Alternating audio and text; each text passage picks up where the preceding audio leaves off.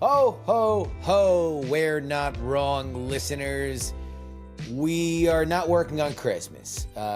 Heaton and Jen and I are probably going to be doing, Christmassy things. So we're not going to get together and have an episode. But we didn't want to leave you guys empty-handed for the holidays. No. We want to make sure that you guys get fed the content you gosh darn deserve. And so we're going to give you a little sampler of all of our individual shows. We're Not Wrong has always been a super show based on the foundations of Congressional Dish, the political orphanage, and politics. And so, here we go. So what am I bringing to our little Christmas sampler? Well, I'll tell you. A conversation that I had a few weeks ago with Chris Cillizza. You may know that name from his time on CNN, but I think you guys, the We're Not Wrong audience, will really enjoy it, mostly because he has a conversation about his relationship to fame, his relationship to notoriety, and his closeness to power. Now, if you are aware of Chris Cillizza recently, it might be because he had a video that went a little viral where he apologized for his coverage of President Biden, saying that he should have been more credulous when it came to Biden's mental acuity. Now, that happened after we spoke. I have not spoken to Chris since, but I do think that some of these ideas kind of go together. So here you go. My conversation with Chris Cillizza. We talk about CNN and politics in general. Enjoy. Merry Christmas. I have a bell on my head. I would like to welcome to the program, actually back to the program. He was on many years ago when he was with CNN. Now he is on Substack like we are, and we are very excited to have him be a part of the community. Actually, I think I joined his community, so I am happy to join the Substack community. That is Chris Cillizza. Welcome to the show, man. Oh, dude, thrilled. It's so funny. I went back and looked, and I was like, man, I did do this, and it was a while ago, and my life it's weird how life changes. So yeah. in unexpected, but not necessarily bad ways, but definitely like in unexpected ways. I always say, like, I'm an independent creator because CNN was like, hey man, you do a good job, but you don't work here anymore. So I was like, oh, okay. Nice. And like, I looked around and like, I talked to a bunch of people, when this stuff happens and it's public, right? Like a lot of people know about it and they're like, hey man, you want to get together and chat or whatever? So I did a bunch of that and I looked at all these other things I could do. And I was like, I just really like writing and thinking and talking about politics. Like I just kept coming back to that, and I was like, I'm going to try to like make a life out of this, and see if it'll work. And, that's sort of been the last 18 months. I've got two things on my agenda to talk to you about.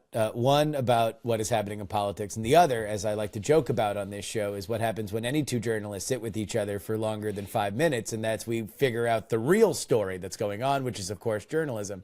Ugh. And so you mentioned it. So how has the transition been? How long have you been doing Substack, and how's it going for you? So, like, I think I probably wrote something in like January of 2023, but I didn't really start doing it until February of 2023. And okay. The truth of the matter is, like, I don't know if your life is like this. Mine very much is. And I know people who are the opposite of this. I know people who are like, here's my year one plan. Here's my year two plan. Yeah. I was like, this is exactly the genesis of my Substack. And by the way, my YouTube channel.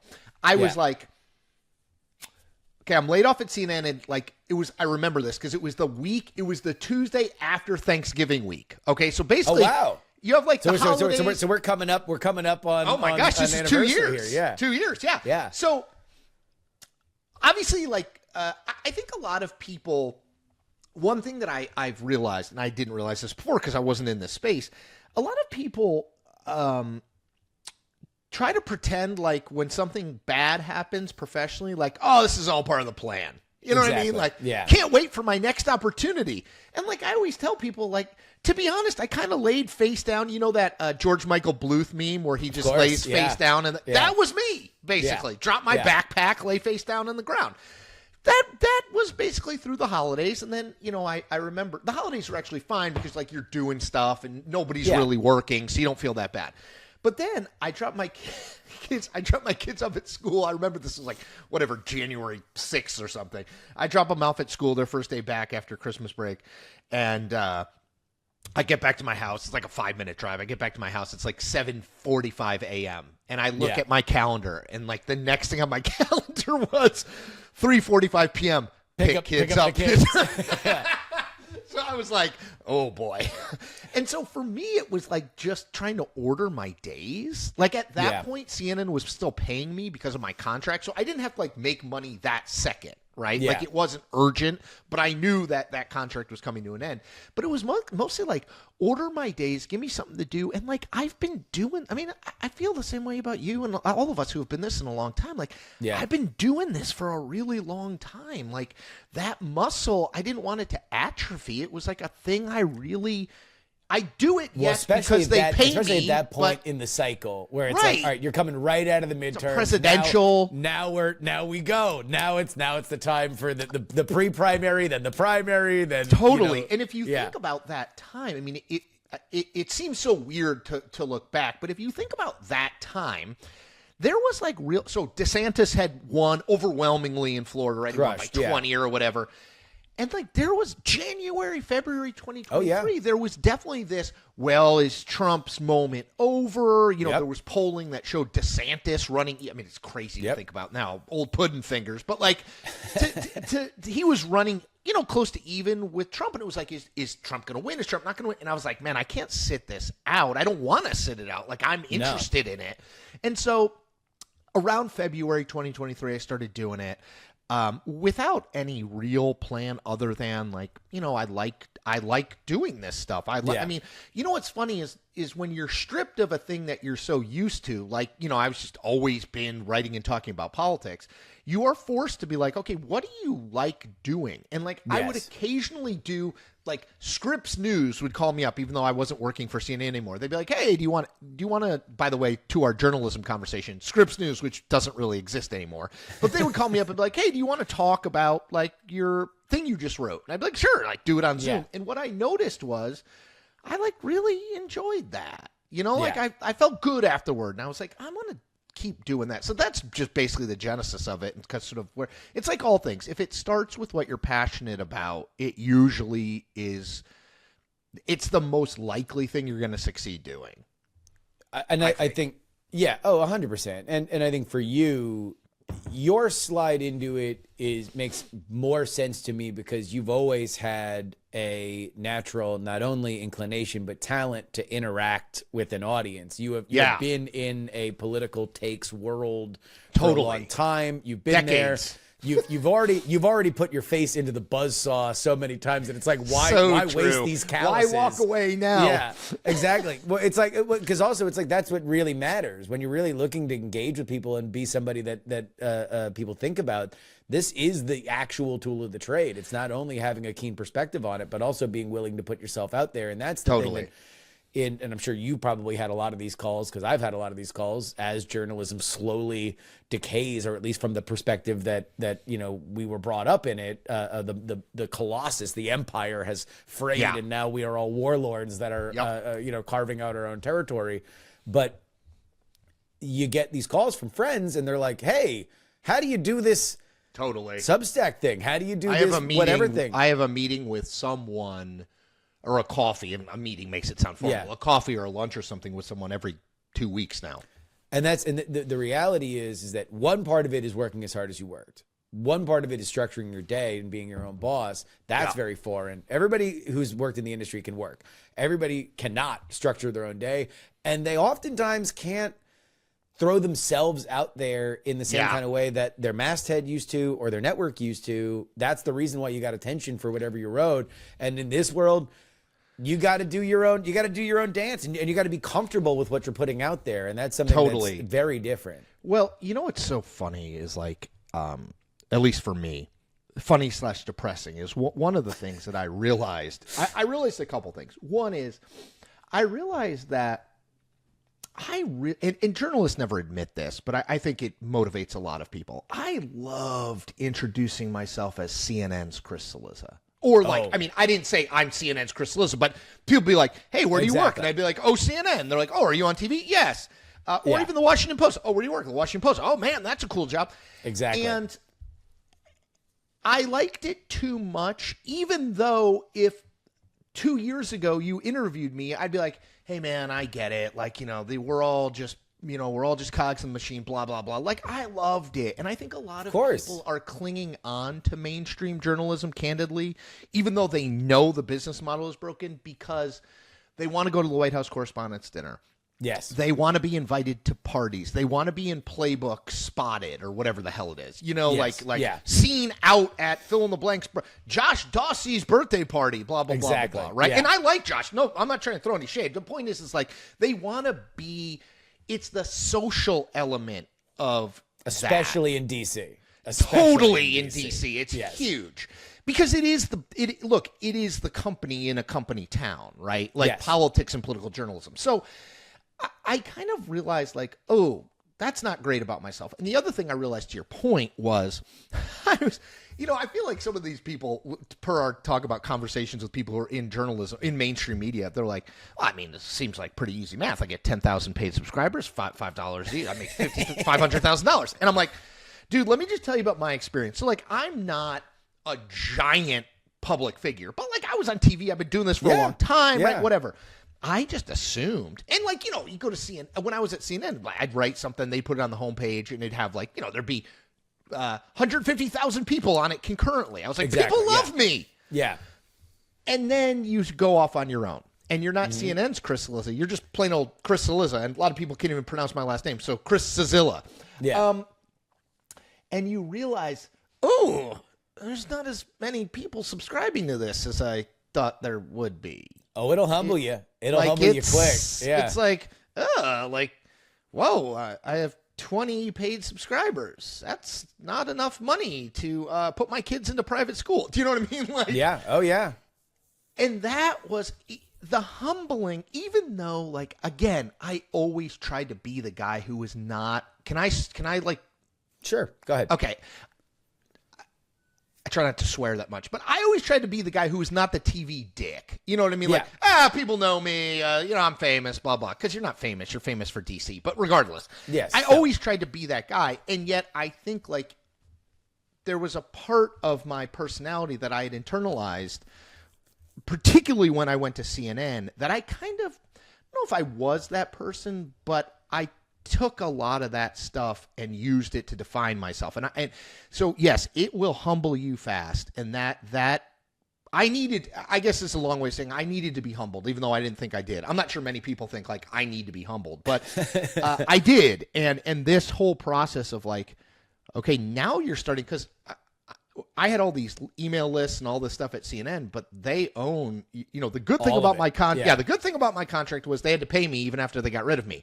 The bad thing was they own everything. Everything. Aside from my Twitter feed, which is, through Twitter, I didn't own one thing, not one email address, not one list, not one piece of content. So you're basically like, I'm an only child, so I don't even have siblings. I had to be like, hey, Mom, can you subscribe to my Substack? I mean, were you allowed to do a goodbye, hey, here's where you can find me thing? Or were they hard asses about that? They weren't. So much of this is they weren't really hard asses about it. I was like legit in shock. I mean, I did not see it. I mean, this is talk about my own hubris. Like, it's a perfect example.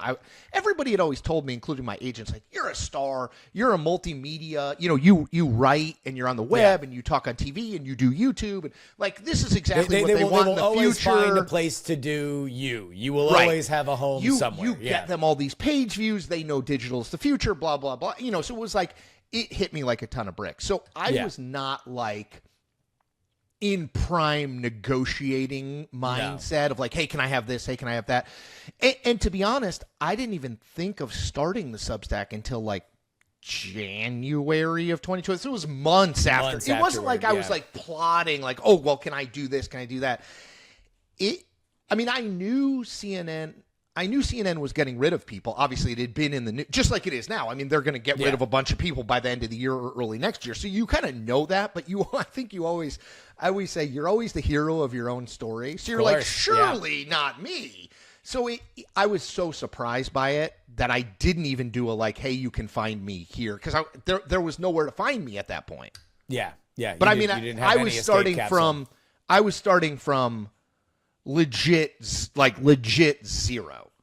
Yeah, and that's, there's a comfort that comes along with being part of a very large machine that's been going for a very long time. There's a very relaxing hum that can drown out a lot of the like real nuts and bolts of audience acquisition and making sure that people are happy. Oh, yeah. There's somebody else that reads. I didn't have to worry about any of that shit. Yeah, you know what I mean? Exactly. I wrote content.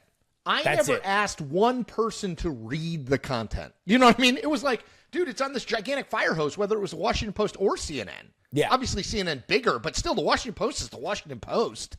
It's like if they put it on the homepage, people are going to read it. If anything, you were getting unsolicited feedback. If you put it up, somebody like on your Twitter account, it's like, oh, so listen, blah, blah, blah, blah. Like they're gonna fire off whatever. Absolutely. It went from too much engagement to almost no engagement. You know what I mean? And you had to. One of my friends who's a lawyer, actually, randomly, he's but very into politics. He was like, look, in the professional world, there are buyers and sellers. He's like, you have been a buyer for your whole professional career. People would come to you, they'd be like, hey, do you want this job? Or hey, do you want this piece of content? Hey, do you want to break this news? Hey, do you want to write about this? Hey, do you want this job? He's like, now you're 100% a seller. You got to go to people and be like, you're a merchant. Here is this thing that I'm doing. Will you please pay me so that I can continue to do it? I never asked anybody for money ever. Yeah. I didn't need to. I had a salary. I made, whether or not you read, I guess tangentially, if you read more of my stuff, I benefited in contract negotiations, although it didn't help me in the long run. But it didn't. There was no like, oh, hey, if you subscribe to me, or if you tell someone you like me, I get more money. I get the same amount of money. Right. Yeah. Now it's the exact opposite of that. How would you say your output has changed? I have worked harder. And I always, because you are hustling. Let me before you answer, let me just say this. I've seen a bunch of people that have tried this. I've seen a bunch of people. There's a graveyard of a lot of very, very talented professional journalists that have started. They're all in PR and communications now. Exactly. That like cracked really hard for like 2 months, and then they realized, wow, this is really cold. This is really scary. I don't like this. I will take whatever gig to plug back into the Matrix. Yes. You have not been that. You have been, I think, a natural at being able to just like pump out exactly what the people want, which is content. Yeah. How do you think, though, the tone of it, the tenor of it, how has that changed? Because it feels like you have gone through an emotional arc. Has the work? Oh gosh, big time, a big time emotional arc. So the thing I could always do, like, I was never the smartest. I was never the best sourced. I was never the best writer in any of these places. But the thing I could always do better than most people was I could create a lot of content, and I could do it across a lot of different platforms. So I could talk. I could do, honestly, back in the day, like 2000, it was like there weren't any platforms. You know what I mean? It was like the internet was like kind of a thing. But now I was like, okay, well, I can make a lot of content. I've always been able to do that. And I like doing it. I've leaned more into like being I'm a little bit more free in terms of what I can write. People always say like, man, did CNN really put their thumb on you as to what you could write? No, like they didn't. Yeah. I know that's like a better story. Like the big mainstream media machine tells you what not to write. Dude, Jeff Zucker hired me, and he never one time, he read all my stuff, which was great most of my stuff, which was great about Jeff. He'd like send you a note like, hey, good piece. You're like, oh, thanks. But he never was like, write this or don't write this. He'd suggest like, hey, what if you wrote this? But he'd never be like, you can't do X. So I know people want that to be the narrative. Like, we're sticking it to the mainstream media. The mainstream media was great to me, to be totally honest. They helped buy my house. They put my kids in a school. You know what I mean? Like, but I can write about way more like personal stuff.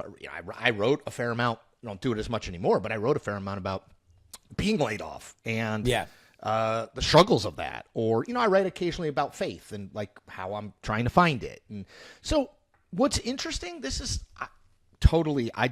when I started writing the newsletter, I was like, and doing YouTube, I was like, wow, I'm just going to do what I know, which is like do analysis and takes on the day of politics, right? Exactly. It's the thing I've been doing forever. And then like one time, I don't know why, but I wrote about getting laid off. And this was like February or March, so it was like pretty recent. And oh my God, the reaction was like overwhelming. People want to connect. People want to feel seen, right? I know that's cliche, but they really do. Like whether you're writing a politics newsletter or a self-help newsletter or whatever, like the thing they want is some sense of community, some sense that the things they are hoping for or dreaming about or worried about, like that you are going through those same life experiences. And yeah, the political content's great too, but I will tell you, I've added more paid subscribers, certainly, writing about personal stuff than I have writing about politics stuff. It's like a total, I mean, I guess I should have seen that, but so sharing my emotional arc has been weirdly, and this was not intentional, good for growing the community and supporting me to be able to keep doing it. Yeah. Well, I think when you're a part of the big machine, you're just one face on that Sgt. Pepper's album. Totally. Cover, and it doesn't matter. Especially at CNN where there's literally a zillion people. A zillion stars. And so it's like, it doesn't matter how much you are out there and defining yourself. You could have written the exact same column. I mean, obviously not about getting laid off, but about getting laid off in the past or something like that. And even then it wouldn't. There's only so far you can pop out definitionally. Where no, it's like the Borg, yourself, right? Yeah, like it's exactly. I mean, like you said, I always think people. Though I do think mainstream media is collapsing, and I'm happy to talk about it. You made a really good point, which is like there are a lot of benefits to working in the mainstream media as a journalist. Oh yeah. I mean, like healthcare and salary are obviously the two most obvious, but the others are like it's a known thing. Yes. I'll tell you a story. So I'm doing this show for Monumental Sports Network, the regional sports network here in D.C. The people who own the Caps and the Wizards bought the local sports network. So I'm doing a show it's called Politics Aside, where basically I talk to politicians, people around politics, people around D.C. about sports they played and like why sports matter to them. Gotcha. Okay. Yeah. So I interviewed Jim Clyburn, 84 years old, South Carolina, former Democratic leader. Good dude, plays golf all the time. He had a bunch of great golf stories. Afterward, we go out in Cannon near his office, and we putt on a putting green. Super fun. I come back in. The chief of the staff is like, hey, let me give you my card. Great. I go in the chief of staff's office. He hands me his card. Two other guys are sitting there. One guy goes, hey, man, where you been? And that's hard. Yes. Yeah. I mean, that's hard for me, right? Yeah. Just from an ego perspective, I'm like, and you got to just be like, oh, I'm doing, I'm writing this newsletter. I'm on YouTube. I'm doing all these things, right? But it's hard because, like, if CNN had not laid me off and I had continued to be on air, he would not have asked that. Like, it's easier to be associated with these things because that's how people still, at least in D.C., consume and think about media and journalism. So, I mean, and that's the biggest thing, from my perspective. I've kind of had the inverse where I have made my career in the feral fields of media. And that's been the one thing that I have not had when I decided to kind of go this direction is that I have not kind of plugged into the Borg. And every once in a while, I'll have those moments where I'm like, because I know people everywhere. I know enough people that I could submit. It's a small world. And then I'm like, okay, well, I don't know if I polish this up or I set up a LinkedIn and everything. And it always got to the point where I'm like, okay, well, when I actually lay out my day, which is I wake up, I do exactly what I want. Nobody tells me what to do. I get all of the money. I don't have to share anything. Nobody's going to capriciously tell me, oh, by the way, you now have to do this or you can't do that. Yep. Do I want this gig? Do I want something like this? And it's always been a no. So I would like to ask you now, have you been far enough into this independent world where now you can, for all the moments of the chief of staffs that are like, hey, whatever happened to Chris Cillizza, are you now realizing the day-to-day freedom of like, do you have altitude at least in terms of the money and the freedom to realize the benefits? I think I do. I mean, some people always say like, how much money do you need? And I'm always like, a little bit more. You know what I mean? Yeah, exactly. So it's like, it's not, I'm not Nate Silver. I'm not like, $10 million clear every year. Yeah. But it, it feels like it's moving generally in the right direction, and there's enough, like if I'm the hub, there's enough spokes off of it that it makes sense. And yeah, I do. You know what's so funny is like I spent the first 6 months after getting laid off constantly refreshing my email, constantly looking at my DMs on Twitter, just waiting for that TV executive, the offer, to be like, hey man, love to have you come in and chat. Yeah. Yeah. And had that come, I would have, in a second. And then what I realized was two things. One, it's not coming, and I don't think it will. Like I don't see that happening for me. And two, like let's just say NBC had been like, hey Chris, come on, and for the 2024 election, come on and do kind of what you did for CNN. Talk on TV, write some, you can do a podcast, whatever, and we'll pay you 2/3 of what CNN paid you. Yeah. Man, I'm not sure that I'd feel good right now. Because like, and this gets to the problems of the business side of journalism. Like, I'd be that same ripe target, middle-aged white guy, big-ish salary. Yeah. That, like, I'm not sure I'd survive that, even if I did a good job at NBC. Yeah. And so it's like, man, I see all these talks of cuts. CNN and I mean, basically everywhere is everybody, going to cut, whether they've said cable, or not. Everyone on cable is. I mean, like I don't know what. I mean, this is part of the reason why I jumped to Substack from Patreon, was that I was at the conventions and I was in the C-SPAN box and I'm looking out at all of the other network boxes. Yeah, and I was like, how many of them are going to be there in 4 years? Yep. Because I don't know, because it's crazy to think of at that point, is they're all glittery and everything, and everybody looks awesome, and they've got 50 people on one little table. But it's like, I don't know if they're going to be there. I don't know. I mean, like, who knows? MSNBC might be strip mined for parts by 2 years from now. We have no clue what is going to happen, and I mean, CNN's going to get shredded again. If you asked like Chris Cillizza circa 2002.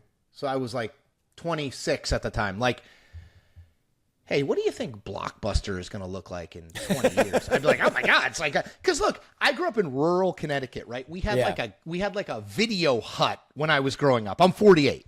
Yeah. So when I was a kid in like the 80s, it was like one, and it was like they had one copy of Back to the Future. So like if it was out, you had to wait until, right. Exactly. So then this Blockbuster opens, of course, not in my town because I lived in this tiny town, but in like the next town over, right? So I was like, holy shit, this is amazing. They have 22 copies of Back to the Future 2. Like, this is the greatest thing ever. This company will live forever. Yeah. Boom. I mean, it's like technology's exponential growth, the ease at which we can do this, the ease at which I could go make a YouTube video in 5 minutes and I don't know shit about putting stuff on TV. I don't know anything about production. I like press start on QuickTime and then unrecord on QuickTime. Like, that's it. It's just fundamentally reshaping it. I don't think CNN won't exist. I don't think the Washington Post and the New York Times or anything. They'll exist, but the truth is they will exist in a much smaller imprint. They will pay the people who last there much less money. Yeah. And their ability to cover as much as in depth will continue to shrink. It's just going to go from this to this, I think, very quickly. I would say that there are two. I mean, everything is ultimately about the finances. And, what I've told people that are young journalists that are coming out of school is like, find where the money is and then create a job for yourself that you feel good about doing that matches your talent and be close to it. Because right now, it's shrinking. The further you are away from the money source, the colder it is for you and the faster you're going to get shot out of the airlock. And the problem for cable right now is that not only is the cable bundle dying in a rapid, like on hospice level, but the digital stuff that was supposed to make up for it isn't. Nope. So it's like, this is a DOA situation, at least at the level that it was operating. There is a slimmed down version, right? They're just too big. I mean, it just. I always say, like, for someone like me or you, I think I see an economic model, right? Oh, Like yeah. you make Yeah. some from Substack, you make some from YouTube. I give some paid speeches. Like I see a model where I can live and hopefully live comfortably. But it's exactly what you said. Every dollar of what comes into Substack goes to me. There's no like overhead. This Yeah. is my house. This is my home office. Do you know what I mean? Like there's no the healthcare I have to pay for, but other than that, like I don't have a giant ass news gathering operation. I don't have a million satellite trucks. I don't have healthcare. I don't have pensions. I don't have the cable bundle. Like I don't need 100 million people to look at my content. Nope. And that's manageable. It's just they're just too big. They're too big. And while I want them to do this, they pay people too much money. They pay the talent too much money. They will never get that return on investment. They deliver. For what they You're just deliver. not going to get that return on investment. It's just like I remember when CBS. I'm old, but you remember when CBS paid Katie Couric like $20 million a year to host CBS News? That was evening? the final moment. The final moment where the evening news mattered was Katie Couric getting the big job with the big paycheck, and the world yawned, and we knew that the evening news didn't matter. And who followed her? Scott Pelley, who they probably paid. I mean, if they paid him $4 million, I'd be surprised. But they paid him a pittance, still a lot, but a pittance of what they paid her, because you can never make that money back. Yeah. And that to me is, like I said, smaller footprints, smaller amount of pay, smaller mandate in terms of coverage. I just don't know how you do other than that. I mean, I'll tell you what. We'll save it for the next time you're on. I'm happy to do it. What we would do with CNN going forward. But I do want to talk about the world of journalism, and especially, or not journalism, of politics. We've done enough journalism. Thank you to everybody for indulging us. Thank you for indulging us. Journalism. Please stay tuned for our 4.5 hour long podcast. Exactly. I know. It's so. But you want to, the audience loves it. Talk about personal stuff. For whatever reason, whenever I break down inside journalism stuff, or I explain like, hey, this is how a story gets created. This is what you're actually saying. People love that stuff. Like knock down the fourth wall. They really dig it. But I do want to talk to you about what is happening right now in politics. And you are somebody who not only keenly watches the world of politics, but also the way that the media reacts to it. Mm-hmm. Some of your most popular stuff is breaking down interviews and everything. Yeah. Here's something I've noticed. I'm curious if you agree with. Something is very different with this Trump administration compared to 2016. And it's this. Things that are happening behind the scenes. They're not leaking, and they're happening fast. Like, I think it is an underreported story that Matt Gaetz gets announced, realizes he doesn't have the votes, goes out himself, and there's no Maggie Haberman TikTok on exactly what happened that goes to the minute on the text messages that were happening. There's not a million people running to the press. Is that something that you've noticed, or am I just reading into this? No. So two things. Let me do leaking first, and then timing. So I remember writing a number of times in 2017 and 2018, the early parts of his his first presidency, how the leaking was remarkable. It would be like, I mean, these people would be on background, but it would be like so specific. It would be like a national security advisor who was in the meeting. I'm like, how many people can that possibly be? Exactly. Yeah. And so it was like the leaks were, there's always some leaks in an administration, but they're rarely early on, and they're rarely as damaging, right? Or think about the leaks that came out in that administration. People leaked, cabinet officials were debating whether to invoke the 25th Amendment against Donald Trump. Because they leaked so much, you knew why they were leaking. Totally. Speaking about inside journalism, this is one of the things that I try to explain to people as we dig through the postmortem of the election. Is like everybody who's out there talking on a podcast, everyone who's going to be either on background or on the record for the books that are going to come out about the election, are only doing it for one reason: to save their jobs for future self-aggrandizement. Exactly. Yes. They want to say either I did a good job or it wasn't me that screwed up. If you think it was me that screwed up, you're wrong, future employer. It was this other person, which is why I'm going to go to the people that write the books. I mean, go listen to that talk about a 4.5 hour podcast. Go listen to that Pod Save America thing. That is, I like all those people, and I would probably do the same thing if I were in a situation, but that is like ass covering 101.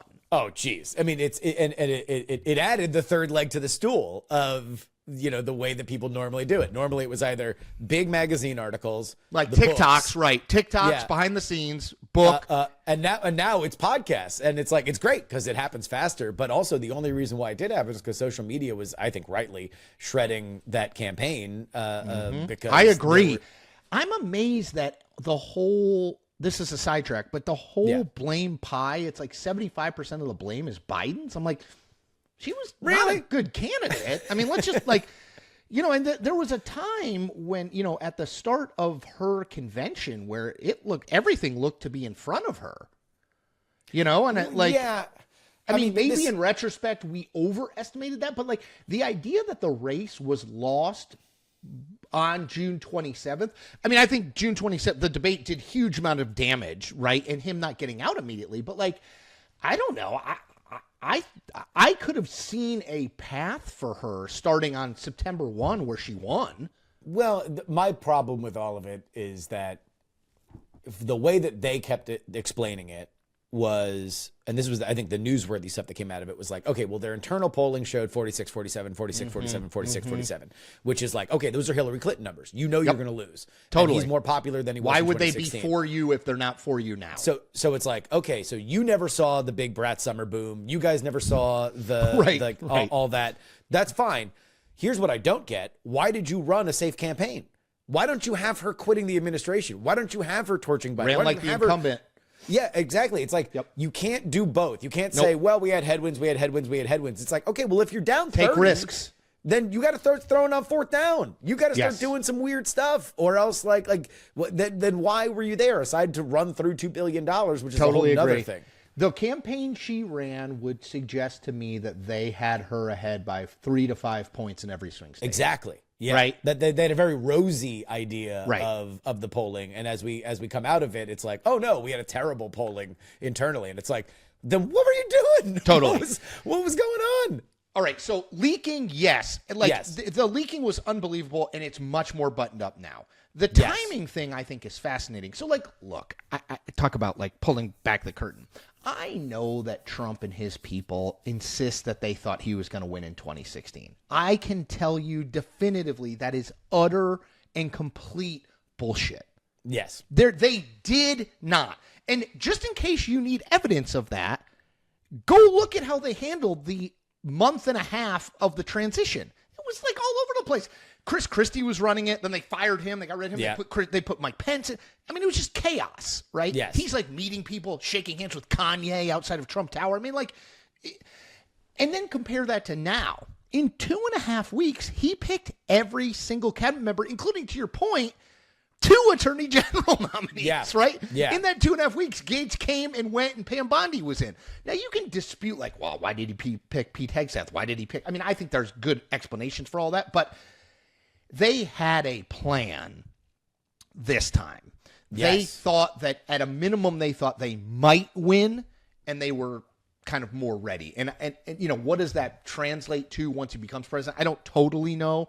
But it speaks to me, it's kind of retroactively, it's oh, yeah, they didn't know they were going to win in 2016. Well, and I think also, number one, in 2016, he didn't have his people, capital HIS people, right?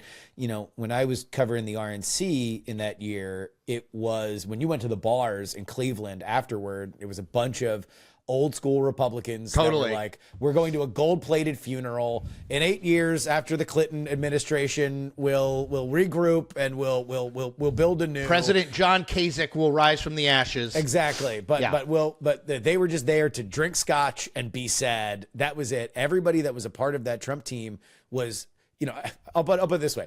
I was in a bar in Cleveland, right across the street from the arena where it is, and I'm sitting with a bunch of people that are just sad Republicans that were Ted Cruz people that were just sad. And then I go to the bar, and I'm waiting for the drink, and there's this kid, and I mean 10 years younger than me.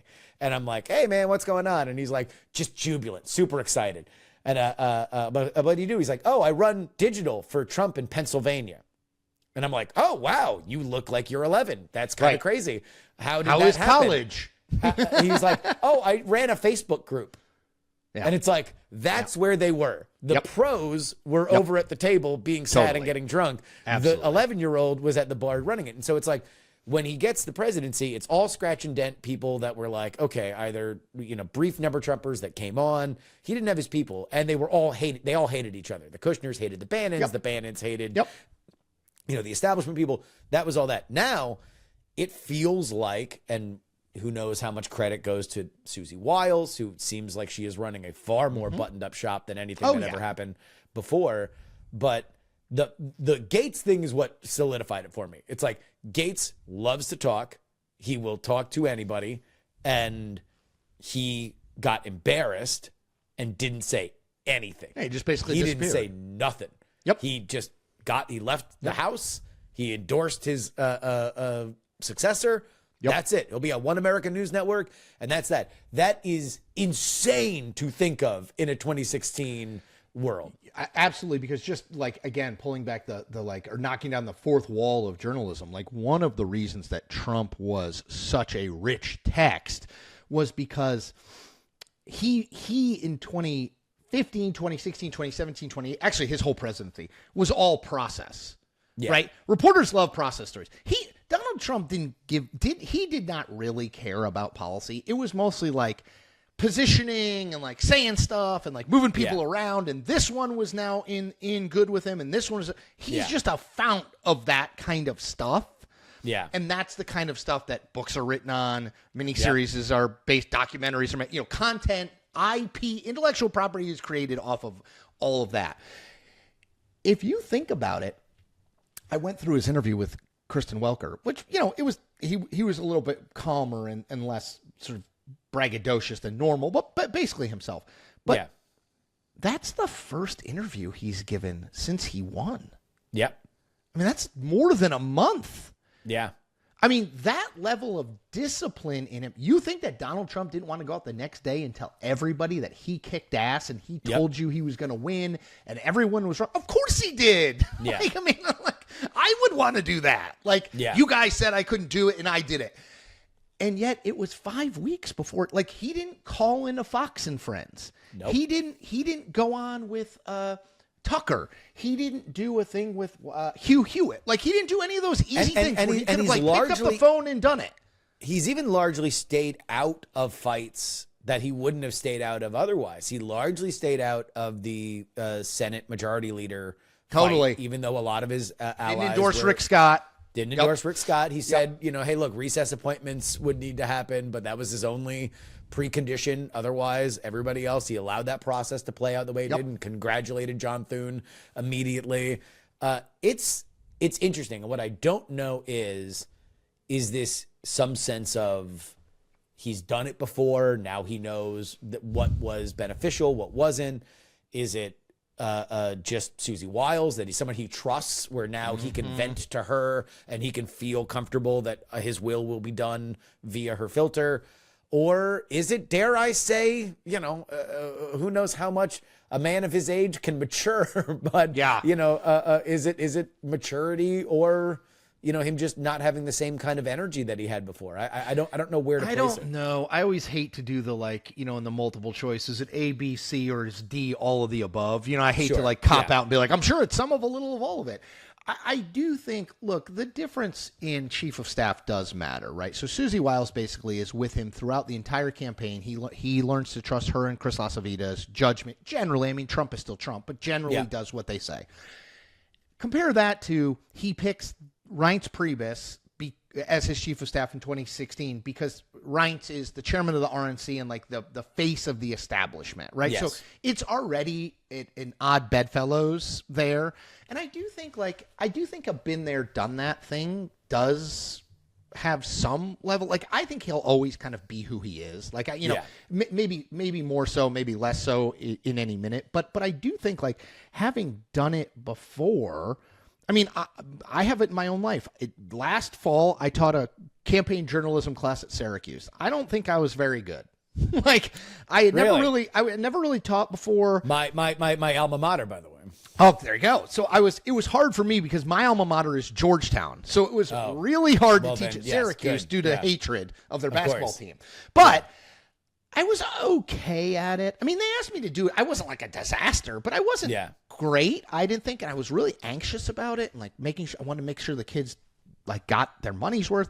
And then this fall, I'm finishing up now. I taught at Georgetown, campaign journalism, undergrads. Gotcha. Yeah. And I felt better. And yeah. I think it was really just because I had kind of done it before and I knew a little bit more of what to expect. It's not the same setup, but I think it's like everything in life. If you've been there and done that once, then you kind of know, okay, like I need to freak out about this, but I don't need to freak out about that. And, you know, Yeah. I think we forget that these politicians are people. I think that's the biggest thing we screw up in journalism. Yeah. The things that people were like, why did Joe Biden pardon Hunter Biden? I was like, well, I mean, of course it makes no sense politically because he said repeatedly he wouldn't. But he's a guilty dad who thinks his time away because of politics and the profile he had because of politics impacted his kid and led his kid down this road, and he feels bad. And so he's acting as a dad. Like, they're people. Sure. They have the same. Yes. If you feel guilty about going on a business trip for a week, so do they. Like, it's the same. Don't make it something that it's not. At root, this is so much about human nature, and I think that's what so much of journalism misses.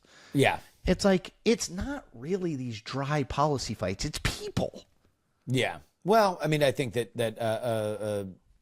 you know, we could talk for a lot longer about the pardon, but I in general, I think that you're totally right, and that was one of the things that I think was too human with the first Trump administration. I think that there's part of the modern Democratic Party, let alone the Biden administration, that kind of became too bloodless, and people couldn't connect in a lot of ways. Yep. But we'll see where this is, but I'll tell you what. I'll get our guest out of here now. It's been an absolute pleasure. And sorry, I talked too long. I'm sorry. No. Look, it's another reason to have you on. I'd love to do it. Forward, Chris Aliza, the So What Substack. Please go and follow him there. Subscribe. It is great content, and this is a man that is out there actually hustling. This is not a legacy journo that's cashing in on the reputation. This man is out here tilling the fields. I'm grinding people. Every damn day. And you absolutely love to see it. Chris, thank you so much for joining the show. Oh my gosh. Thank you for having me. Appreciate you. Real quick timeout to remind you guys that patreon.com/we're-not-wrong is where you go if you want to support this show. Go ahead and kick us a few bucks. And by the way, we don't have a episode on the main feed of myself, Jen, and Heaton talking, but we do have a brand new episode on the Patreon. So, if you would like to hear new banter betwixt the three of us, as opposed to this very Christmas Carol, three ghosts in the night kind of thing we're doing on this episode, then head on over there and support us. Patreon.com/We're Not Wrong. And now, back to the ghosts. I don't know which one that makes me. Will's editing this together, so I don't know whether or not I'm past, present, or future. Future gets the least screen time, although he's the most badass. He's always just like a hooded. He just points to a grave. Easiest job. Past and present. Oh, good Lord. That's a lot of work. Anyway, more stuff. Go. Hello, my We're Not Wrong friend. This is Jen Briney, and today I am excited to introduce you to my podcast if you haven't heard it before. My podcast is Congressional Dish, and the episode I'm going to play for you today is one that I originally aired in March of 2024, but which feels very relevant at this point in time because it is highly likely, if the Supreme Court allows this to happen, that TikTok, which might be your favorite app, is going to be eliminated from the Apple and Google app stores in the very near future. We're looking at like mid-January that this is likely to happen. And that is because of a law that was passed this year. Now, when I recorded this episode, that law was still a bill. So that's one of the things that I feel like I should tell you. You're going to hear me talk about the bill a lot, but this text is almost identical to the text that eventually became law. The text that became law, I have compared the two, and the only difference is that some of the deadlines were kicked a little bit further into the future. A lot of these deadlines were supposed to be before the election. The version that became law pushed those deadlines until after the election. But the substance of the bill, everything that I'm telling you in this episode, this is what became law. This is now the current law of the land, and this is the reason why TikTok might be disappearing. But I wanted to play this episode for you in this holiday special because the bill that became law, this governs so much more than TikTok. This is so much bigger than TikTok. And so while TikTok is the first app to be affected by this, I do not think it'll be the last. And so I do think that you should know the details of this law. Also, one quick thing. This bill did not become a law on its own. It became law as a part of a package. I will tell you about some of the process of how it was written, but for those of you who care, it became law as part of a package. And so these votes were kind of irrelevant, but if you did want to hold your member of Congress accountable for those votes, you can go ahead and do that using the first time that it was passed, because like I said, the two versions are damn near exactly the same. Okay, I hope you enjoy this episode of Congressional Dish and that you have very happy holidays, and we will be back to talk to you soon. This bill would allow the president to target for App Store elimination an entity that directly or indirectly operates a, quote, website, mobile application, desktop application, or augmented or immersive technology application, unquote, which I'm pretty sure includes VR and gaming apps, possibly AI, but anything that permits users to, quote, create an account or profile to generate, share, and view text, images, videos, real-time communications, or similar content, unquote. Similar content, that could be anything. I am so damn tired of being lied to. I don't think I can deny it anymore. You can stick to your story if you think it flies, but I'm not gonna buy it anymore. Hello, my friend, and thank you for listening to the 289th episode of Congressional Dish. This is your host, Jennifer Briney, and this episode is going to be about the Not a TikTok ban bill, because there were so many people that sent me messages about this bill once it passed the House of Representatives. And so I read it for you. I will let you know exactly what's in it. But I do want to let you know that this is a follow-up to some previous episodes we've already done, because this whole TikTok is a national security threat debacle has been going on for a while now. And so last year I produced an episode called Restricting TikTok. The restricting part of that was actually a reference to a bill called the Restrict Act, which is one of the proposals for dealing with TikTok. And that episode also featured a hearing in which the CEO of TikTok testified to Congress. And so I gave you the highlights of that hearing.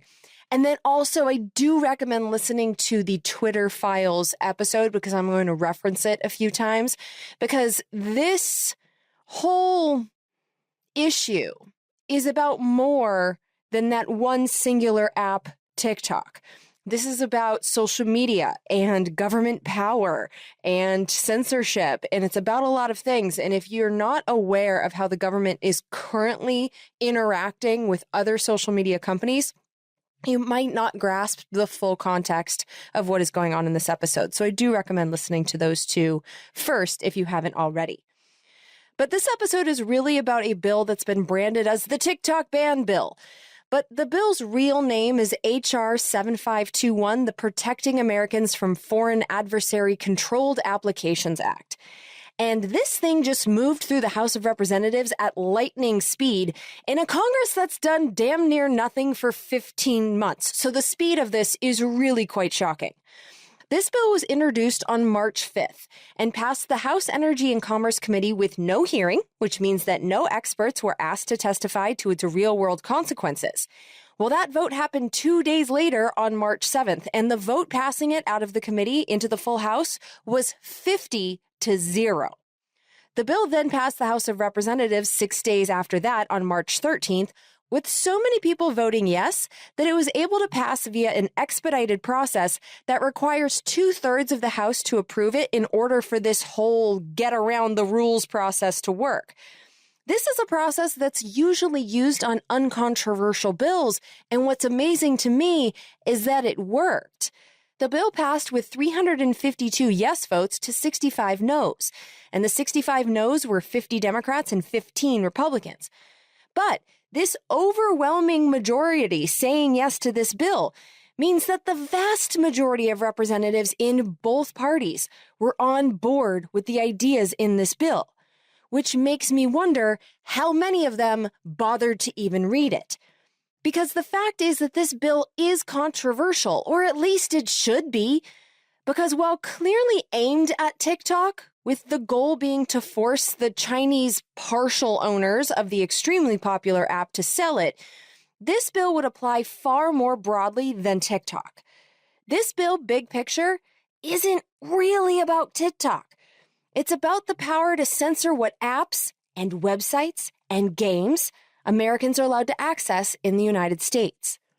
And in this episode, using the text of the bill itself, I'm going to show you exactly who would get that power and how it could be used if this bill were to be passed by the Senate and signed into law by President Biden, the president who has already said that he would sign it into law if it made it onto his desk.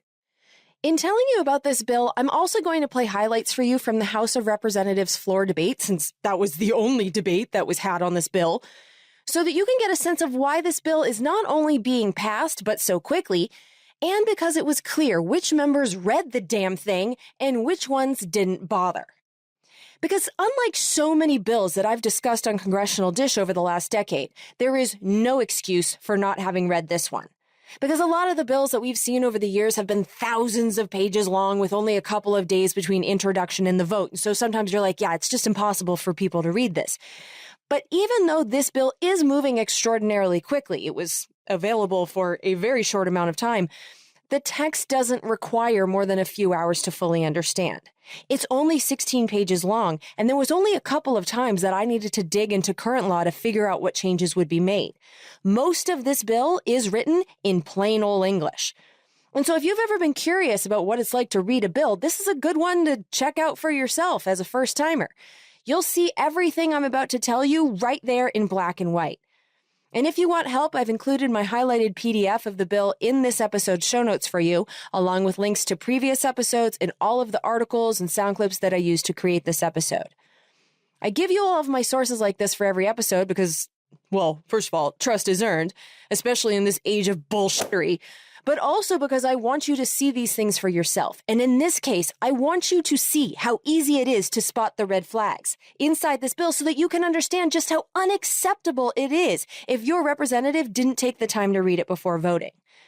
Because no matter what your thoughts are on TikTok or the Chinese government or the CCP, anyone who reads this bill will see that those are just the first targets of this bill.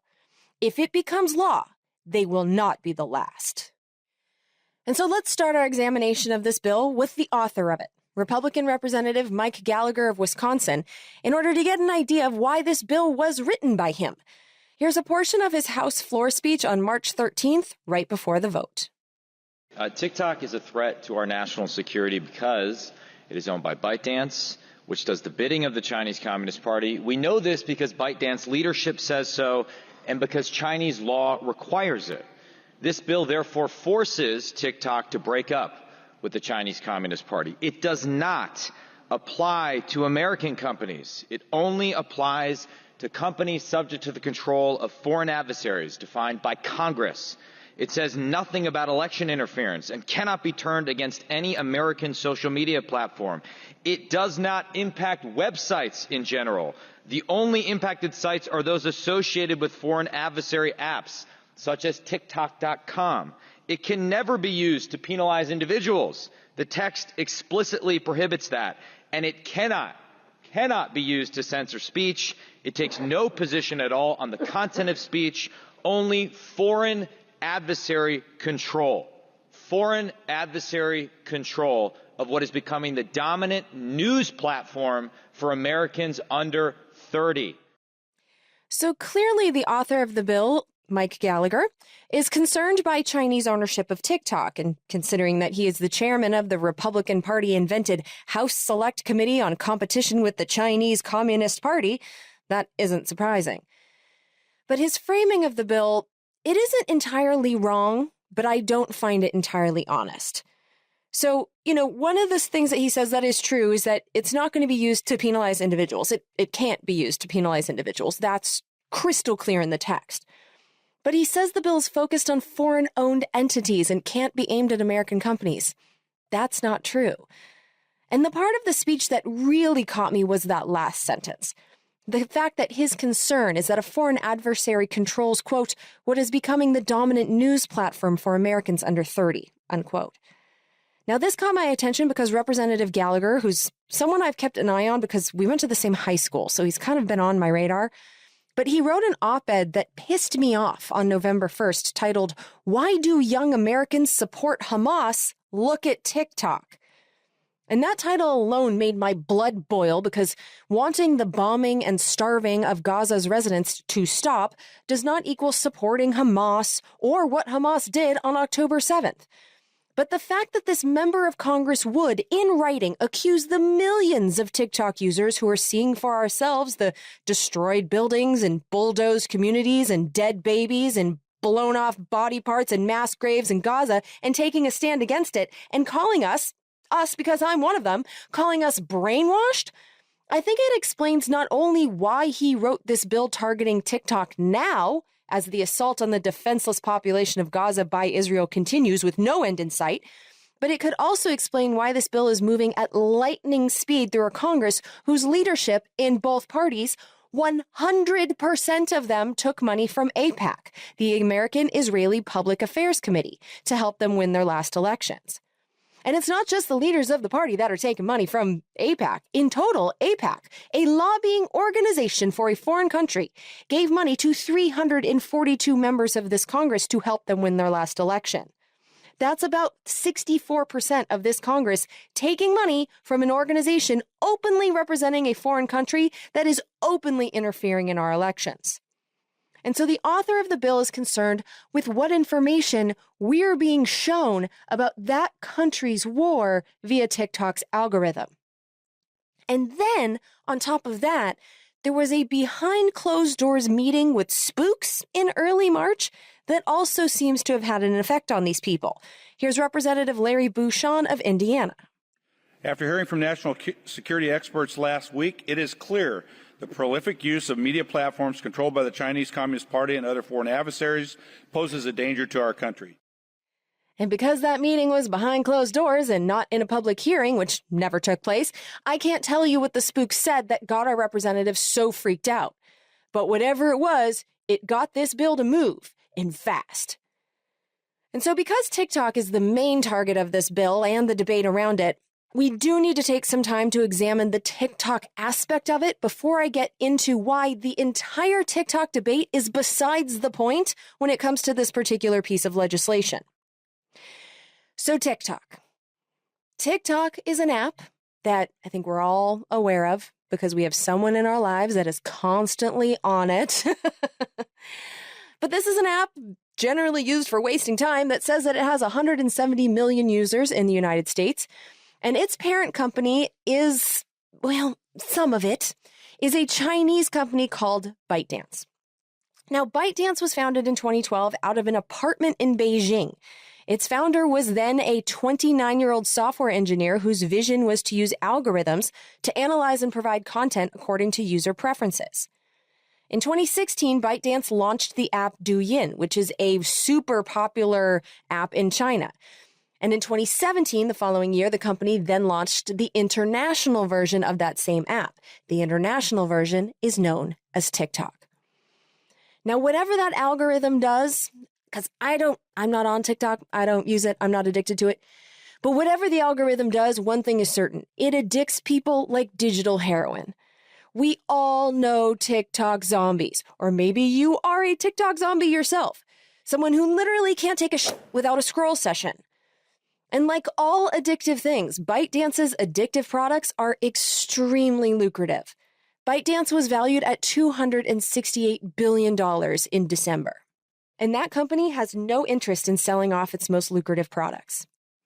But because China has a relatively new privacy, or I should say lack of privacy law, that requires Chinese companies to turn over information to the Chinese government on demand, or at least that's how it's been described in the United States. I actually have no idea what the Chinese law actually says or how to find that out, but our lawmakers are being told that Chinese companies have to turn over information to the Chinese government on demand.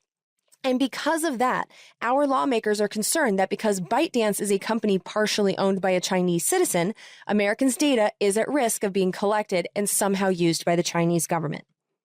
And so privacy is one of the two main reasons that TikTok is being branded as a national security risk, although I do have to mention that the American public has been yet to have been shown any evidence of TikTok's alleged national security risks. But when it comes to privacy, as we examined in detail in the Congressional Dish episode restricting TikTok, TikTok has been working with U.S. regulators to wall off Americans' data from China in order to make it physically impossible for any data demands from the Chinese government to be fulfilled. TikTok and U.S. regulators are calling this attempt to wall off Americans' data Project Texas. And so here's Shu Chu. He is a Singaporean national who grew up in Singapore. He is not Chinese. He studied economics in the United Kingdom before working at Goldman Sachs for 2 years. And he then moved to the United States to get his master's degree at Harvard Business School. And while a student there, Chu interned at Facebook, and he is now the CEO of Facebook's competitor, TikTok. And so as the CEO of TikTok, Chu testified to the House Energy and Commerce Committee about a year ago on March 23rd, 2023, about Project Texas, and this is what he said. The bottom line is this. American data stored on American soil by an American company, overseen by American personnel. We call this initiative Project Texas. That's where Oracle is headquartered. Today, US TikTok data is stored by default in Oracle servers. Only vetted personnel operating in a new company called TikTok US Data Security can control access to this data. Now, additionally, we have plans for this company to report to an independent American board with strong security credentials. Now, there's still some work to do. We have legacy US data sitting in our servers in Virginia and in Singapore. We're deleting those, and we expect that to be complete this year. When that is done, all protected US data will be under the protection of US law and under the control of the US-led security team. This eliminates the concern that some of you have shared with me that TikTok user data can be subject to Chinese law. Project Texas has been in creation with the cooperation and supervision of CFIUS, which is the Committee on Foreign Investment in the United States. CFIUS is a Treasury Department-led body which reviews the national security implications of foreign investments in the United States. And it has the power to block foreign investments in the United States, to require mitigation measures, as it's currently in the process of trying to do with TikTok, or force a sale of assets. CFIUS has been working with TikTok for years after the Trump administration tried to ban TikTok in 2020, but the courts shot down Trump's ban because ByteDance was not given proper due process. The CFIUS process is the proper due process. But there have been disagreements in the CFIUS negotiations. Now, CFIUS operates in secret, and even after their decisions are final, their decisions are often kept secret. But in 2022, we did get a peek into the negotiations because of a leaked draft agreement between ByteDance and CFIUS as it was being negotiated at the time. And we now know that the key points of their disagreements were that CFIUS they had quite a few demands. They wanted to examine TikTok's U.S. facilities, records, equipment, and servers with minimal or no notice, and TikTok would have to pay for those audits. In some circumstances, the government wanted to require ByteDance to temporarily stop TikTok from functioning in the United States. And ByteDance's attorneys appear to be most vehemently against provisions that would permit the U.S. government to unilaterally change specific parts of the contract in the future at any time with no notice. And who would agree to that? And so basically, if finalized, the 2022 draft agreement would mean that TikTok would be subject to significantly more government oversight than domestic competitors like Meta, X, and YouTube. And as we know, at least some of us Congressional Dish listeners know, in the World Trade Organization, which China is also a member of, it is internationally illegal to treat foreign companies differently from how we treat our own. And so the demands being made by CFIUS, aka our government, are problematic. And for their part, ByteDance wanted language that would prevent the U.S. government from demanding changes to TikTok's recommendation algorithm simply because it recommended content that the government does not like. And, this algorithm has always been the key sticking point for ByteDance. And from the Twitter files, we know that our government often makes requests about content that our government doesn't like. And so what I can tell you is right now, we don't really have any updates post-2022 from CFIUS because CFIUS is prohibited by law from discussing ongoing matters. But we do know that in March of 2023, which was a year ago, CFIUS contacted ByteDance and requested, did not demand, but requested that they sell TikTok or risk being banned in the United States. Then shortly after that, the TikTok CEO testified to Congress in that hearing that I highlighted for you in restricting TikTok. And then in November of 2023, the Secretary of the Treasury, Secretary Yellen, confirmed that the deal between CFIUS and TikTok had not been finished, which tells me that it was still ongoing. But now Congress is getting involved.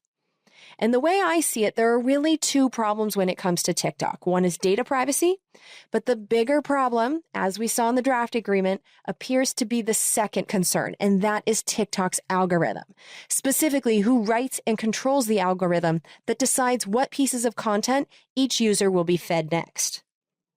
And the thing about TikTok's algorithm, it's different from some of the others when you think about social media companies. TikTok doesn't own its algorithm. TikTok's algorithm is developed by engineers who work for the Chinese parent company ByteDance. And ByteDance considers the secret sauce that makes up their algorithmic magic to be a crucial trade secret. And it does appear that no other app has been able to create an algorithm that addicts people quite as effectively as ByteDance has. ByteDance isn't even licensing their algorithm to anyone else, which could earn the company many more billions of dollars. And the New York Times has reported that China has issued regulations that appear designed to require government review before any of ByteDance's algorithms could be licensed to outsiders. And so that might be a reason why. But regardless of the reason, ByteDance's algorithm's recipe is secret, which means that selling TikTok to an American owner would either require ByteDance to sell their most valuable trade secret or sell TikTok without the underlying code, without the algorithm, which is kind of like selling a quesadilla without the cheese. TikTok without the algorithm, well, it's Reels, a cheap knockoff that no one is all that into. It's all about the algorithm. And when it comes to the algorithm, Congress is clearly concerned that the wizards who control it will be able to control mass messages to the American public. Here's Democratic Representative Raha Krishnamurthy, who is a proud co-sponsor of this bill along with Mike Gallagher. Last week, under the leadership of the chairwoman, and the ranking member, they brought up for consideration our bill before the House Energy and Commerce Committee. On the morning of that vote, TikTok delivered a push notification and a pop-up to thousands of users across the country. They used geolocation data targeting minor children to then force them to call congressional offices in order to continue using the app. And in doing so, these children called and they asked the question, what is Congress and what is a congressman? This influence campaign illustrates the need for this bill. Now, I find it fascinating that his response to getting a lot of first-time communications from constituents was not, oh, this app is important to my constituents, but instead, this communication app is communicating about its own survival to its users, so the app has got to go. That push notification from TikTok is being branded as a backfire by the DC brains, but I see it as yet another example of these current members of Congress showing contempt for the wishes of their own constituents. But regardless of how we feel about it, members of Congress are concerned by the algorithm and the ability of TikTok's owners to communicate directly or indirectly to its users, many of whom are the American people. Now, this is not a TikTok-specific concern. The Twitter files showed us in detail how old Twitter was having meetings with government officials and changing what we would see in our feeds based on their feedback. But then a weird billionaire bought Twitter and renamed it X because he's weird. And now I hate X's new algorithm, which keeps showing me messages from Fox News parrots who I don't even follow, and which shows me the same posts over and over again. I've also long hated Facebook's algorithm, which has decided that I want to see certain people's information and posts more than others, and their algorithm is always wrong. For example, there's a girl I went to high school and college with who, I liked enough. We weren't besties, but we certainly had no hostilities with each other, nothing that would cause either of us to mute or block each other. And I was curious what she was up to recently. I just assumed that she never posted anything since I hadn't seen her face in years, but I decided to go creep on her page and discovered that she posts all the time. Facebook just doesn't show me her posts despite both of us choosing to be Facebook friends. The algorithms, they're a problem, and in some way or another, most of us seem to hate them. And so if the algorithms are the key problems with all of the social media sites, which they seem to be, if a main problem is that random code wizards are controlling what we do and do not see and warping our senses of reality, then a holistic solution might be algorithm transparency, as in, don't let them tinker with what we see in secret. We could require that all of these companies make their algorithms public so that other wizards who understand code can at the very least tell us how we're being manipulated while still maintaining the company's abilities to operate as they please. And we can choose for ourselves whether or not we want to be manipulated by this social media company or that social media company. But that holistic path is not the path our lawmakers are choosing with this bill. Instead, they're choosing to expand the government's power to delete entire platforms from American existence. And so to start us off on our examination of the bill itself, here's longtime former Speaker of the House, Nancy Pelosi. First of all, this is not a ban on TikTok. I'm a grandmother of teenagers. I understand the entertainment value, the educational value, the communication value, the business value for some business on this. This is not an attempt to ban TikTok. It's an attempt to make TikTok better. Tic-tac-toe. A winner. A winner. Ugh, well, despite that botched, ridiculous pun, Nancy Pelosi is correct. This bill does not ban TikTok. Instead, it makes it illegal to help TikTok be provided to United States consumers, and it does so in two ways. First, the bill makes it illegal to distribute or update, quote, foreign adversary-controlled applications, unquote, in a marketplace. In other words, the bill would make it illegal for Apple and Google to provide baddie apps in their app stores. The bill would also make it illegal to provide internet hosting to foreign adversary-controlled applications, which in other words means it makes it illegal for Oracle or other hosting companies to provide baddie apps a place to store and manage their data. Now, this reading of the bill is confirmed by someone I know for sure has read and analyzed every word of this bill, Republican Representative Thomas Massie of Kentucky. Who's going to be prosecuted by this bill? Is it ByteDance or TikTok? Will they be taken to court? No. I mean, they're the target of this, but how do you elicit or effect a ban on them? By prosecuting Americans. The only way you can ban TikTok and the other companies from being here is to say what this bill says, which is we will bring civil action, the government will bring a civil action suit against you if you so much as host them here. If you have an app store that allows them to be here, you are an American or an American company and you will be the target of this bill.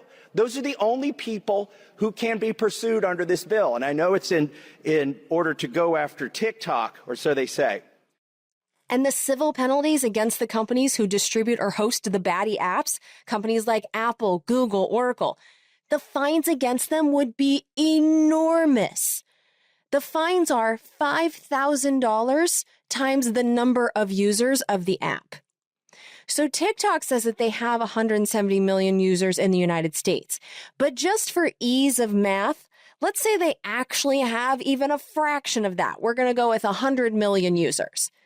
At 100 million users, if Apple or Google were to provide TikTok or updates to it in their app stores, or if Oracle were to host TikTok's data as it's doing, each company could be fined $500 billion. $500 billion each.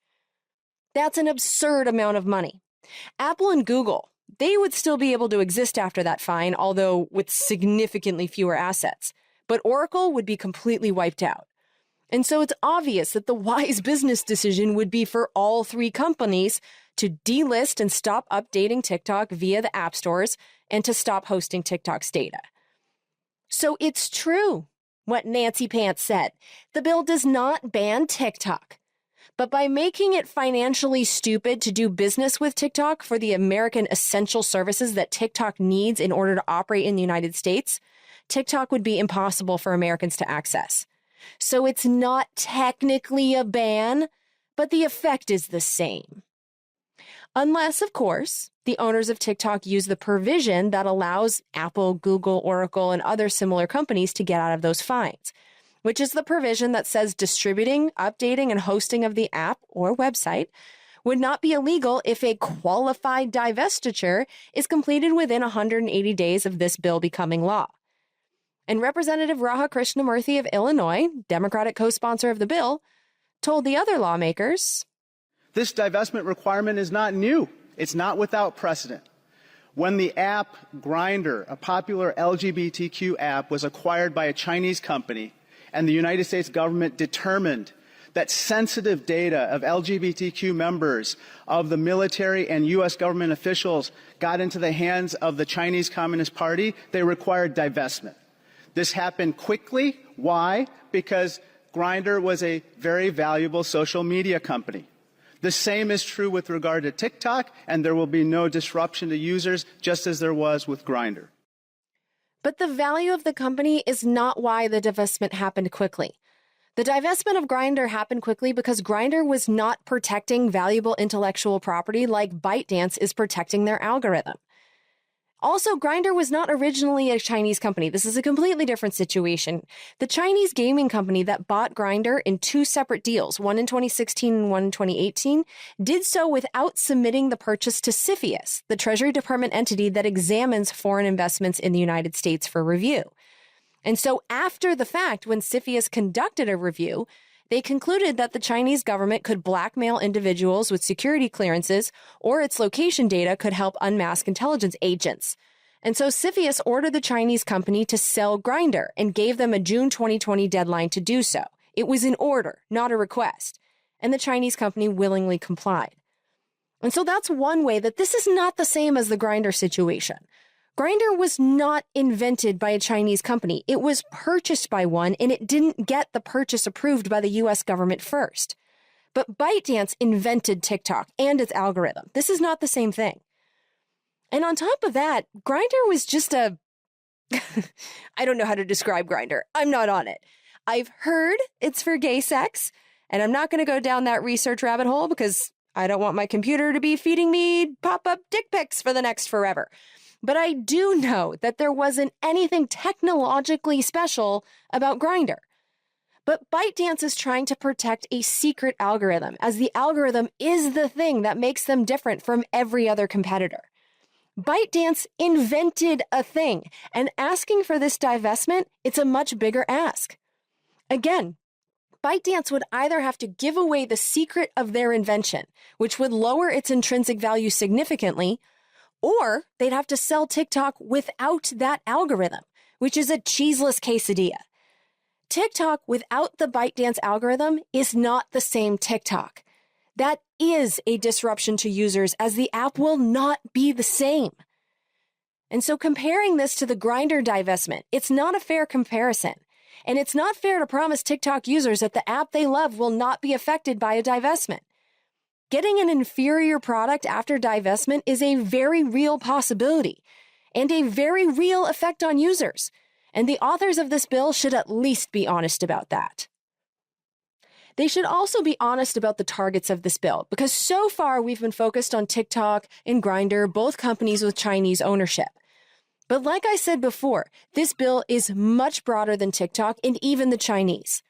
because the bill doesn't just apply to Chinese-owned companies. It applies to companies owned by a, quote, foreign adversary country, unquote.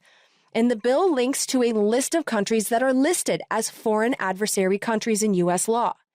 China, of course, is one of them, but so is Russia, Iran, and North Korea. In that part of the law, the list of the official foreign adversary countries can be amended at any time by future Congresses. And so this would apply right now, as of the list today, to 4 countries, not just China. This would also apply to more companies than ByteDance and TikTok, even though they are specifically named in the bill. But this would also apply to other companies that are determined by the president to present a significant threat to the national security of the United States.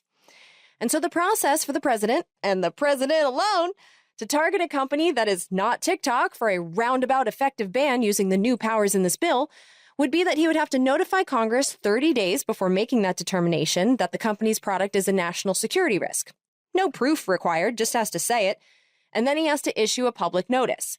He would also have to give Congress a classified description of what would be needed to be divested in order to make distributing, updating, or hosting the company's product legal. And so basically the president, and not just President Biden, but any future president, would have to just say a company is a national security threat in writing, and 30 days later, the clock starts ticking on the owners of the company to sell it, or else Apple, Google, and the internet hosting companies, many of which are American, would be hit with crippling fines.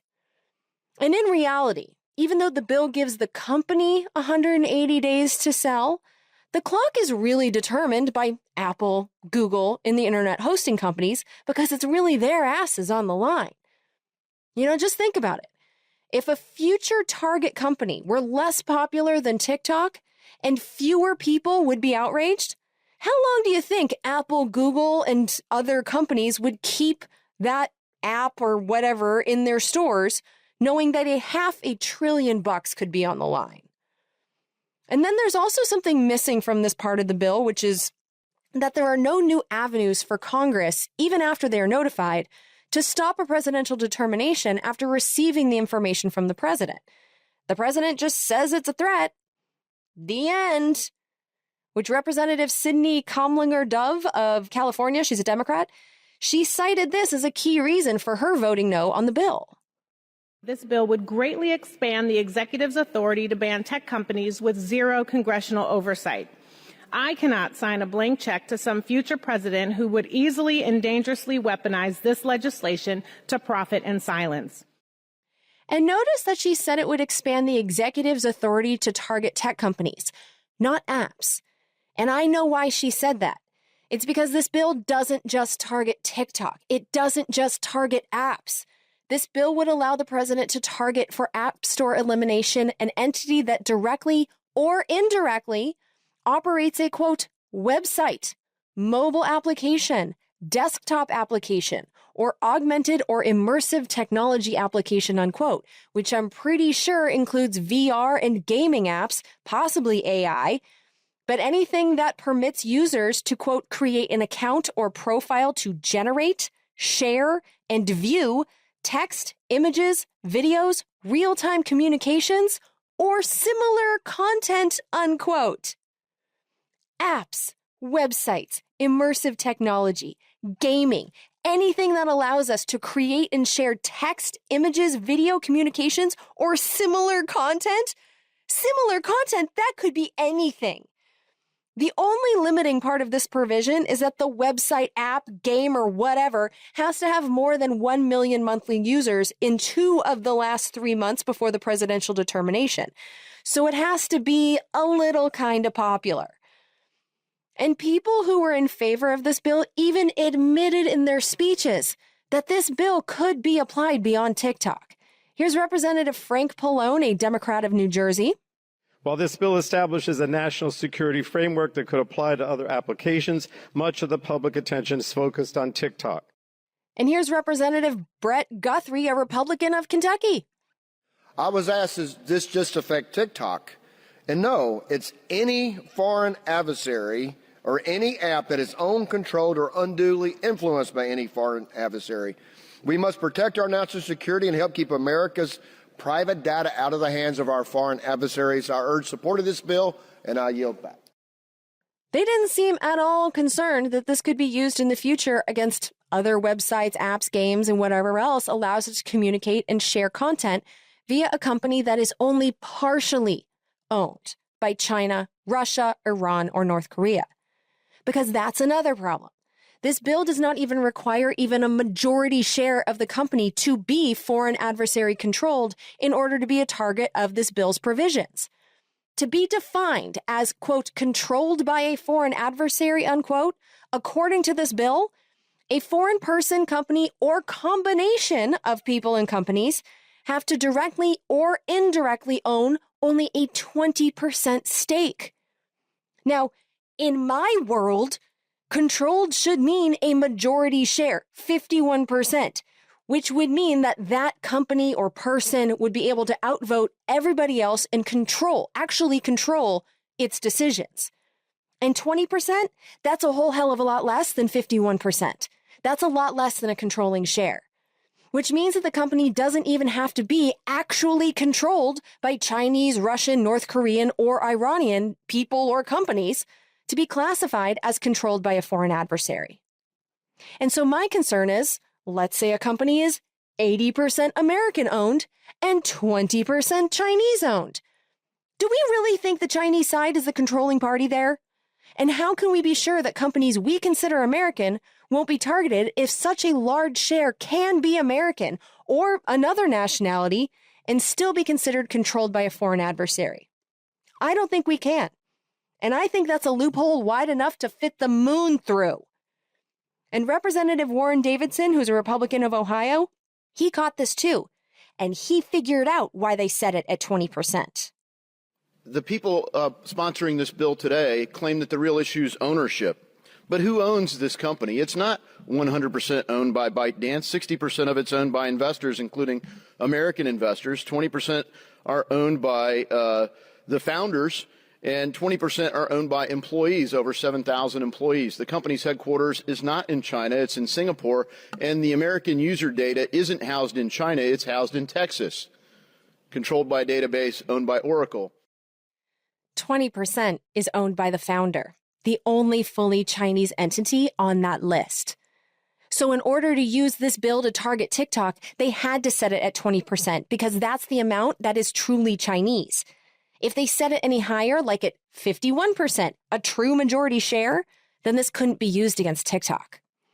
And if you want to target TikTok, target TikTok. But to make a 20% direct or indirect foreign ownership threshold the permanent standard for targeting apps, websites, games, and other tech platforms for roundabout elimination going forwards, this is a truly reckless and short-sighted way to make laws. Because this will go beyond TikTok, and it's not hard to see why or how. Here's Representative Warren Davidson of Ohio again. So if we think we can address the privacy concerns, what's left to address? Frankly, content moderation. Remember before Elon Musk bought the crime scene at Twitter? It was all a conspiracy theory that these algorithms were silencing and canceling people. You guys are crazy.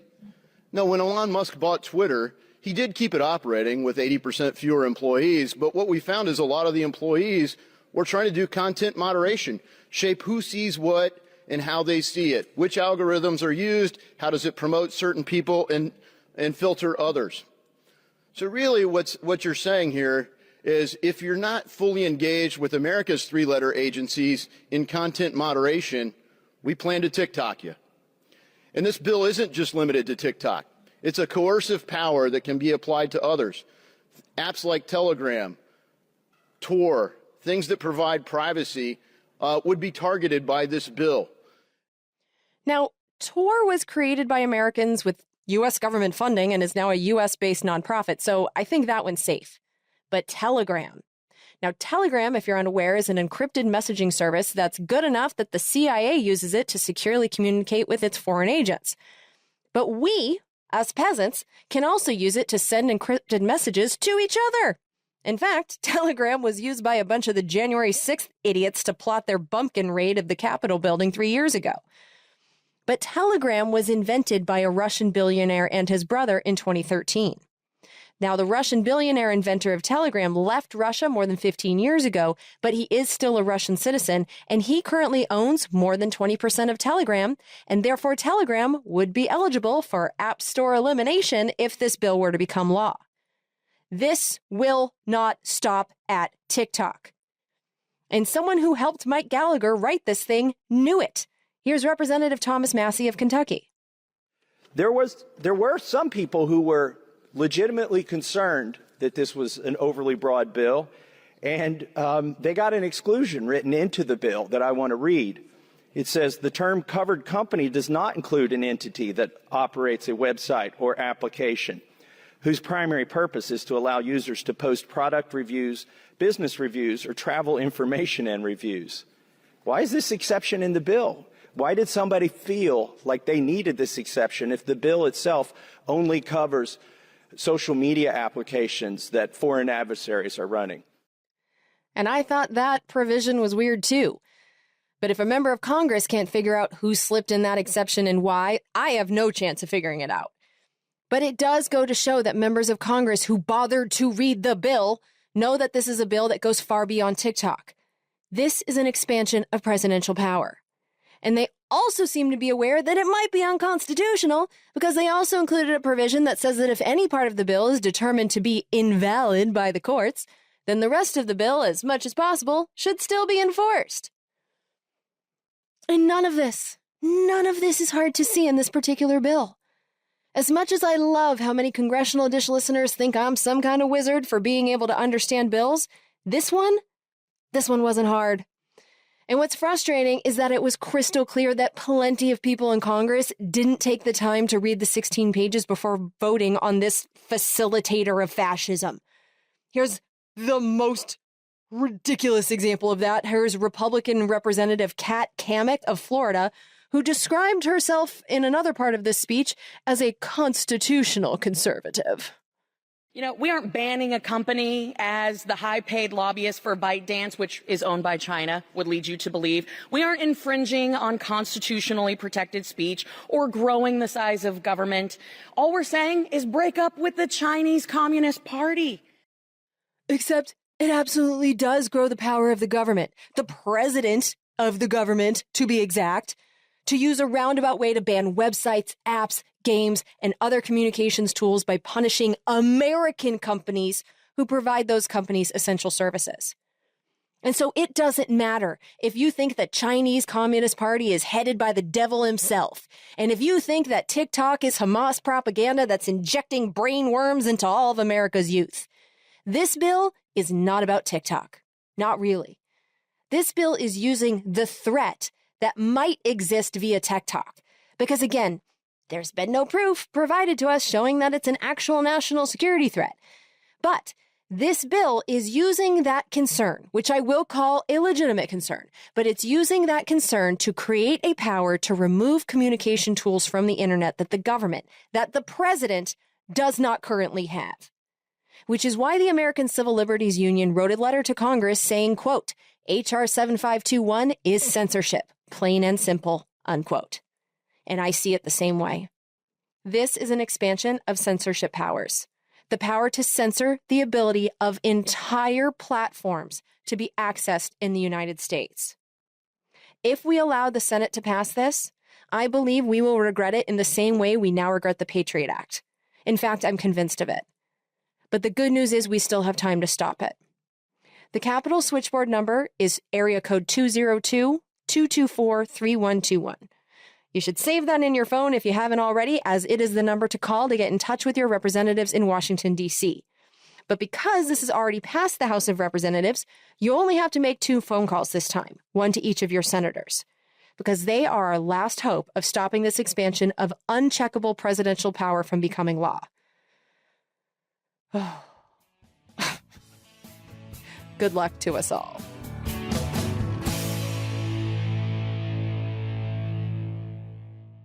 So today I would like to thank our executive producer, Brian Gilbert. He put an executive producer credit on episode 287, War Money, and I'm very happy that we have an EP on this already. Brian sent a message in with his executive producer credit that says, hey, I'm pretty sure I've earned an executive producer credit by now. I've contributed via paper checks ages ago and more recently via Zelle. I'd like you to make me an executive producer on 287, please. I'm 17 minutes in and already this is clearly important. Thank you, Brian Gilbert. Well, I love that you put your credit on this. If you're not aware of what the executive producer credit does, an executive producer credit is your way of vouching for an episode, saying that you are willing to invest in the episode itself. And so it costs $535, as Brian has done. You can do this cumulatively, or you can do it all at once. But every time you put an executive producer credit on an episode, it moves that episode up the most valuable episodes list on congressionaldish.com. Because for years, people have asked me, oh, hey, like, I know you've done hundreds of these episodes by now. Where should I start? I don't feel like I should be the person to tell you where to start. So this way, our actual investors in this podcast are the ones who are determining what the most valuable episodes are. And I am glad to see that War Money is moving up the list, because I also consider that episode to be one of the most important that I've done, especially right now as the War Money bill is still being considered in this Congress. It has passed the Senate, and right now it is just sitting there collecting dust in the House. That episode is... I've got to say it was the hardest one I've ever done. And I do have a follow-up to that episode. So if you haven't heard it already, in that episode, I made the case of why I am viewing the ongoing assault on Gaza by Israel, Gaza and the West Bank, actually. The assault on the Palestinians by Israel. I am viewing what is happening right now as a continuation of a cycle of violence that stems from an ongoing, over 100 years long land grab by the government of Israel. And there has been some recent news out of Gaza that is only furthering my confidence in that hypothesis. The Wall Street Journal just reported that Israeli forces are using bulldozers to flatten farmland and to demolish Palestinian communities in order to create what Israeli officials are calling an exclusion zone, which Palestinians will not be allowed to enter in their own territory in Gaza. The exclusion zone is expected to create a no man's land in Gaza that is half a mile wide along its entire border. And keep in mind that Gaza is tiny.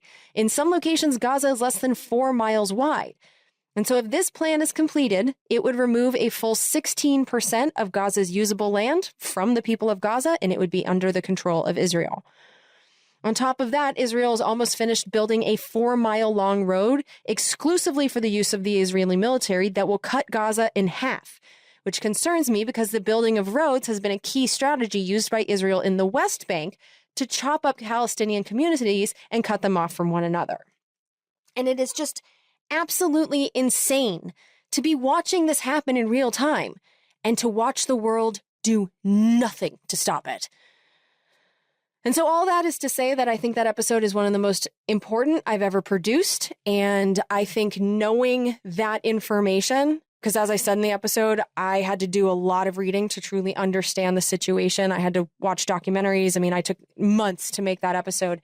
I think understanding that context is helping me understand what's happening in real time. And as I see updates like this, it doesn't make me happy, but it does make me feel, I'm going to call it calm, a sense of calm in at least understanding what I'm seeing. It feels less like chaos. And even though I'm horrified by it, it helps to understand it. So thank you, Brian, for putting your credit on that. I hope other people will do the same. Yeah. Thank you. I also wanted to let you know that if you're actually, you don't have to be producing this episode via Patreon. Patreon's a per episode way of paying for this show.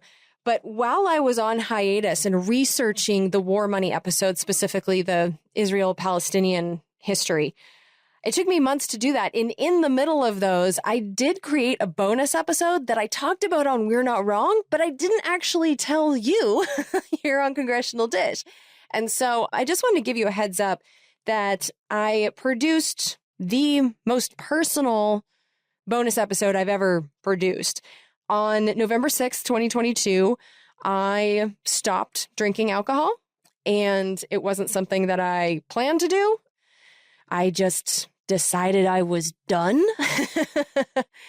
But in that episode, I actually go through the decisions and like the steps and the events that led up to that decision, and then what it's been like to move away from an alcohol-filled life in a society that is still, I mean, alcohol is everywhere. It's central to so many of our celebrations and even just hangouts. And it was an adjustment for me to go from being a drinker to a non-drinker.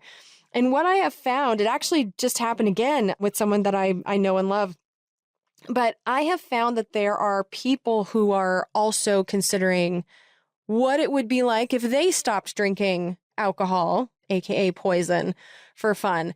I know that when I was going through this, I wanted every detail of why people quit, how they quit, what do you drink instead, what has it been like socially. I just had all the questions, but I felt very weird about asking them.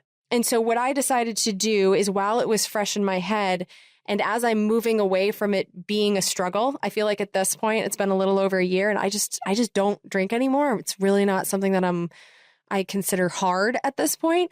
But for a while I did. And so while that was fresh in my head, I decided to make an episode with every detail so that instead of you having to ask me or being afraid to ask me, it's already out there for you. And I don't even have to know about it. You can listen to it. And if it helps you or someone you know, great. Because one of the things that I definitely leaned on was celebrities who had told their stories on podcasts and YouTube videos and lots of reels on Instagram. And I really leaned on other people who had told their stories publicly that I could listen to anonymously and pick up tips for how to do it myself.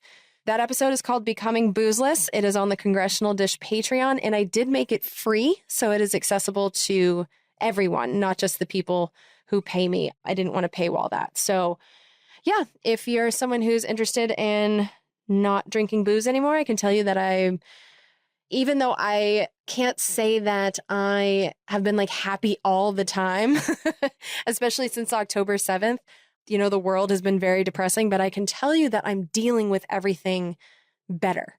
I feel better. I just feel better. I'm less anxious. It's been a really good decision, and I can't say that it's all that hard. I know that there are definitely people that feel like they have a drinking problem and it's a struggle to quit and all that stuff, but that hasn't been my experience. I actually don't want to drink anymore. And that episode explains why in more detail than most people actually want or need. I don't know, but it's there if you want to hear it. Okay, I am going to go celebrate my birthday. I'm going camping with some friends, and then we're going to see if the rest of the government gets funded on March 22nd. What I've heard through the DC grapevine is that most of the bills are done, but the Department of Homeland Security is what might send us into a shutdown. Who knows? But Claire and I are looking into the 6 funding bills that have already passed. We will look at these new ones, and that's going to take us a minute. So I will be back in April with information about those. Until then, take care of yourselves. And that's it. All right. Thanks for listening. Talk to you later. Bye. We're surrounded now by liars coming at us through our TV screens. We don't have a domestic spying program. They're content to fight in black and white despite the many in-betweens. We got a president who plays with the facts. And then he waves a flag to cover his tracks. As if a lie is alright, if the end will justify the means. Now we are so damn tired of being lied to. The polar ice caps aren't going away. We don't think we can deny it anymore. You can stick to your story if you think it lies. But we're not keeping quiet anymore. We are so damn tired of being lied to. Government jobs consume the profits of the private sector. We don't think we can deny it anymore. You can stick to your story if you think it flies. But we're not keeping quiet anymore. Now we're not keeping quiet bills represent common sense, bipartisan solutions that actually solve problems.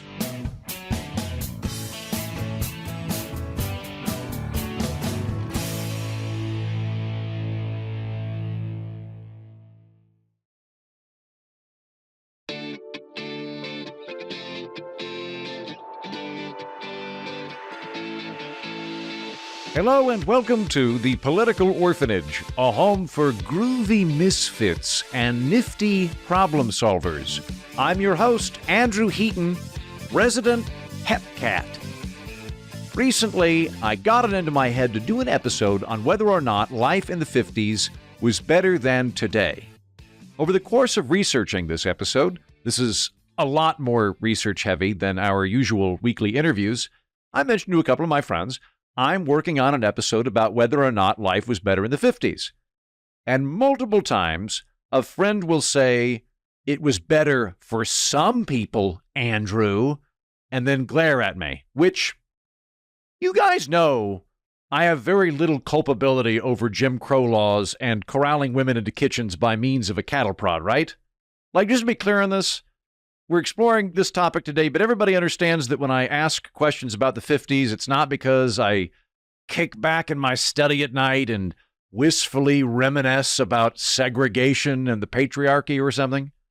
So what I probably should have told my somewhat presumptive friends is I am curious specifically about if life was more affordable in the 50s.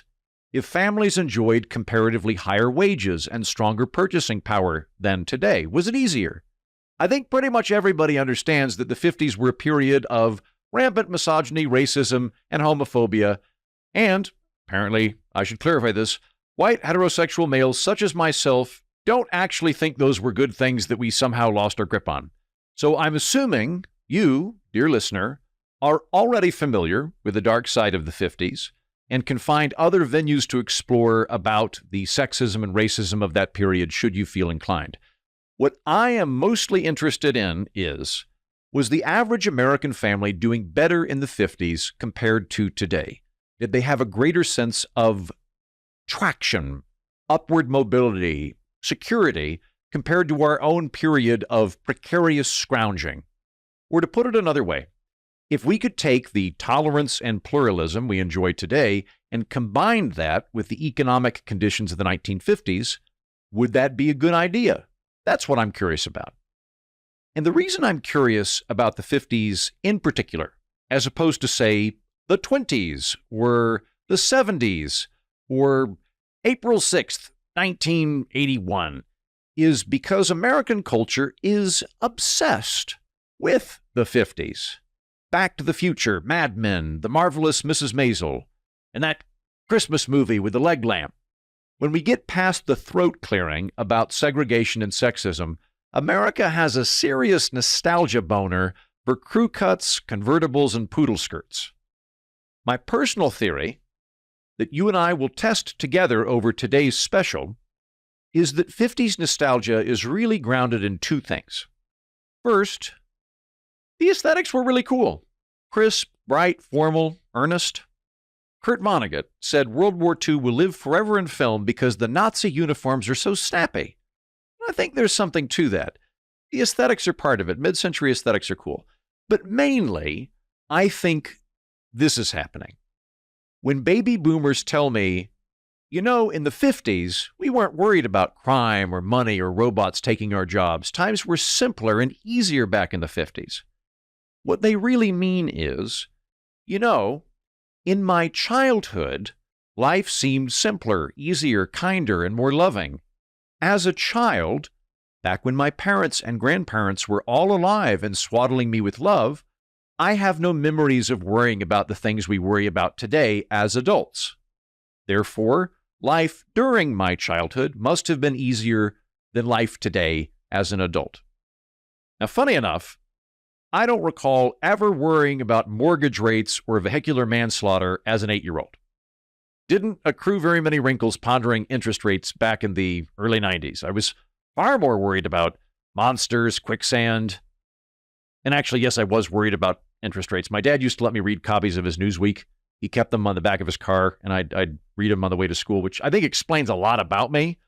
But that is abnormal, right? Most 8-year-olds today are not losing sleep about commodities markets. And to be fair, childhood had a lot going for it in the 50s. There were more children to play with, for one thing. Helicopter parenting and social media didn't exist yet. Good stuff there. Maybe some things that we should emulate. Maybe childhood was better in the 50s than now, and we can let our kids frolic in the woods and take batteries out of their smartphones. Fair enough. Fair enough. But how we felt about life during childhood is not a great picture of how life actually was for adults who had budgets and salaries and worries.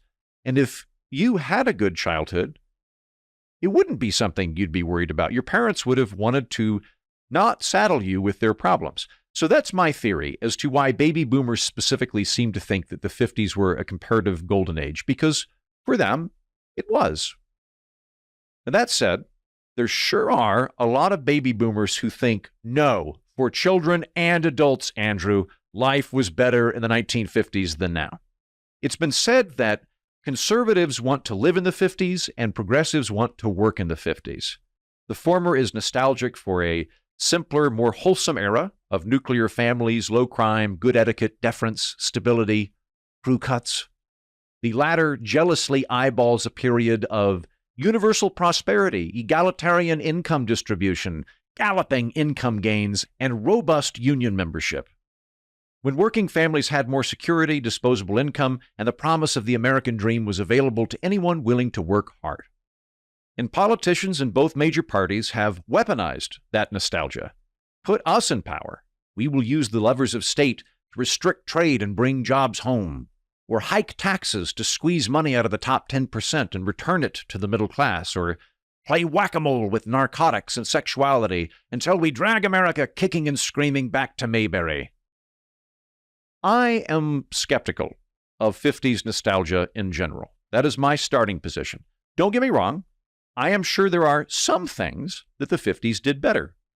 Just like I've been to plenty of countries I don't think the United States would do well to emulate, but there were some things they do better. For example, this is kind of random, but I did a study abroad in China my senior year of college, and while I take a pretty dim view of their authoritarian regime and command economy, I don't look to China as a thing that America really ought to mimic. There were people that bring sheet music to parks and they just sing together. Like I would walk through a park and there's just Chinese people handing out sheet music and singing outdoors in choirs. That's charming. I would love it if we did that. I would like to emulate that thing. That was cool. So I think you can enjoy aspects of another culture without wanting to replicate their Politburo or whatever they are. Actually, I think that's a good way to explore today's topic. Instead of thinking of the 1950s as a time, today, you and I are going to think of the 1950s as a place, as a country. For today's purposes, I want you to think of 50s land as a nation which exists right now, that you and I can go visit and investigate and chain smoke and get high cholesterol in. We can fly there and meet its citizens and get a feel for them. You and I live in modern America, but we are going to go on a field trip today to the present country of 50s land. And when we stack up 50s land against our own modern America, how do they compare? Are their people happier than ours? Is 50s land a country you could immigrate to? Would you want to if you could? Alternately, should we relentlessly say, you know how they do it in 50s land? The way my progressive friends talk about Europe? Is this a place that we should be emulating if it's a place we can actually compare to ourselves now? So let's go visit, shall we? Let's pack up our lives here in modern America, hop on an international plane flight, and check out 50s land. Well, here we are. Certainly nice. Not a lot of plastic laying around, you notice that? It's all glass and metal, I dig that. And look, men can wear fedora hats here without looking like they're having a midlife crisis. Good morning. And a fine morning to you, good sir. Also, gang, I don't know what kind of underwear the ladies around here use, but it makes their boobs stick out like bullets. It's awesome. Ma'am? Hello. I'm pregnant again. Congratulations, lady. Swing by the asbestos store sometime and I'll give you a new mother's discount on some fine, high-quality fire retardant asbestos. Is it made in America? No, for sure. I'm certainly not going to buy any asbestos. I'm pretty sure that was a racial epithet, but I've never even heard of it before. What is a... You don't know what a is? It's like half head and half... Okay. Anyway, the political scientist George Friedman sums up the economic nostalgia of 50s land thusly. In the 1950s and 1960s, the median income allowed you to live with a single earner, normally the husband, with the wife typically working as a homemaker, and roughly 3 children. It permitted the purchase of modest tract housing, 1 late model car, and an older one. It allowed a driving vacation somewhere, and with care, some savings as well. End quote. The economic appeal of life here in 50s land is that there aren't millions of Uber Eats drivers 1 flat tire away from penury, 30-somethings selling a kidney for a mortgage down payment, and college graduates with student loan debt the size of New Jersey. Comparing finances between modern America and 50s land does get very complicated very quickly, though. But fortunately for you and me, I'm allowed to smoke here.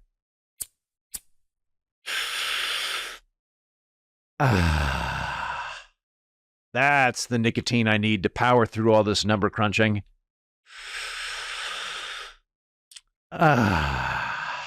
Unfiltered.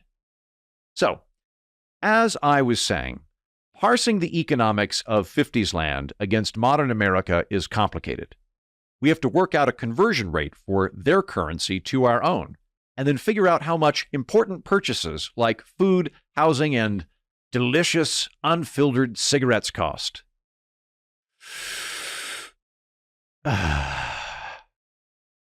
So first up, let's go exchange currency. Remember, for our purposes today, 50s land is not a time period, it is a foreign country. Just as an American dollar is worth less than a British pound, it's also worth far less than a 50s land buck is here. Now, they don't have ATMs in this country, and credit cards are pretty much exclusively used for businessmen on trips, so we're going to need to head to the bank to convert our American dollar into a 50s buck. Afternoon, mister. And to you, good sir. What can I do you for? I'd like to exchange my 2024 dollars for some 1954 bucks. Oh, well, sure thing. How many do you want? I'll take 100 1954 bucks, please. Ooh, big spender. That'll be $1,153.63 of your funny-looking 2024 money. Here you go. Anything else? Yeah, I'll take a pack of Lucky Strikes, please. For here to go. I think I'll start smoking them here, then I'll just kind of wander around smoking them wherever I feel like. Coming right up. Would you like a bourbon while you wait? Bit early, isn't it? Don't worry. It's culturally acceptable to day drink in this era, so long as you work in the advertising or Congress. In that case, I'll have a triple.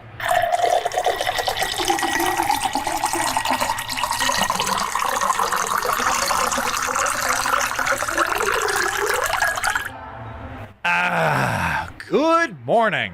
All right. Thank you very much, young man. Thank you, mister. Have a great day, and watch out for communists, gays, and I'll give 50s land this. Their monetary policy is much more stable than that of modern America. The United States dollar has lost 91% of its value over the last 70 years. That means if you were born in the year 1954, prices have increased relative to the dollar by about 1,000%. Conversely, point to 50s land, people who live here have not seen their currency devalued nearly as much as our own. If you go back 70 years in 50s land, their currency has averaged less than 2% annual inflation, which means that somebody born 70 years ago here has only seen their buck lose about half of its value in the era of diners, pink-finned Chevys, and wanton chain smoking. What $1 could buy you in 1884 now takes $2.75 to buy you here in 50s land. Not so bad. Old-timers around these parts are a lot less cantankerous about inflation than folks are back home in modern America, rightly so. Plus, they're more irritated about polio. Now, obviously, this does not mean that everyone is 1,000 times more wealthy in 50s land than in contemporary America, even with lower inflation. They just have stronger currency, more stable currency. Prices are lower, but then so are their salaries. If we're just comparing salaries, contemporary America is doing much better. Here, watch this. Hey, you there, the guy with the high waistline and the buzz cut. Me? Yes, sir. What's the median income for people around here? The median? Off the top of my head? Yes, I prefer using median income, as mean averages are more likely to be thrown off by outliers. Well, okay. The median income for men is a little under $5,000 a year. I'm an elevator operator, and that's more or less what I earn. And it's about $3,000 for working ladies. I'm a switchboard operator and a closet lesbian. Thank you. Have a great day. Watch out for... If we convert that to 2024 dollars, 50s land men earn about $50,000 a year, and ladies earn about $33,000. Whereas back home in modern America, the median income for male workers in the contemporary United States is $64,000 a year, and the median income for women is $53,000. By the way, a lot of numbers coming at you this episode. Sorry, I don't know what I can do for you other than offer you a cigarette, which you're welcome to smoke here in 50s land. So anyway, we already have a good comparison to work with. Men and women in our country today, as a whole, earn more money than men did in the 1950s. Also worth noting that the income gap between men and women is much smaller in modern America than it is here in 50s land. The wage gap refers to the disparity between how much men and women are paid for the same job. In modern America, there's not actually that much of a wage gap. There's really more of an income gap, which is to say how much the male gender as a whole makes compared to the female gender as a whole. And that's a lot more dependent on whether men disproportionately go into higher paying jobs compared to women. Both types of gaps are better in modern America than in 50s land. Actually, let's explore gender economics a bit more for the moment. There's a common belief in modern America that our friends over in 50s land have a Leave It the Beaver situation where most of the women are housewives, like June Cleaver or something. Girls are kind of lucky, don't they, Mom? Why do you say that? Well, they don't have to be smart. They don't have to get jobs or anything. All they gotta do is get married. Well, Beaver, being smart isn't exactly a drawback to marriage. Well, if they don't get married, well, they can become dressmakers or cut people's nails in a barber shop or take care of kids and a lot of other dumb stuff. Yes, women are all housewives who hoover their carpets whilst wearing dresses and pearls, and their men are the breadwinners. And yet, as George Friedman told us, with single-income families, everyone is still more able to afford essentials than us exhausted chumps in the United States. And that is simply not true. Women started entering the workforce en masse in the early 1940s. It's not that working women hasn't occurred to people here in 50s land. Quite the opposite. This is a topic of great national deliberation. Watch this.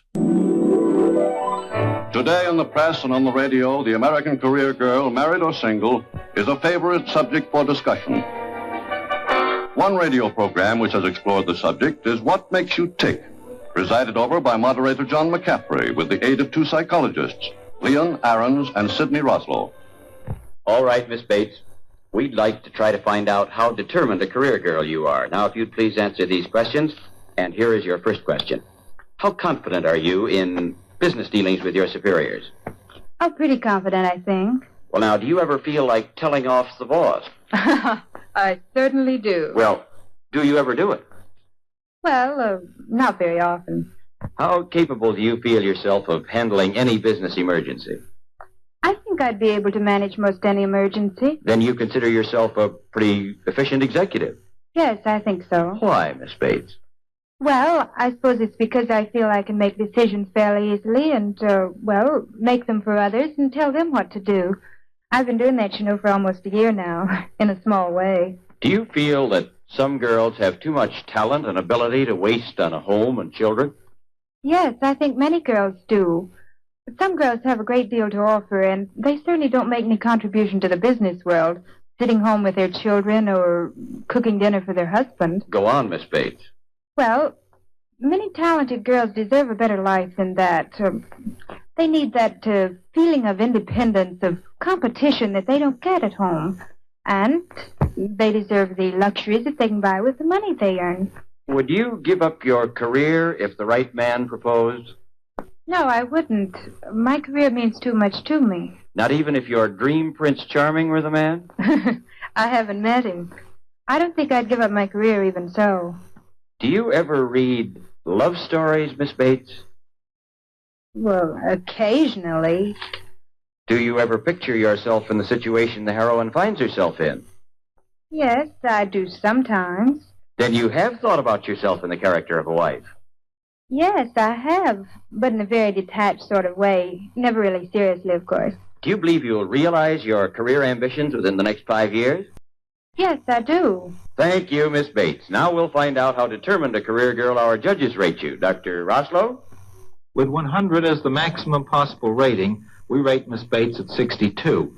She says she would not give up her career for marriage, yet she has a definite yearning for romance. Miss Bates' determination to continue with her career obviously has not yet been severely tested.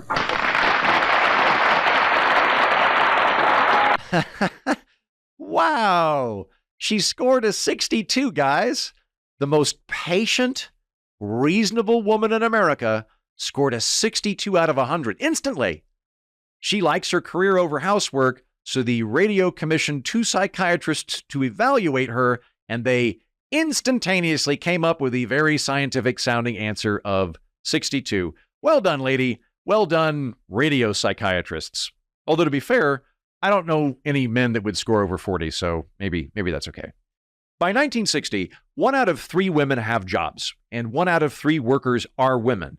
So while, yes, there's definitely a gender imbalance in terms of work, there are more women working in the United States today, it's not nearly as high as you'd suspect watching the family setup on Leave It to Beaver. There are a lot of housewives, but 1 out of 3 women has a job. Now, there's another fallacy that I definitely want to correct, and that fallacy keeps popping up every few years. I remember hearing radio pundits talk about this in the 90s. It goes something like this. Wages were higher in the 1950s, but then women entered the workforce. Because that doubled the supply of labor, demand dropped, so did wages. Strongly implying, ladies, that if you just stayed in the kitchen, your men would be making enough money for the both of you. And that is some weird cognitive blind spot that certain pundits suffer from. I can't figure out. Thinking that labor markets are permanently fixed at a given size, so whenever we add workers, we're going to have to divide the pie more. First, labor isn't fungible. That is to say, you don't flip a switch and pour out 3 tons of women into one big labor pool, like pouring water with a bucket, just stirring ladies with a stick. Women disproportionately entered the workforce as teachers and nurses, and disproportionately avoided jobs in construction and factory work. So many of those same good blue-collar jobs, which allegedly exist here in 50s land only until they were wiped out by feminism, were never really affected by women entering the workforce anyway. Anybody who tells you, as I did earlier, that the income gap between men and women is more to do with the jobs men and women gravitate towards than the salary they're paid for that same job cannot also maintain that women somehow displaced wages. They are logically incongruent positions to adopt. But let's say that's the labor is completely fungible. It's just one big labor pool that they're stirring with a stick. I've previously brought up on this program the labor lump fallacy in regards to immigration, but we can use it with gender as well. Wagner, Oklahoma, has way fewer workers than New York City. The labor pool and labor competition a lot smaller in Wagner than the Big Apple. A trucker in Wagner is competing against fewer truckers than in New York. Yet, workers in New York City make a lot more money than workers in Wagner. How is that? Shouldn't 1 million workers all squabbling over poverty wages be the situation in New York, where the comparatively few workers in Wagner should be living it up because they're not dividing the pie as much? Increase the supply of workers, decrease the demand for them, that kind of thing? No. Economies are dynamic. Economies grow. When you add workers to an economy, there's a good chance, rather than suppressing wages, the resulting innovation, specialization, and efficiency will create economic growth that outpaces the size of the labor pool. And the numbers bear this out. Our economy back in modern America is about 8 times that of the economy here in 50s land. So unless there are 7 other genders of equal size which entered the workforce between 1950 and now, working women never suppressed anybody's wages. Now you might point out, great, Eaton, Glad to hear contemporary Americans earn a little bit more than folks in 50s land. But you just said, Heaton, that the economy is 8 times bigger than that of 50s land. When we look at wages proportionally, our rich people are getting richer while our workers are getting screwed. Maybe. It's fair to say that wages in modern America have not grown as fast as the economy has since that of the 1950s, and that contemporary America has higher inequality than here in 50s land. I think that that's fair, true, but it's also not as bad as you think. Here, let's find another local to talk to. Hello, sir. What's your annual salary? That's none of your goddamn business. It's okay. It's for a podcast. Wait, how did you get in my house? Your front door was unlocked, so I just assumed it was okay for me to come in. Well, why wouldn't we leave our doors unlocked? We have lower homicide and burglary rates here in 50s land than in your crime-ridden country. Well, it's not really crime-ridden. I mean, you guys do have a lower crime rate than we do in modern America, but both of us are doing significantly better than 70s and 80s land. Also, their buildings. Hideous, right? Yeah. Anyway, in answer to your question, I earn about $250 a month. Okay. Does your job come with other benefits? Retirement, healthcare, dental plans, student loan repayments, IVF treatments, anything like that? No, not really. I'm the sales manager for a local minstrel show, so I guess I'm allowed to see minstrel shows whenever I like. Does that count? In 50s land, workers just have a paycheck. Their company barely provides any benefits. Their direct income is pretty much their entire income. In 1950, on average, 93% of the money employers spend on employees went to their paychecks, and only 7% went to benefits like pensions or health insurance. You're still in my house. Back in modern America, according to the U.S. Bureau of Labor Statistics, as of March 2024, employers spend about 70% on employee wages and 30% on benefits. Things like health insurance, 401k contributions, vision care, paid leave, FSAs, and stock options. Things that employers barely covered, if at all, in the 1950s. Are we having a conversation? Are you monologuing? Or what? Like, am I supposed to react to this? No, you're good. You're good. You're free to leave. But you're in my house. Can I smoke here? Well, of course you can.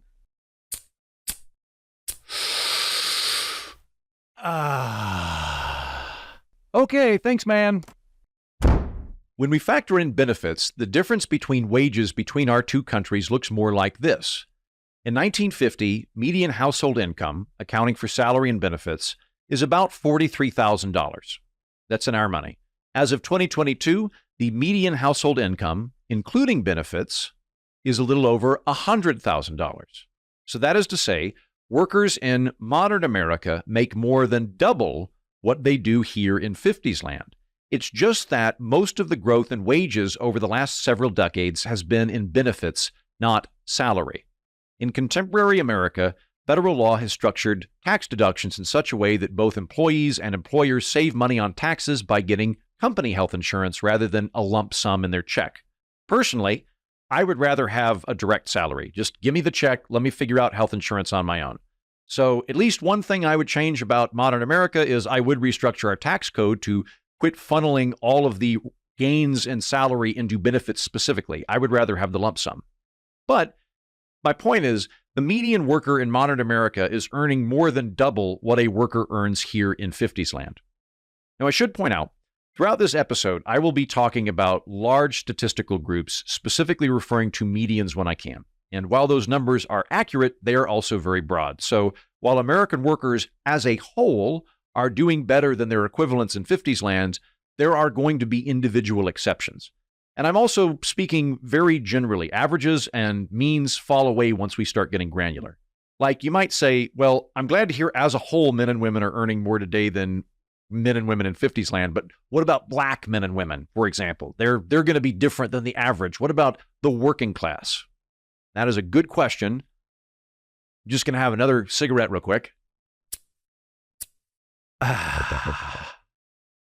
Okay, so it won't surprise you to learn black people are doing way, way better in contemporary America than here in 50s land, which is a literal apartheid state. A little less than 20% of black Americans are below the poverty line in modern America, whereas more than half are here in 50s land. But I don't think that's going to come as a shock to you. You already knew 50s land is overtly racist in a way that us folks in contemporary America would find shocking. What about the working class? What about them in general? You could argue, and I would agree, how the poor fare in a country is a better indicator of prosperity and happiness than how the middle is doing. Would you rather have an affluent middle or a less impoverished poor? I care mostly about the floor. I care more about the floor. So let's look at the contemporary United States. First, right now, about 80% of American workers make at least $16 per hour, which I was surprised to learn given how much we like to talk about the minimum wage. But again, about 80% of Americans make at least $16 an hour. While it varies from year to year, in 50s land, a significantly lower percentage of the population makes more than twice the minimum wage. Conservatively, 20 or 30%. That is to say, the vast majority of workers today in America earn more than the majority of workers do in 50s land. It would be accurate to say, when factoring in inflation, that the legal minimum wage is higher in 50s land than it is in the contemporary United States. But I don't find that number alone particularly useful. Only about 2% of modern American workers earn minimum wage.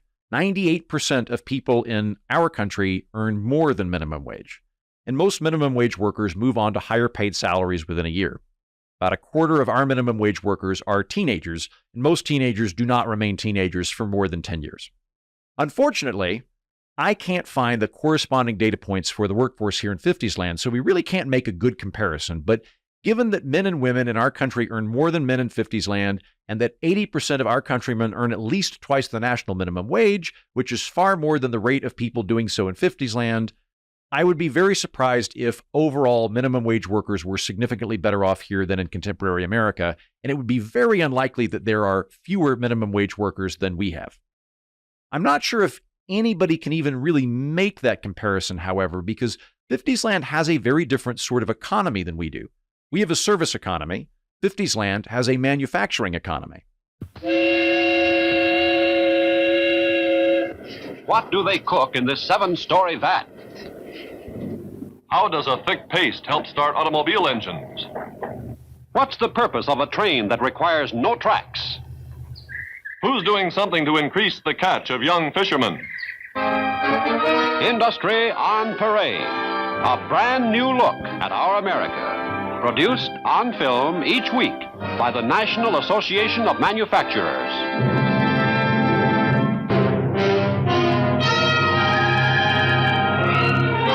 The bauxite fields of Arkansas. And there go a few thousand tons of the clay-like ore from which we get aluminum. These are the only major bauxite deposits in all of the United States and Canada. And while our aluminum companies have developed sources of supply in other parts of the world, these deposits here at home remain vitally important to the continued availability of a metal now essential in hundreds of ways to national defense and the peacetime economy.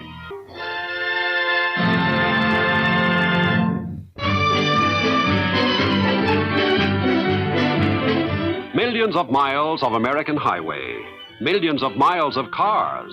In every car, a battery. The source of power that puts the power of the engine into operation. Here's one of the plants from which those millions of batteries come. Gould National Battery Company of St. Paul, Minnesota. Let's see something of how a battery is made.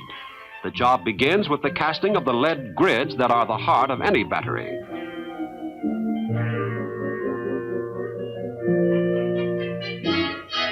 Thickness of the grids is very important, and any that aren't just right will be rejected. And then it goes on and on and on about how you make a battery.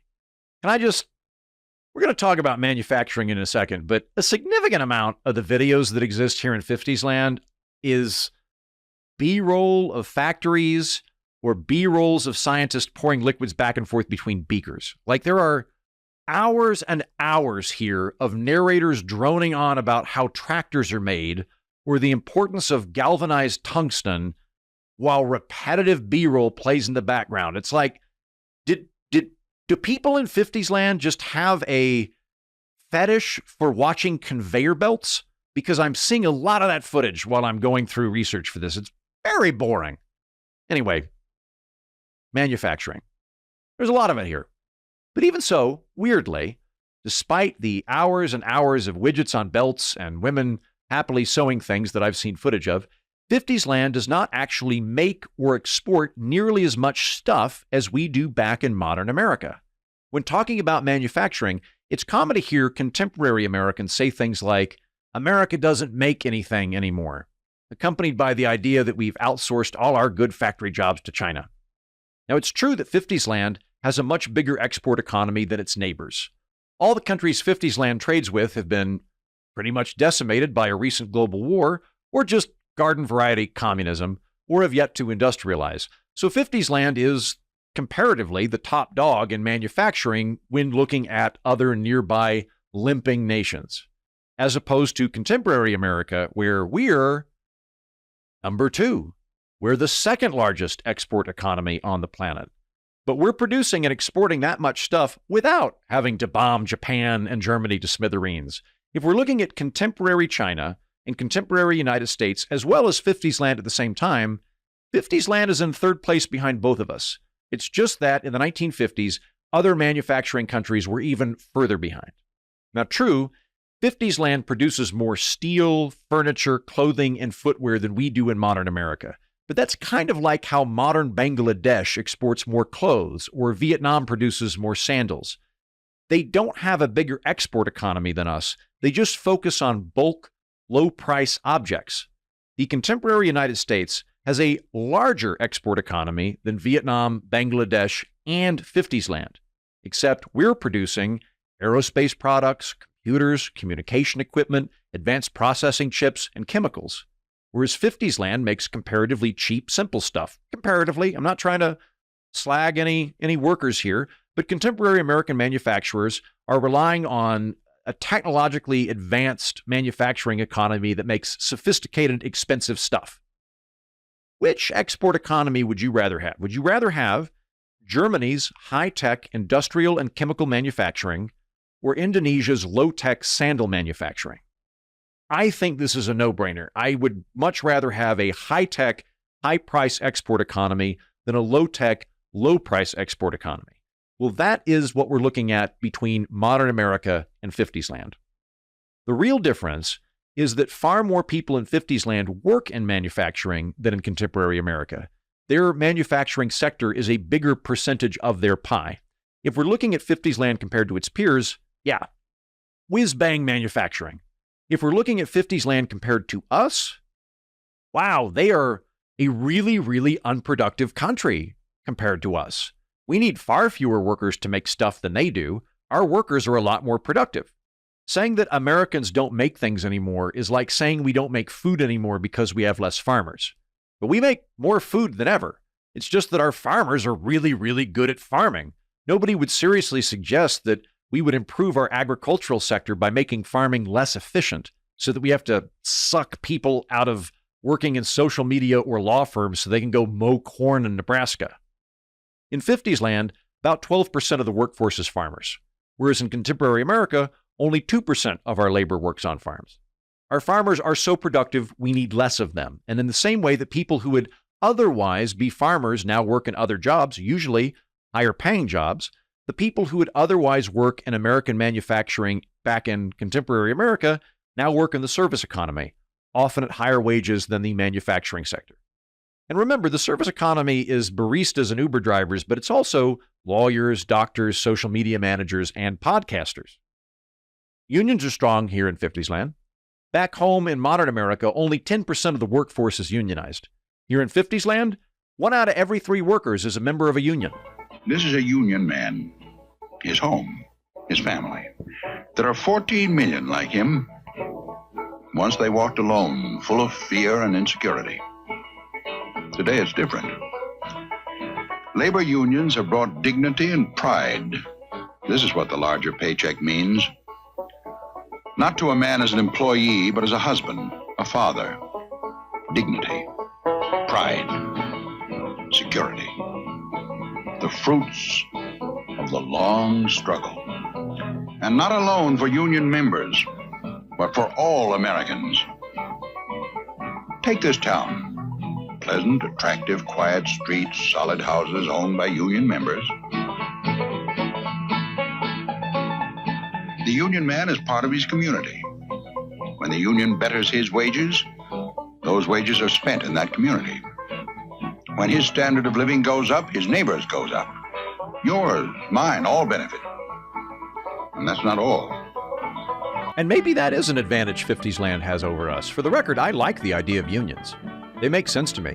Instead of bargaining aggregately as individuals with an employer over salaries and benefits, workers team up as a block and bargain collectively. Bargaining power's higher when you're operating as a group than piecemeal as individuals against a much larger company. So unions afford a negotiating mechanism within the labor market, which is perfectly ethical and perfectly rational from where I'm sitting. So I think unions are a good thing, provided that the government operates as a neutral referee between unions and business rather than advocating for one over the other. Now, I don't know a lot about the decline of unions or the economics of unions, but there are a lot of white papers floating around that show people in unions make higher salaries than people without unions in the same sort of jobs, which raises a good question. Why aren't unions more popular in modern America? Why did they decline? I think it has less to do with labor law and more to do with the practical effects of living in a service economy. Quick refresher for you on labor law. Until the Wagner Act of 1935, it was a lot harder for workers to unionize. If a boss so much as heard you say union out loud, he could fire you and all of your union-curious friends, if not potentially hire goons to bust up a fledgling union meeting with baseball bats. And in many states, it was illegal to go on strike. If a union managed to form and threaten to strike, the police could be called in to arrest the organizers. The Wagner Act provided basic protections for organized labor, and rightly so. Those older laws were clearly a violation of freedom of association and you owning your own labor. That act was later amended by the Taft-Hartley Act, which allowed individual states to opt into right-to-work laws, which makes it illegal to require union membership or pay union dues as a condition of employment. And unions have, from what I can tell, ever since worried about free rider problems. If a union negotiates higher salaries that benefit everybody at the company, whether you're in a union or not, why would anybody join a union? Something like that. That's what I've heard. But Taft-Hartley's passed in the year 1947. It's in effect every year throughout the 1950s. Yet despite a legal blow to unions, 1 out of 3 people here in 50s land remain in one anyway. Why is that? Here's what I think. If the Brotherhood of Electrical Workers goes on strike, a company in a right-to-work state is welcome to go out and hire an electrician that's not in the union. But that person does need to know how electricity works. They can't just grab some random teenager and hand him some wires. The more training a job requires, like skilled tradesmen, the more sense it makes for them to unionize.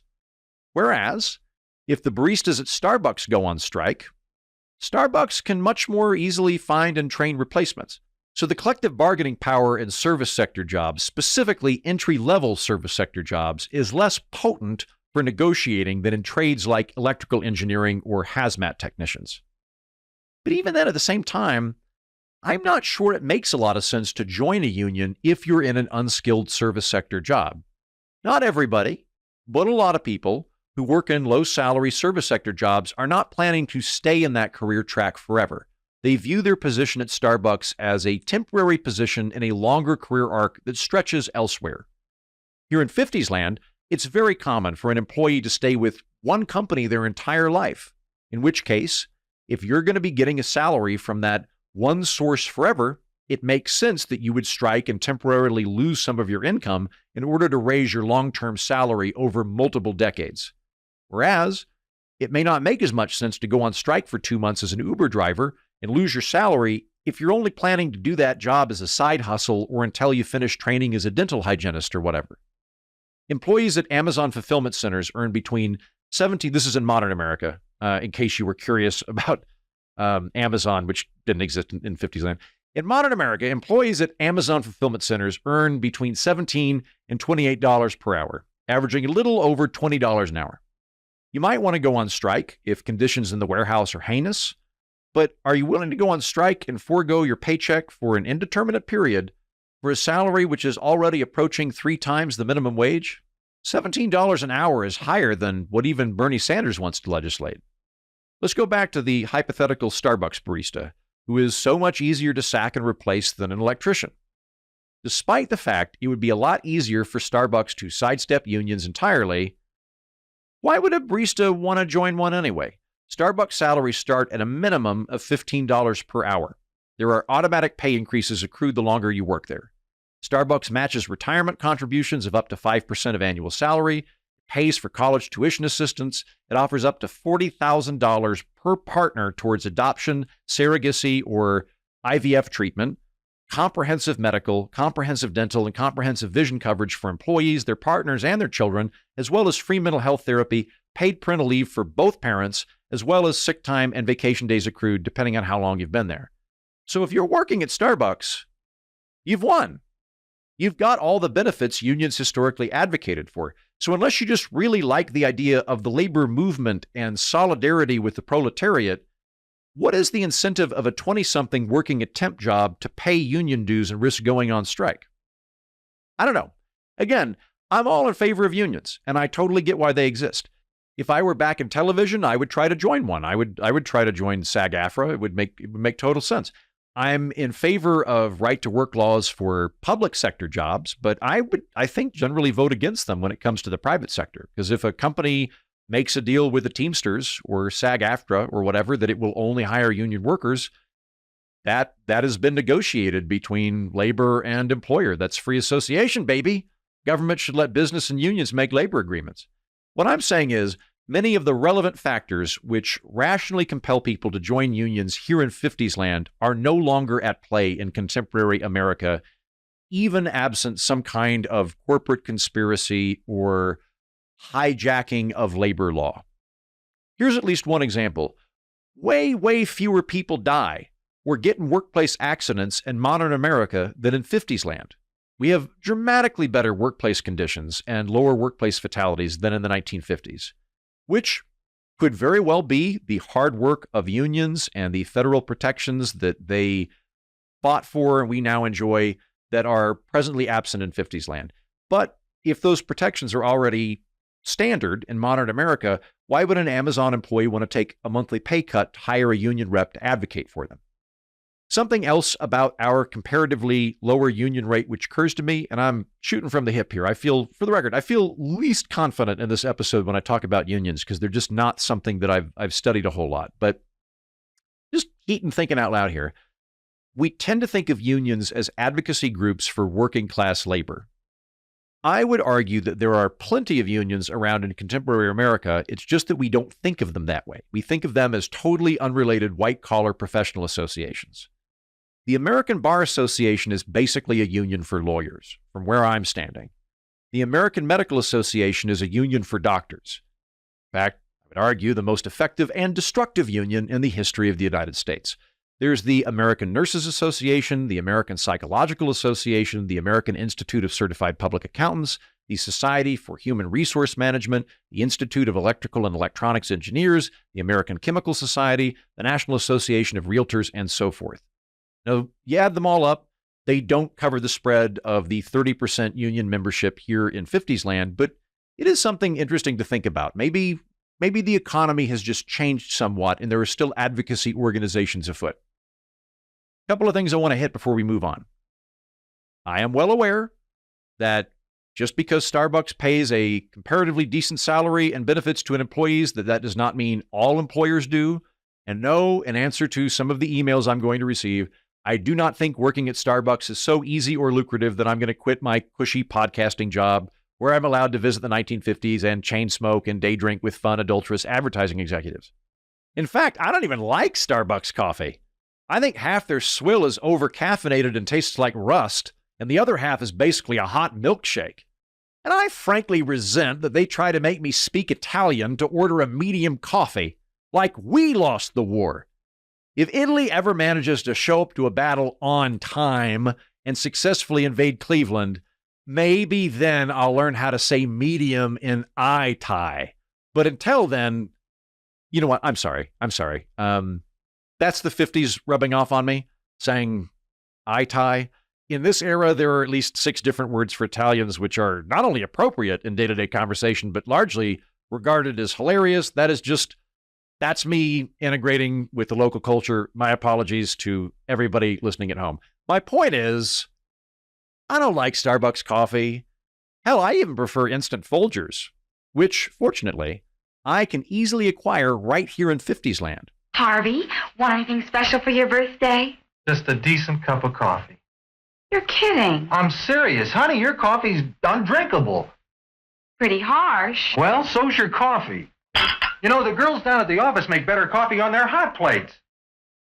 Well, see you later. And he didn't even kiss me goodbye. You know, if I could just make a decent cup of coffee, I could relax. So, relax. Why don't you try instant Folgers? Tastes good as fresh perked. Good as fresh perked. I'll surprise Harvey for his birthday tonight. Hey, great coffee. It's instant Folgers. Doesn't it taste good as fresh perked? Better. Better than those girls make at the office? Honey, their coffee can't hold a candle to yours. Instant Folgers taste good as fresh perked. Try it.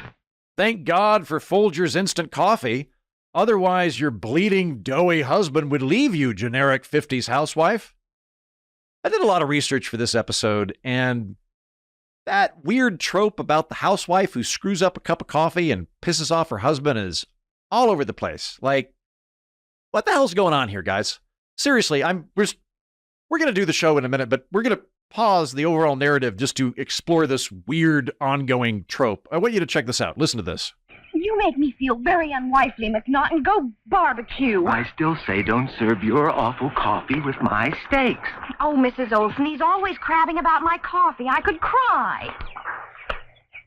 Your coffee, sir. Thanks, beautiful. You're welcome. How can such a pretty wife make such bad coffee? I heard that. Darling, it's our anniversary. Why so glum? Nothing. Well, it's your coffee. Again? Even today? Honey, your coffee just doesn't taste any good. This must have been such a nice vacation. Did you ever see Larry looking so happy? Oh, honey, happiness is a vacation. Away from your coffee. Harold, is the coffee all right? Mm-mm. You mean it's as bad as yesterday? Mm-hmm. No improvement at all? Mm-mm. Harold, don't just shake your head. You've got to tell me what's wrong with the coffee. Bad taste. Attention, ladies, please. Right now, at the end of aisle 2, I've set out a brand new, can't-miss, husband-pleasing coffee. Oh, no. What's wrong? Oh, it's your coffee again. The desk sergeant at the station makes better coffee than this. Ed, really? Sorry, honey. Wonderful anniversary, dear, and thank you for the flowers. You're welcome, darling. But if you could do one thing for me, What? try to do something about your coffee. I hoped it would be better today. Oh, this coffee is criminal. Honey, you killed the petunias. Then you admit it. Your coffee really is murder. Mindy, you unlovable shrew. If you could just make a decent cup of coffee, your weirdly angry husband, probably a closet gay, wouldn't leave you. Seriously, are all admin in 50s land just lazy, sexist plagiarists? Also, who drinks coffee with steaks at a barbecue? What is happening here? This country's weird. Anyway, all this does raise the question of, how much does a cup of coffee cost round here? What I mean is, so far we've discussed salaries in fairly abstract terms. People back in contemporary America make more money than folks here in 50s land, but what does that matter if stuff costs more, right? Where does money go further? In 50s land, with its army of inept, coffee-burning housewives, or contemporary America, where our own quirky time period likes commercials that feature stupid dads? Pretty much everything you could buy at a store is more expensive here in 50s land.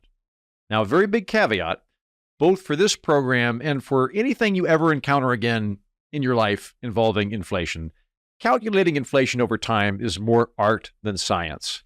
If society were completely rigid and all goods and services stayed exactly the same, and the cost to make them and produce them was the same, and the only variable changing was the monetary supply, it would be very easy to objectively calculate inflation.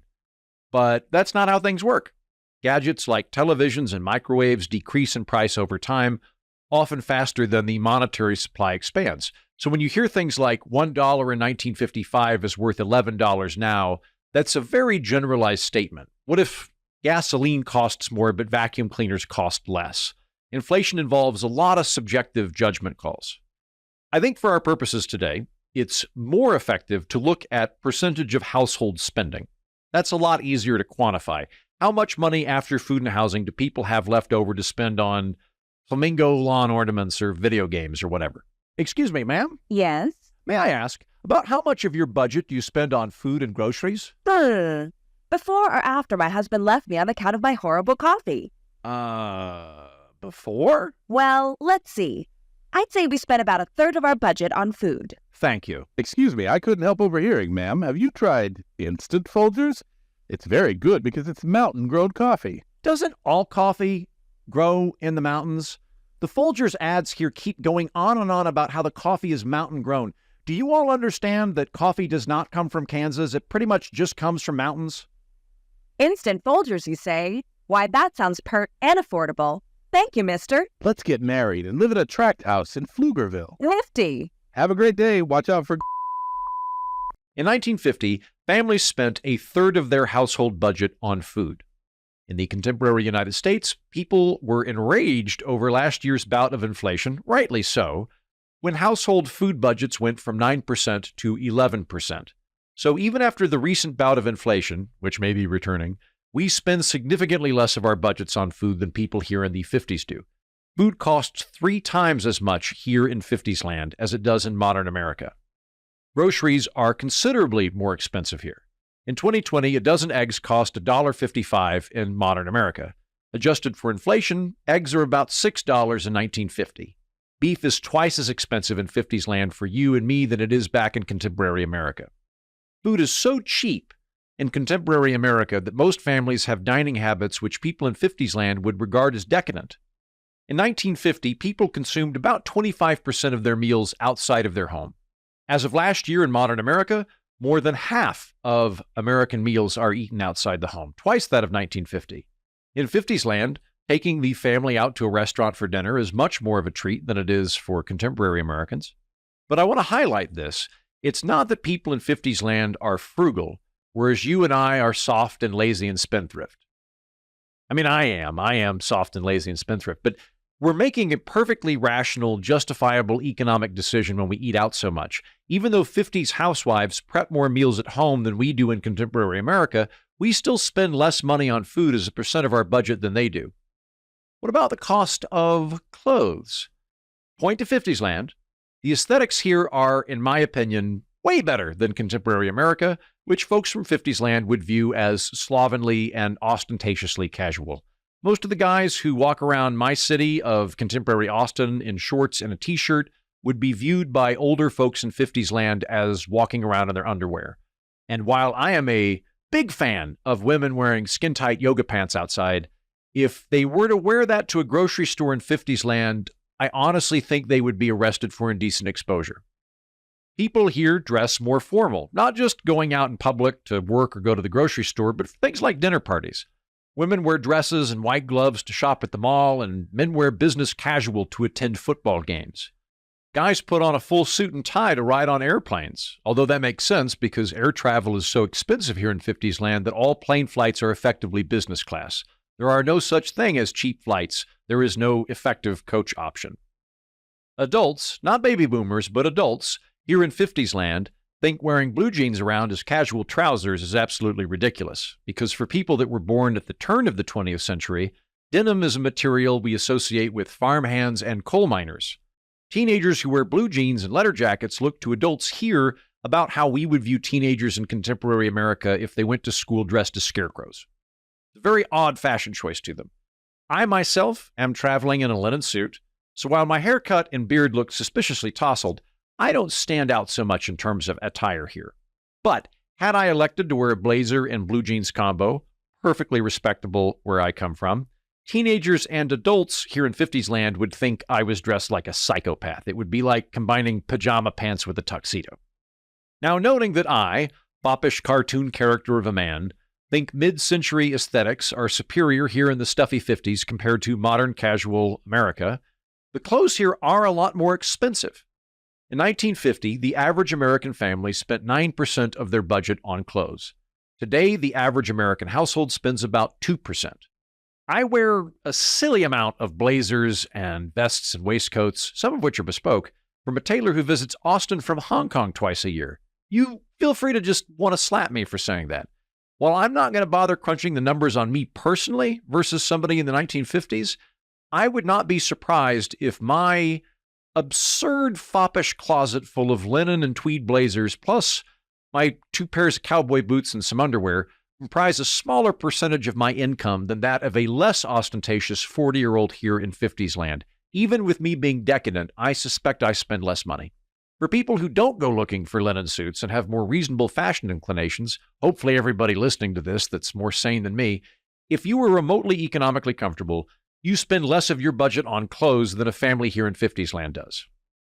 I like to look at percent of household income, but another comparison we can use is the hours somebody has to work to purchase a given thing here versus in contemporary America. In 1959, the average American factory worker would have to work 100 hours to purchase a washing machine, compared to less than 23 hours in contemporary America. If you want to buy a TV here in 50s land, you'd need to work an average of 127 hours to buy one. By 2013, an American can purchase a TV, a much better TV with far more entertainment options, for 20 hours of work.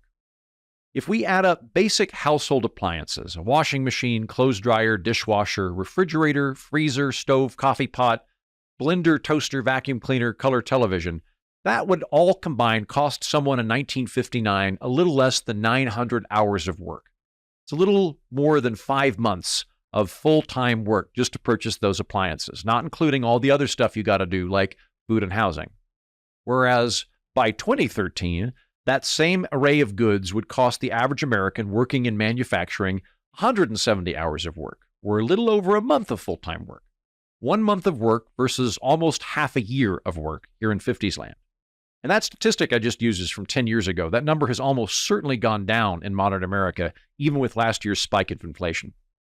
What about gasoline? I'd like some gasoline, please. Yes, sir. Dennis. Dennis Day, you in a technical uniform? My name is Rodney. Fill it up with New Sky, Chief, sir? But you're Dennis Day. It can drive down the cost of driving and save you money. Money? Yes, sir. New Sky Chief does one thing better than any other leading gasoline.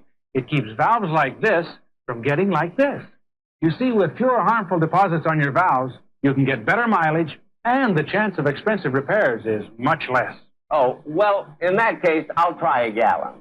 Gee, thanks, Mr. Benny. Wait a minute. If you're not Dennis Day, how did you know I was Jack Benny? Who else would buy 1 gallon? Gasoline is cheaper here in 50s land. I mean, there's still lead in it, which causes neurological damage and stupidity and toxically but irreversibly lowers a number of people's IQs. But yes, it is cheaper. We're standing across the street from a nifty-looking Art Deco gas station, the sort where a guy in a white apron comes out in a hat to pump your gas for you. And the sign that we're looking at advertises 27 cents per gallon here in 50s land. Accounting for inflation, that would be a little under $3 in 2024 money. Now, that's actually more expensive than the gas station near my house in Austin, Texas. I can get gas for $2.85, but I live in Texas, which is an energy state, and also that number fluctuates throughout the year. On average, gas in modern America is about $3.50 a gallon. So let's say it's slightly cheaper here in 50s land than in contemporary America. Even so, our cars are far, far more fuel efficient. The average gas mileage for a passenger vehicle here in 50s land is 15 miles per gallon. In contemporary America, it's 25 miles per gallon. So even if gas is cheaper here, leaded gas, you have to use more of it. Taking that into consideration, gas costs $5 per gallon in 50s land. I've had a surprisingly difficult time figuring out how much electricity costs in 50s land versus contemporary America. Not entirely sure why, but I can definitively say our devices are a lot more efficient in modern America than here. Just since I was born in the mid-1980s, household appliances are over 200% more efficient, according to the Association of Home Appliance Manufacturers. And that number is even more dramatic when compared to 50s land. By the year 1950, the cost of lighting had dropped precipitously from when electricity was first invented, and it was orders of magnitude cheaper than in the days of candles or kerosene lamps. In early 50s land, an hour of work could afford to light a single incandescent bulb for 20 days of light. Not bad. In the 1980s and 90s, when I was growing up, light was still expensive enough that my father would sink into a 3-day depression if we came home from vacation and he discovered we'd accidentally left a light bulb on. In 2024 America, using LED lights, a single hour of work for an average American worker can afford, are you ready for this? I suggest you sit down, all right? 2 years of illumination. I'm going to repeat this because that is astonishing. In 1950, an hour of work would buy the average worker 20 days of light. In the year 2024, an hour of work buys an average worker 2 straight years of light.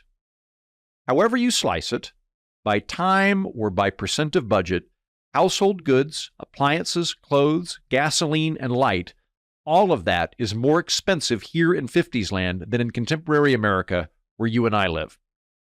So why does this myth persist that things were easier in the 1950s, that stuff was cheaper, that a one-worker household could just get by easier because their dollar went further? Partly because what we now consider basic universal goods in modern America qualify as luxury items, if not science fiction, here in 50s land. What constitutes normal stuff is different in these two different countries. In modern Texas, where I live, it would be utterly uninhabitable if not for air conditioning and also bourbon. But even then, it's barely habitable 6 months a year, in my opinion. In modern America, something like 90% of Americans have air conditioning in their homes. Here in 50s land, air conditioners are a luxury item. By 1957, only about 10% of American households had one, and they're not central AC either. They're mostly one-room window units. Here in 50s land, only the top 10% of households in the country, and perhaps a handful of people like me that would be willing to skip 2 meals a week just to not sweat in a state consisting of relentless carny weather. I digress. Where was I? Only the top 10% of households here in 50s land have one room in their home that will cool down during the summer. Folks in 50s land look at air conditioning about how people in modern Texas would look at owning a Tesla Cybertruck. It's a luxury item. It's neat. It's not standard. You will find microwaves and dishwashers in most American households in the modern United States. They exist here in 50s land, but they are luxury items. If we're looking at 50s land as a contemporary country that exists and you can travel to from modern America, we would view it as a second world nation. We would see the relatively impoverished locals as having a very different and more rustic understanding of basic necessities than us in the developed West. In 1956, a quarter of American homes don't even have landlines yet. As of 2024, 97% of individual Americans, not just households, but individuals, have a mobile phone. And 90% of Americans have a smartphone. In 50s land, if you want to send someone a text message, you send them a telegram via Western Union. Well, here's our friend, the busy boss. Wow, just look at him go. People waiting to see him, big deal pending, lots of work to do. No time to go through the mail now. Wait, here's something he always makes time for, a telegram. BB likes to get telegrams and likes to send them because telegrams are fast, efficient, and economical. And when you answer by wire, you have a record of the complete transaction. Remember, when it means business, it's wise to wire. In 1957, a Western Union telegram costs between 25 cents to 50 cents a word, depending on distance and urgency. So if you wanted to send a 10-word telegram from Los Angeles to New York, it would cost you around $3, which is about $30 in modern America. Text messages are mostly part of package deals today, but if we tried to work out a per-text cost, it would be a fraction of a cent.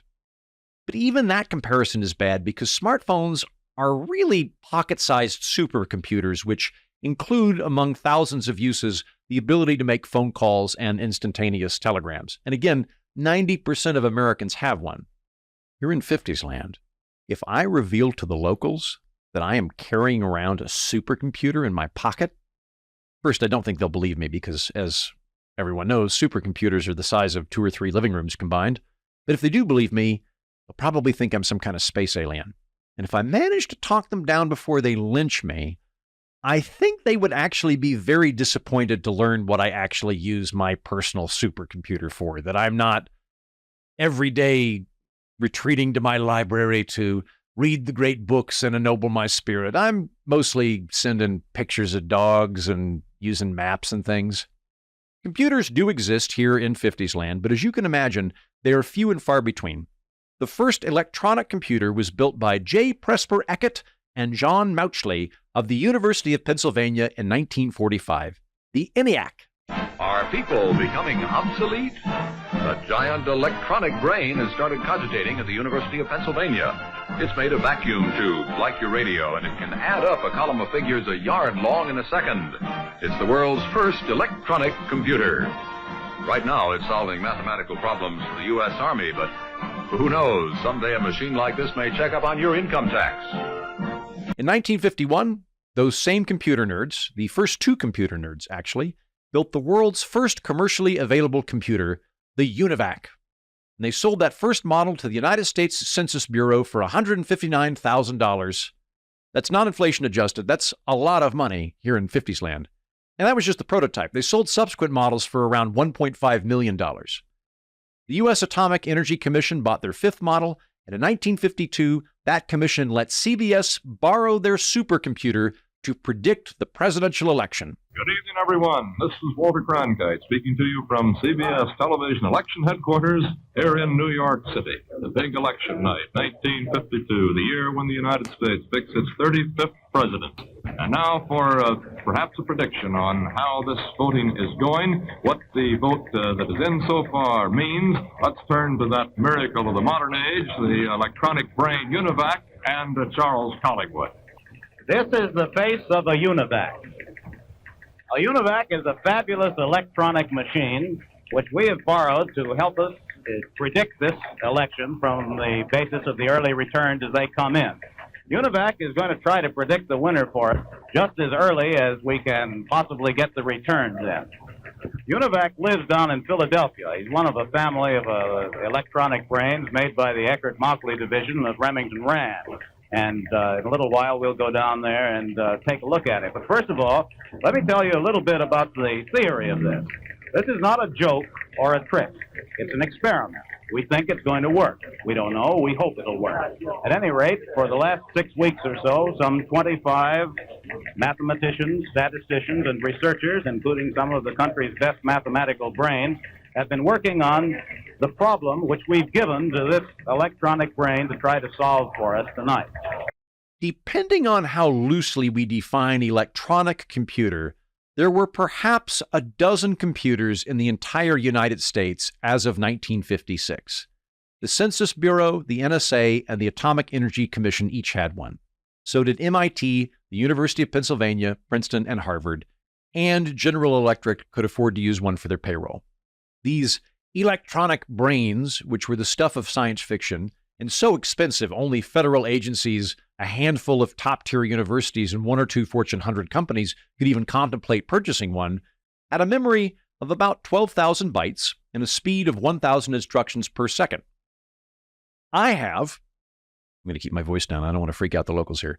I have a 3-year-old iPhone 11. I'm 2 models behind. It can perform 1 trillion instructions per second. The default model comes with 4 gigabytes of storage space. That's 357,000 times more memory than the UNIVAC. To put this another way, if you wanted to combine enough UNIVACs to equal just my outdated iPhone, using 1950s technology, you would need to build over 6,000 UNIVACs, which would take up more space than the Pentagon, consume as much electricity as a mid-sized town, and cost roughly $10 billion in the currency of the 1950s. Roughly the combined income of the entire nation of Canada at that time.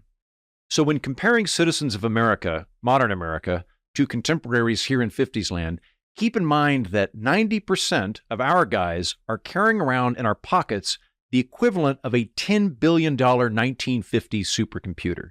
Again, that's in their money. You want to use 2024 money, it's around $114 billion that 90% of us have. Now, that's very impressive, but I'm trying to be fair as I can be in this episode. So you might reasonably bring up, okay, we have very nifty pocket computers and digital technology. That's neat. And stuff costs less, gadgets and groceries, but that's small stuff, like makeup.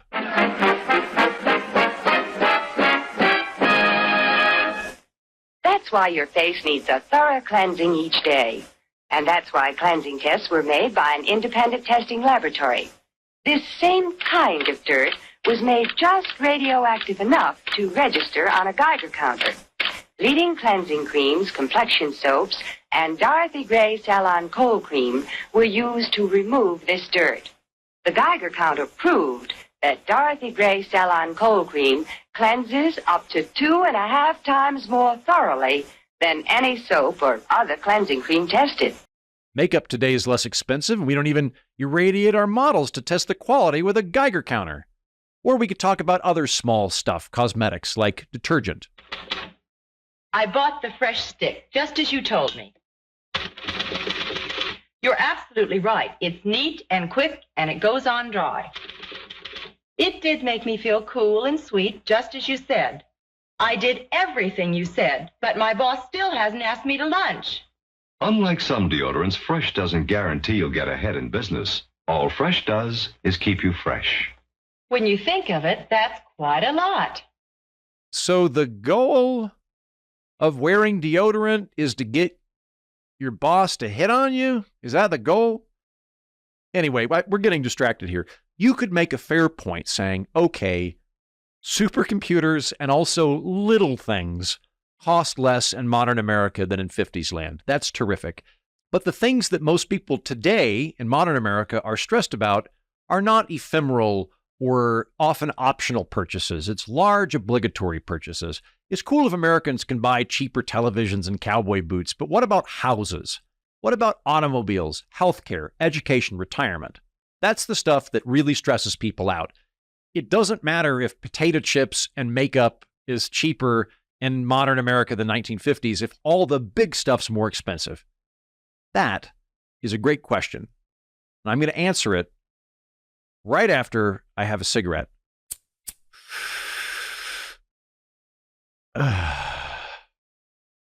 Anyway, yeah, it doesn't really matter if gadgets and luxury items are cheaper if you're struggling to afford car and house payments. That's fair.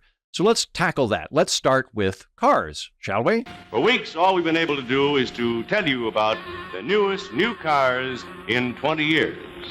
And now, for the first time on television, here's proof of Chrysler Corporation's styling leadership. The newest new cars in 20 years. In styling, they're completely new. The 1957 Plymouth with a new shape of motion.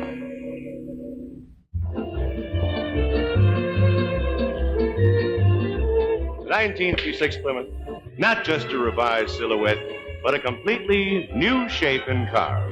New, lower than ever. This year, the Plymouth is as much as 5 inches lower. In fact, in the low price field, it's the lowest, believe it. New, more room, more comfort. Yeah, it's a total piece of crap. All cars in 50s land are pretty craptastic compared to anything you could threaten to purchase in the modern United States. Let's look at that shiny 1957 Plymouth Chrysler specifically. There are mechanical issues with the transmission, suspension, and electrical system, as well as the novel futuristic push-button automatic transmission which constantly craps out. Here in 50s land, It's very common to keep a little envelope in your glove compartment or trunk that has flat ignition wrenches in it so owners can adjust ignition points and timing because they start getting out of whack the moment you drive the car off the lot. In modern America, I don't know what that means. I've never had to deal with that. I hope never to do so at any point in my life. Chrysler rushed out this model so fast that its doors, trunk lids, and hoods often did not fit properly. Inferior steel and insufficient rust proofing led to rapid corrosion, often within a year of purchase, exacerbated by features which compelled water to collect in certain areas. Rust is a big problem with automobiles here in 50s land cars. Often the floorboards rust right out from under you so that families make do by covering up holes in their floor with cardboard. Oh, also, this 57 Plymouth Chrysler, like most automobiles here in 50s land, doesn't come with a seatbelt, or power windows, power locks, power brakes, or power steering. Side view mirrors were not yet standard on both sides of the vehicle. Obviously, they didn't come with air conditioning, and the tires were not radial, all season, and lacked steel or Kevlar belts. Hey man, quit ragging on my car. My car is amazing. It has fins. For sure. Your car looks cool. I'm just saying cars where I'm from are sturdier and safer and more fuel efficient, that sort of thing. Do they have fins? No. They sound ugly. Well, that's subjective. Almost everything better about this country, frankly, is subjective. In terms of objective criteria, like numbers we can look at, our cars are better. Is your car pink? No. My car is pink and has fins. Okay. Anyway, when I started researching this episode, I initially found that automobiles in the 1950s did technically cost less in real terms and as a percentage of family income than they do today, which I was inclined to dismiss on account of how comparatively cheap and low quality those gas-guzzling death traps are. But the cheapest car you can purchase in the United States today is still more reliable, fuel-efficient, and safe than the most expensive car you can purchase here in 50s land. But that's before I did a little bit more research. On first glance, it looked like, yes, their unreliable rust bucket death trap cars did cost less than a modern car, although I would gladly take that deal.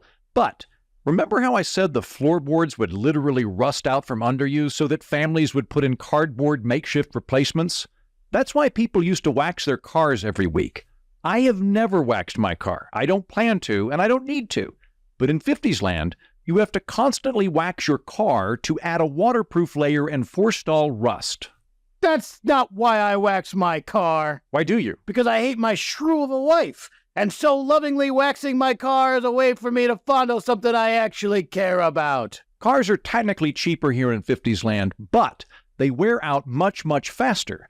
50s land automobiles have a lifespan of 60 to 80,000 miles, so you have to replace them more often than we do in contemporary America, where the average car lifespan is 200,000 miles.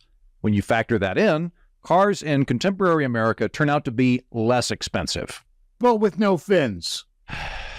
Yes, your cars look cooler than our cars, just like cars in Cuba do. Oh yeah? What percentage of your household budget do you guys spend on transportation? Off the top of my head?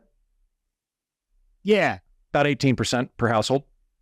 Oh, big tough man. Well, guess what? We spend 15%, so our cars are cheaper. Yeah, but that's our total household car budget, not the budget per car. Do you and your wife both have cars? Of course not. I hate my wife. The only way I would buy her a car is if I found one with no brakes. In the early 1950s, only 10 to 15% of households owned 2 automobiles. A second car for mom and dad was a luxury item. Today, if a couple is forced to share a single car, we view that as hardship. By 1960, only 20% of households in the country owned 2 cars. About 60% owned one, and 1 out of 5 households didn't own a car at all. Again, a lot of what we consider basic necessities were luxury spending in the 1950s. So, we spend slightly more of our family budgets on cars than families do in 50s land, but we're paying for 2 cars, which are safer, more fuel efficient, and last longer, whereas families in 50s land are usually paying for 1 car, which is prone to rust, breakdowns, doesn't come with a seat belt, or really any type of safety feature, and is only slightly more fuel efficient than pushing a bathtub down a hill. I think we can say cars today in modern America are better by any metric. Except fins. Yes, except for fins. Anyway, you might say, what about houses? Housing is typically the largest expense in a household budget. It doesn't matter if TVs in modern America are 10 times cheaper than over here in 50s land if we have to mortgage a toddler to hermit crab our way into a starter home. So let's start exploring the housing market. Hello, good morning. Who are you and what are you doing uninvited in my home? Look, if you guys don't want me bursting into your homes uninvited, you need to start locking your doors, okay? That's on you. Fair enough, mister. Care for a cigarette? I would like a cigarette. Thank you. Light me up. 2 in 1 hand. Nice. Anyway, can I ask you a couple questions about your mortgage and stuff? Okay, but be quick. The milkman comes over every day at 11. He comes inside your house? Yes. To deliver milk? Yes, that's right. Can he just leave the milk on your doorstep? No. Can I talk to him? It would be best if you're gone when Keith comes over. Okay, so is Keith I will not be answering any further questions about myself or my daily milkman visits. Okay, well, in that case, let's just talk about housing. So here in 50s land, locals are not only in the midst of a feverish baby boom, they're also undertaking a colossal housing boom as well. 50s land is coming out of a massive war in which sizable portions of young men went off to kill Germans and the Japanese, while their nation's resources were sucked away from residential construction into the war effort. Oh, I was ever so lonely during the war. And lonely people do silly things when they're desperate, don't they? But it doesn't mean you're a bad person, just weak. And you can be lonely anywhere. Suppose your husband was back from the war, but emotionally distant. Couldn't you be driven to having an affair, not even for the sex, but just to feel a basic human connection? Like waxing a car. Yeah, why not? Well, I think so. Sure. Anyway, even with young men off in Europe and the Pacific, in 1947, 6 million families were doubling up with relatives and 500,000 were making do in mobile homes, garages, and barns. So there was a ton of pent-up housing demand.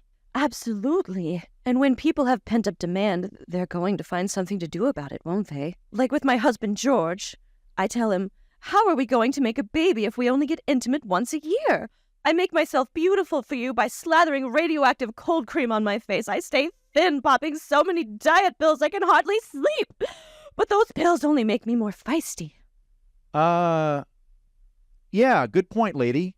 Good point. Yeah, here in 50s land, amphetamines are super easy to get. You don't even have to pretend to have ADHD. You just buy them right over the counter.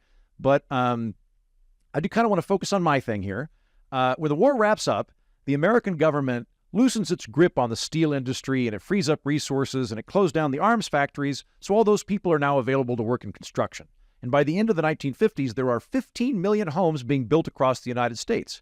Now you pair that with President Eisenhower signing into law the interstate highway system, and there are suddenly vast arteries of asphalt connecting American cities to what had previously been remote farmland. 3/4 of the houses built in this era are in the suburbs. And to top it all off, there's the GI Bill, which dramatically reduced required down payments for returning soldiers, offered loans through the VA cheaper than the private sector, and extended the period of time those loans were paid off, which meant smaller interest payments. That's right. We got our house through the GI Bill, and we ought to. My poor George went through hell over there. He even had to share a cot with his friend Gary for a few months. Just one cot for 2 men.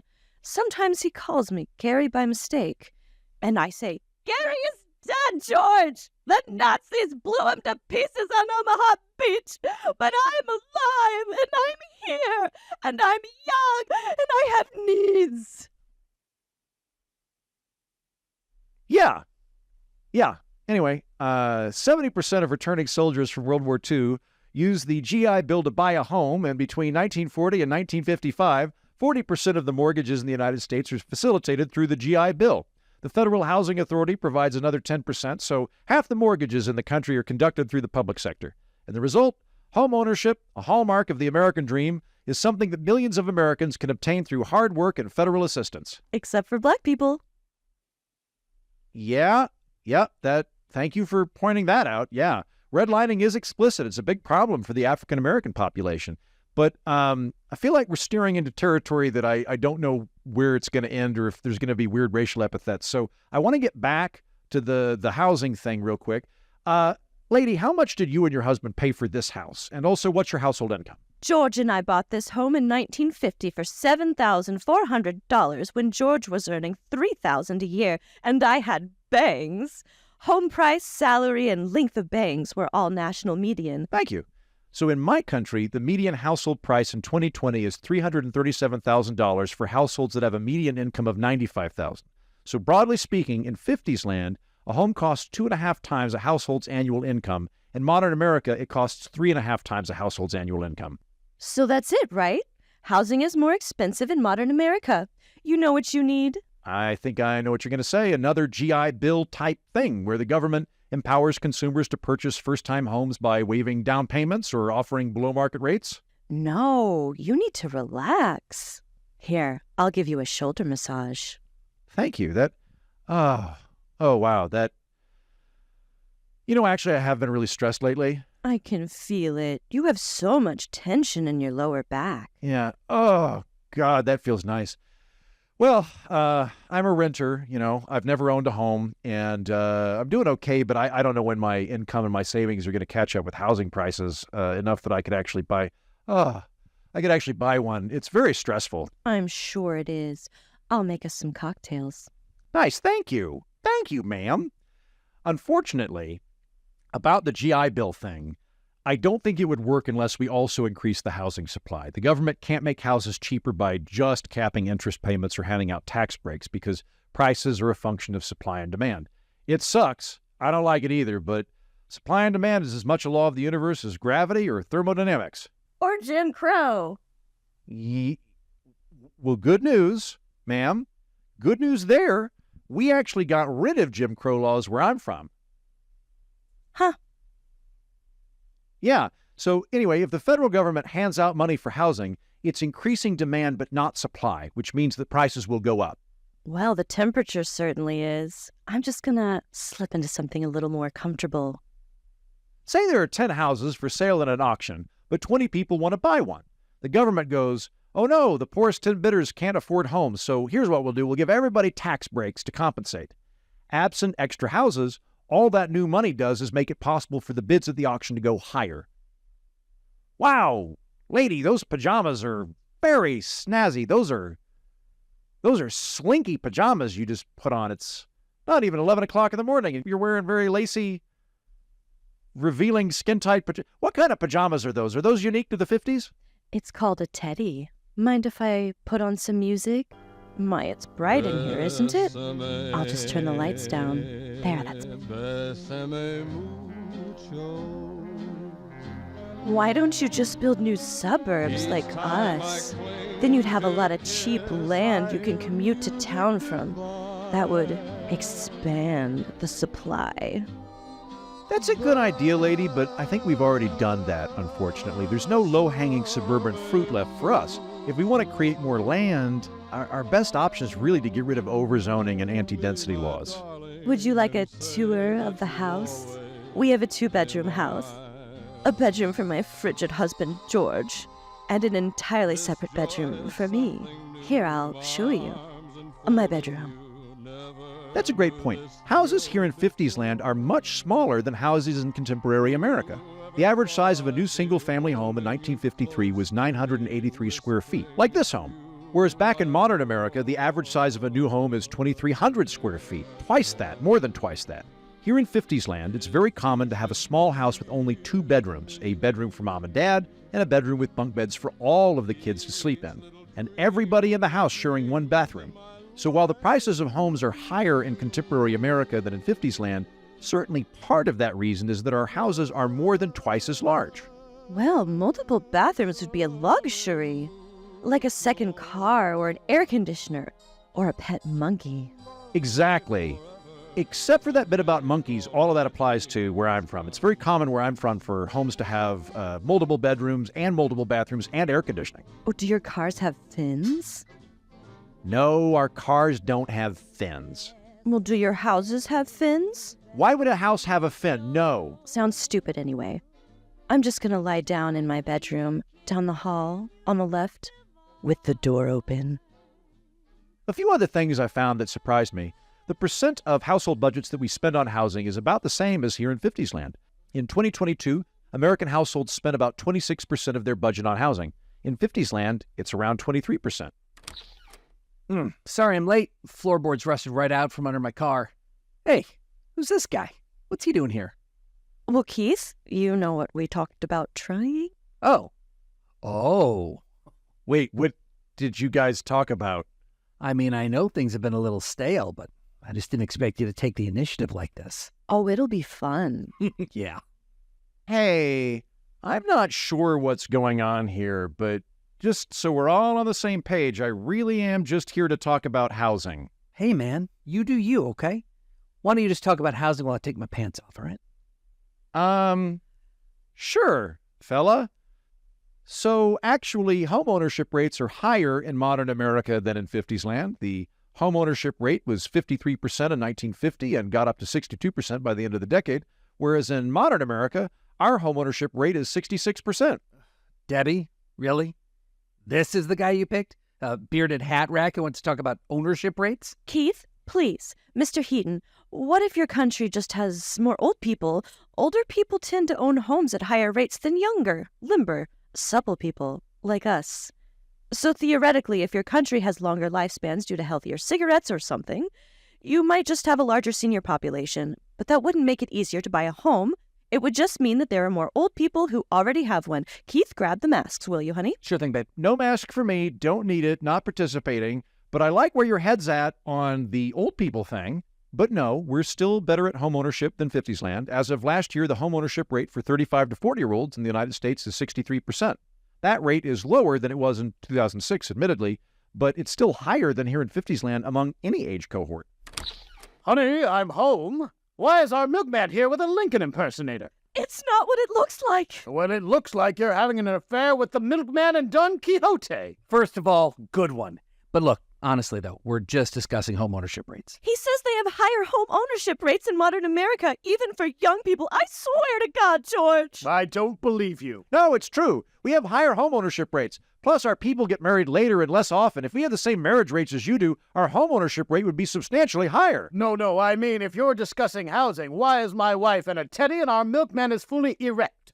Fair enough. You got us. Yeah, we're about to have sex with this British scarecrow. I honestly just came here to talk about housing. Debbie, you told me we couldn't do this. You told me it wasn't okay for me to be with a man, but it's okay for our milkman to be with a man? Because he chose me, George.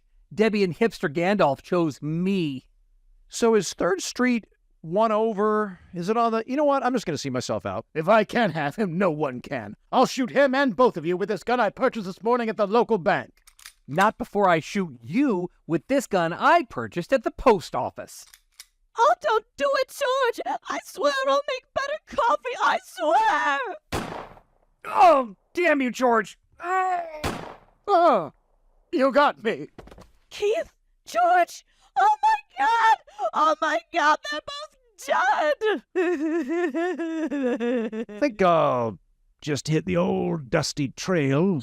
Why did you come into our lives? You ruined everything! Why did you come here? I'll just see myself out. No need to get up, ma'am. It's commonly said in contemporary America that half of all marriages end in divorce, whereas it's unheard of here in 50s land. That's actually incorrect on both counts. Actually, the divorce rate in modern America isn't that much higher than in the 50s. Oh, just leave!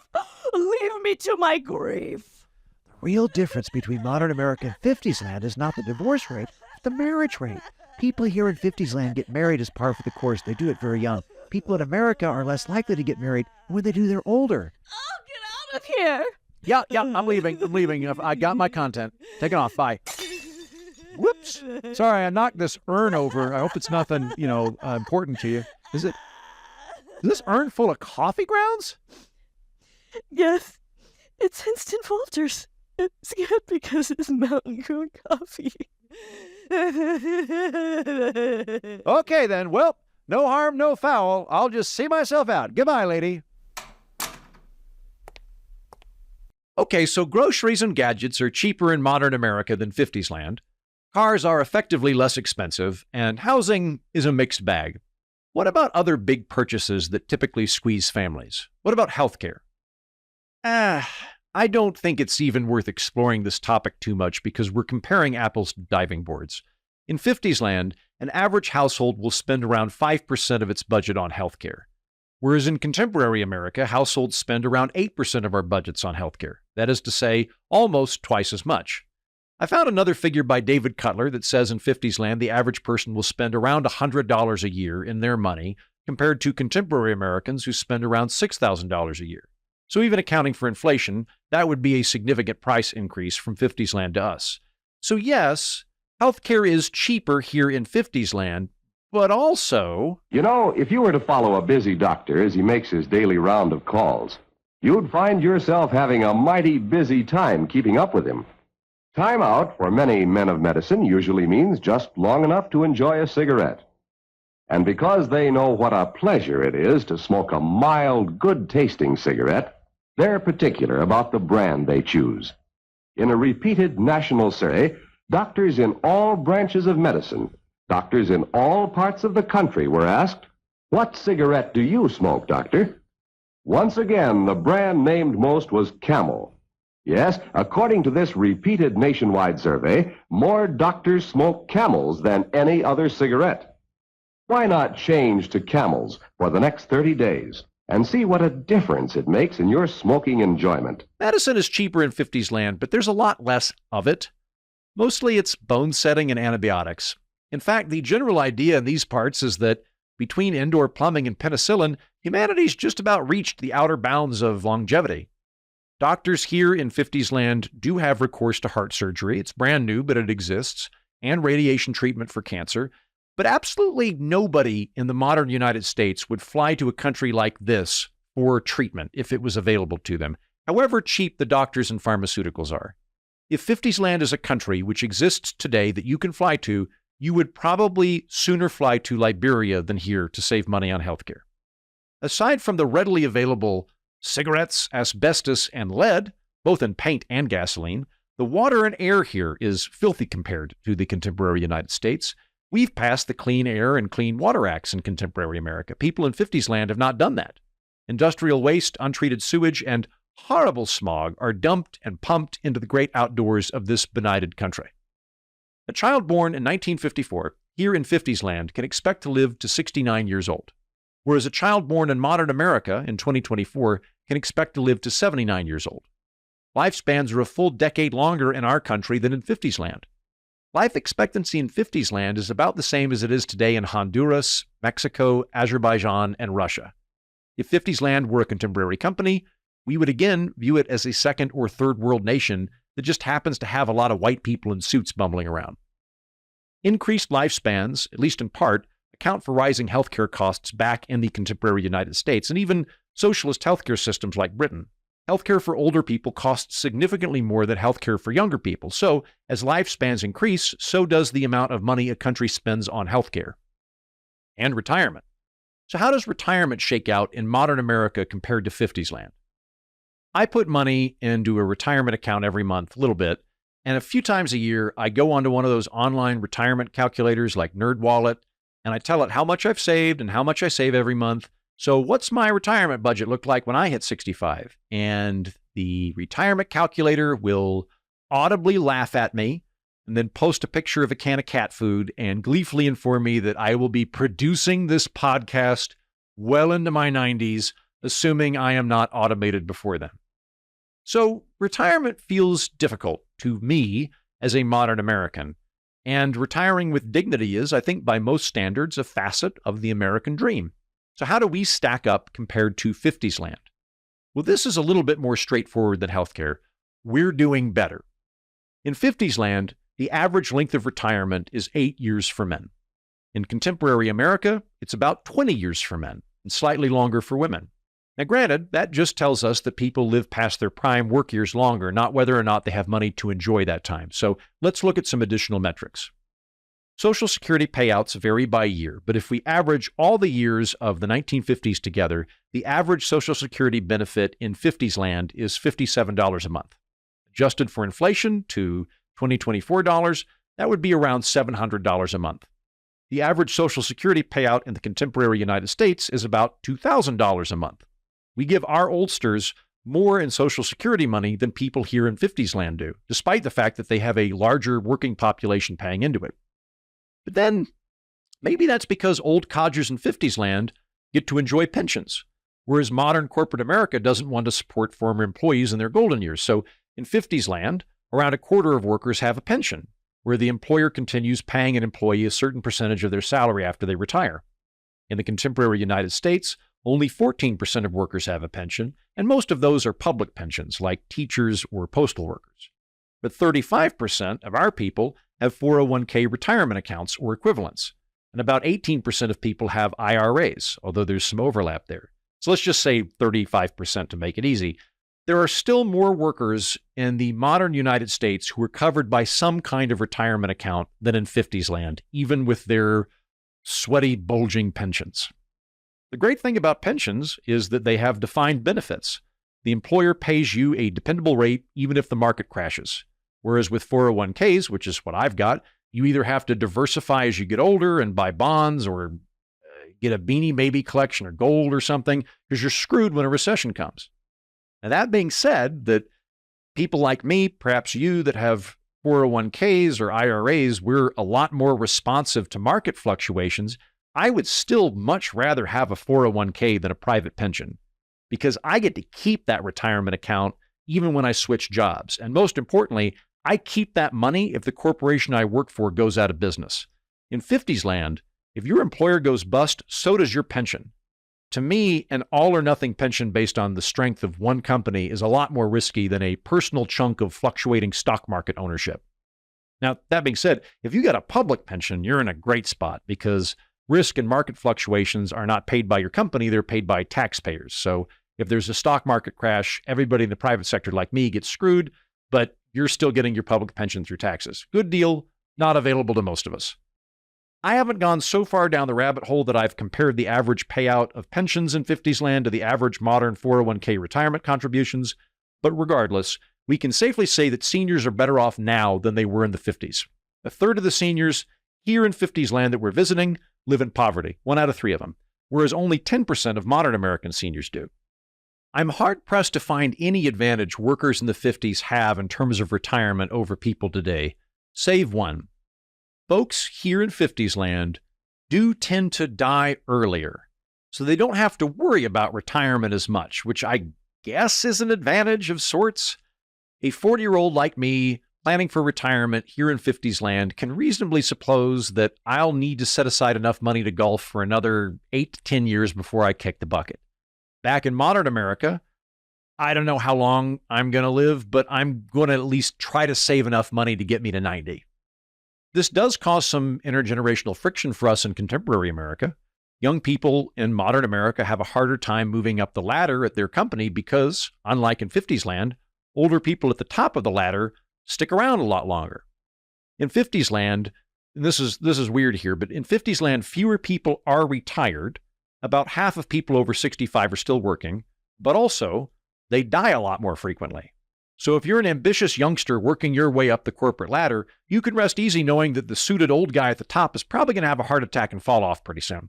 Whereas in the United States, we have less people working that are senior citizens. Only about a quarter of our senior citizens stick around in the workforce. But we have a lot more people that are older. Further, the seniors who do decide to continue working past 65 tend to disproportionately be ones at the top of the income distribution. People that stick around on balance to work past the age of retirement do so because they like their jobs or they're getting some major benefits out of it. Think CEOs, iron-fisted federal district judges, top of the food chain people, so to speak. They like their jobs. They're not in a big hurry to go play pickleball in the middle of the day. So, millennials like myself and you poor bastards in Generation Z can reliably count on death less as a means by which to advance our careers, which means we are more likely to wallow in middle management longer than our forebears did. That is one thing the 50s does beat us out on, your boss keeling over from a heart attack so you can snag that corner office. Now, since we're on the topic of lifespans, we should address the oft-cited claim that millennials like myself are expected to have a lower lifespan than that of our parents. The implication is life was better for baby boomers in their prime than it is for people my age. baby boomers, when they were my age, had more economic activity and more upward mobility, and they could buy a house, and I can't do any of those things. And so me and my peers are going to die earlier, and we're the first generation in American history who are going to die quicker than our parents, something to that effect. And that's conflating, I think, a lot of statistics very incorrectly. So the reason that people are saying that millennials' lifespan is going down is this. The projected lifespan for a millennial like myself, on average, for our entire age group, has declined by a couple of years since the projection when we were born.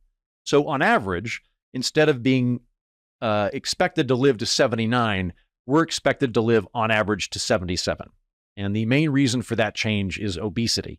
People in their 30s and 40s today have higher levels of obesity than baby boomers did at the same age, which also means that we are more likely to die from heart disease, diabetes complications, and other related illnesses.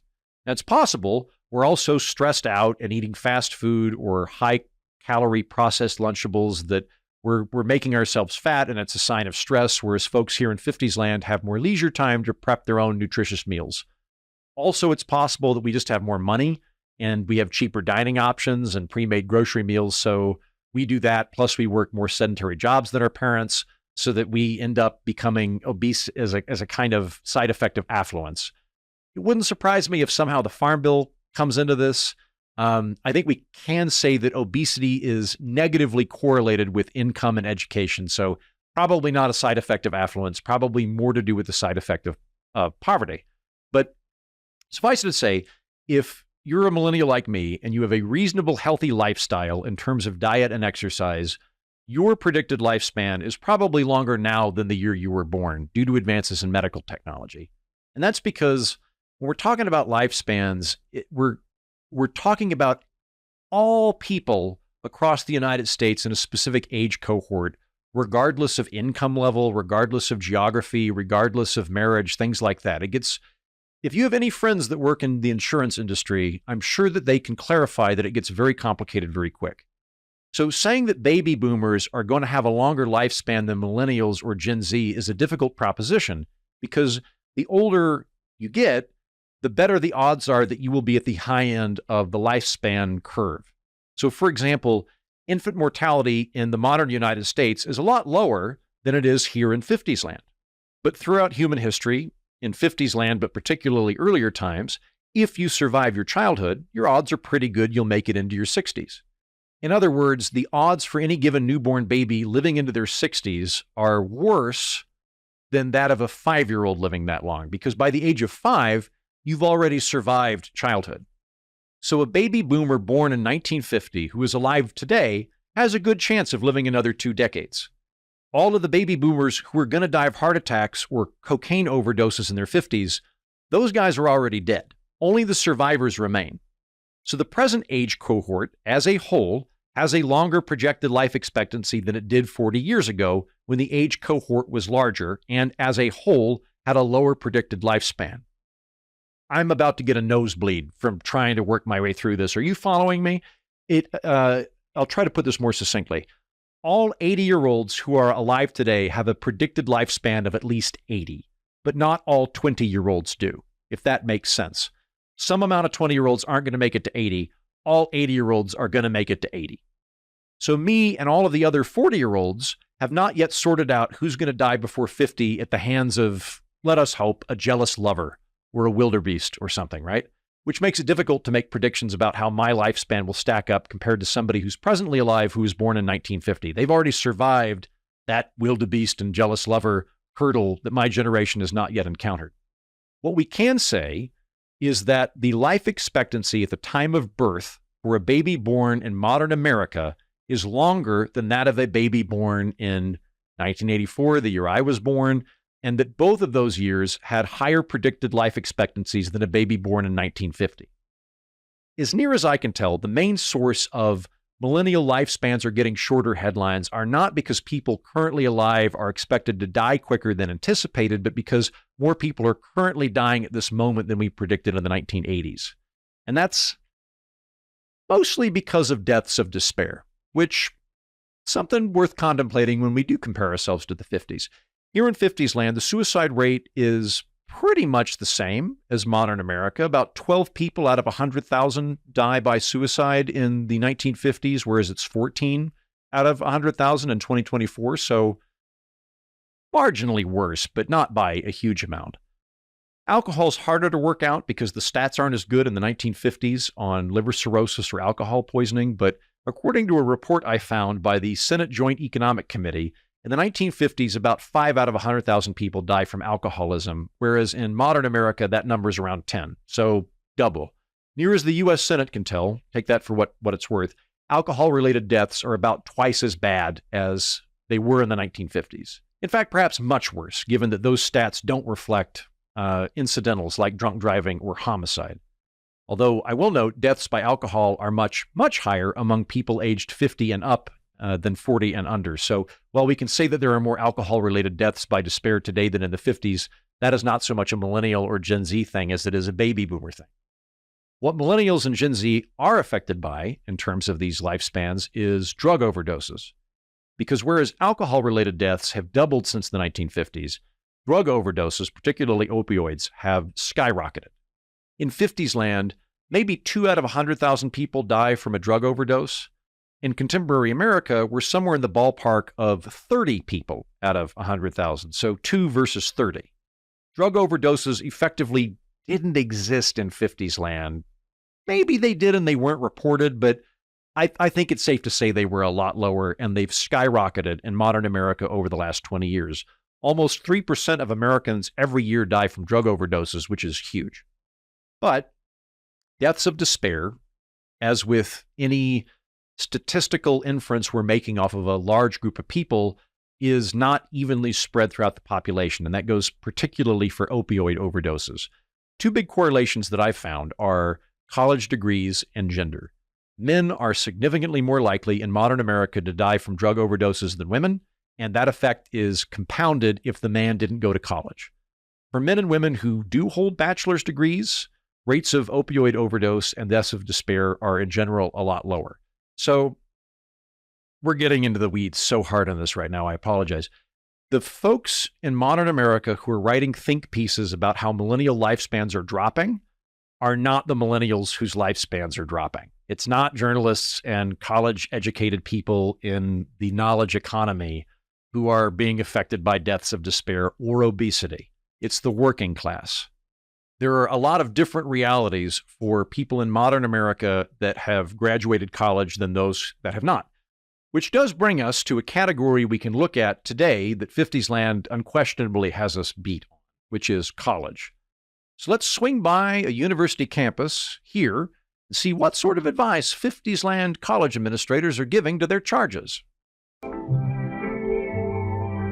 Spring. When a young man's fancy lightly turns to thought. What's the matter? Exam week getting you down? What you need is to put down that notebook and take in some of the beauties of nature. See what I mean?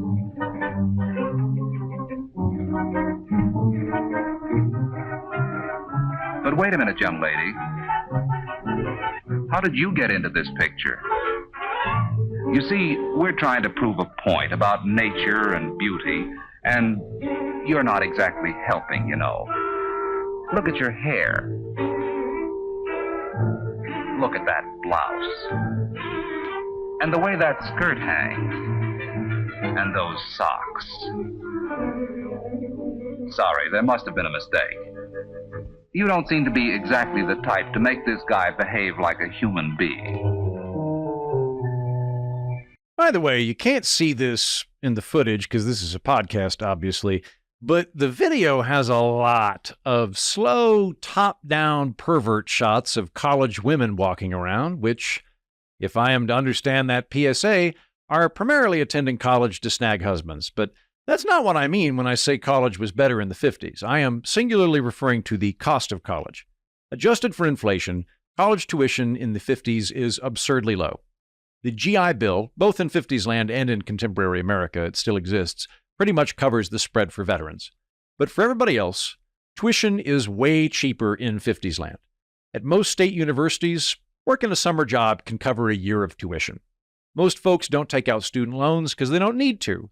Whereas in the contemporary United States, more than half of students today earning a bachelor's degree will leave with student loan debt, averaging around $30,000.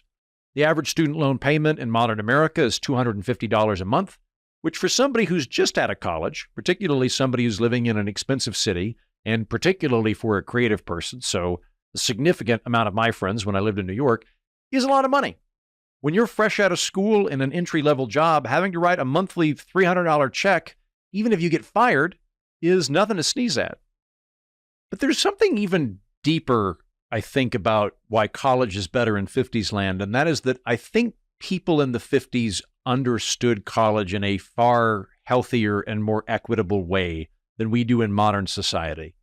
From what I can tell, people in 50s land look at college degrees a bit like how we presently in America look at people who know Latin. It's impressive if you know Latin. If you know Latin, you were almost certainly a highly intelligent, well-educated individual. Well done. Or should I say, benefactum. But it would be absurd to think that everybody who doesn't know Latin is some kind of idiot. I don't know Latin, and you've been listening to me for about 2 hours. There are plenty of brilliant people in the world and in America who don't know Latin. And not even just street smart, but not book smart people, which I typically find to be a fairly condescending way to assess somebody's intelligence. I mean, like, lots of book smart people, too. Highly educated, well-read folks who don't know Latin. Nobody thinks you're an idiot if you don't speak Latin in contemporary America. That is how people in 50s land view a college degree, or at least it's closer than us to how people view a college degree. College is a form of education, which is impressive if you have it, but not a requirement for basic societal respect, nor, I hasten to add, a prerequisite for a decent job. By the end of the 1950s, less than 8% of people in 50s land hold a college degree. 92% of their population has never graduated college, which, in this wacky backwards country, the locals think is perfectly acceptable. You need a college degree in a few specialized fields like law or medicine, but very few bosses in 50s land require a liberal arts degree to get an office job or to work as a warehouse manager. Whereas, in the modern United States, about 36% of our adults have a college degree. Now, in and of itself, obviously not a bad thing, broadly speaking. Highly educated country is a good thing, both for the workforce and in terms of actualization and the benefits of knowledge and so on and so forth. What I'm arguing is that sometime between the 1950s and now, America changed its perspective from college degrees are a way to become educated to college degrees are the way, the exclusive way you qualify as a knowledgeable, educated person. In 50s land, college degree requirements are few and far between, whereas in modern America, we've spent the last 4 decades really leaning hard into telling every single high school student the only way you can get a decent job is if you go to college. And if you don't go to college, well, you screwed up, didn't you? You just weren't meritocratic enough. You didn't do the thing. All these people who filled out one SAT test at the age of 17 and then went off to college, well, they get to outrank you for the rest of your life and theirs in terms of status, respectability, and income. Also, all the people that went to the Ivy League schools outrank me because I went to a state school. So it's this fun little caste system we've developed that we whitewash through diplomas. And if you're not part of that whitewashing diploma scheme, well, you're just kind of dumb, aren't you? Guess you should have gone to college. You're to be left behind in the dirt. And I think that all of that is rank elitist bullshit. And I say that as a guy who's walking around the 1950s in a linen suit. Also, though, I want to spread this evenly here. College grads, feel free to get chuffed on your end. I think everybody should be mad about this. I think the way we've set up college in America screwed over pretty much everybody except the elites at the top, which doesn't include me, probably doesn't include you, definitely doesn't include the working class. College degrees have gone up in price, necessitating student loans, which prompts Congress to give out more money for student loans, which colleges try to capture by increasing the amount of stuff they do, thereby increasing tuition. We all got scammed here.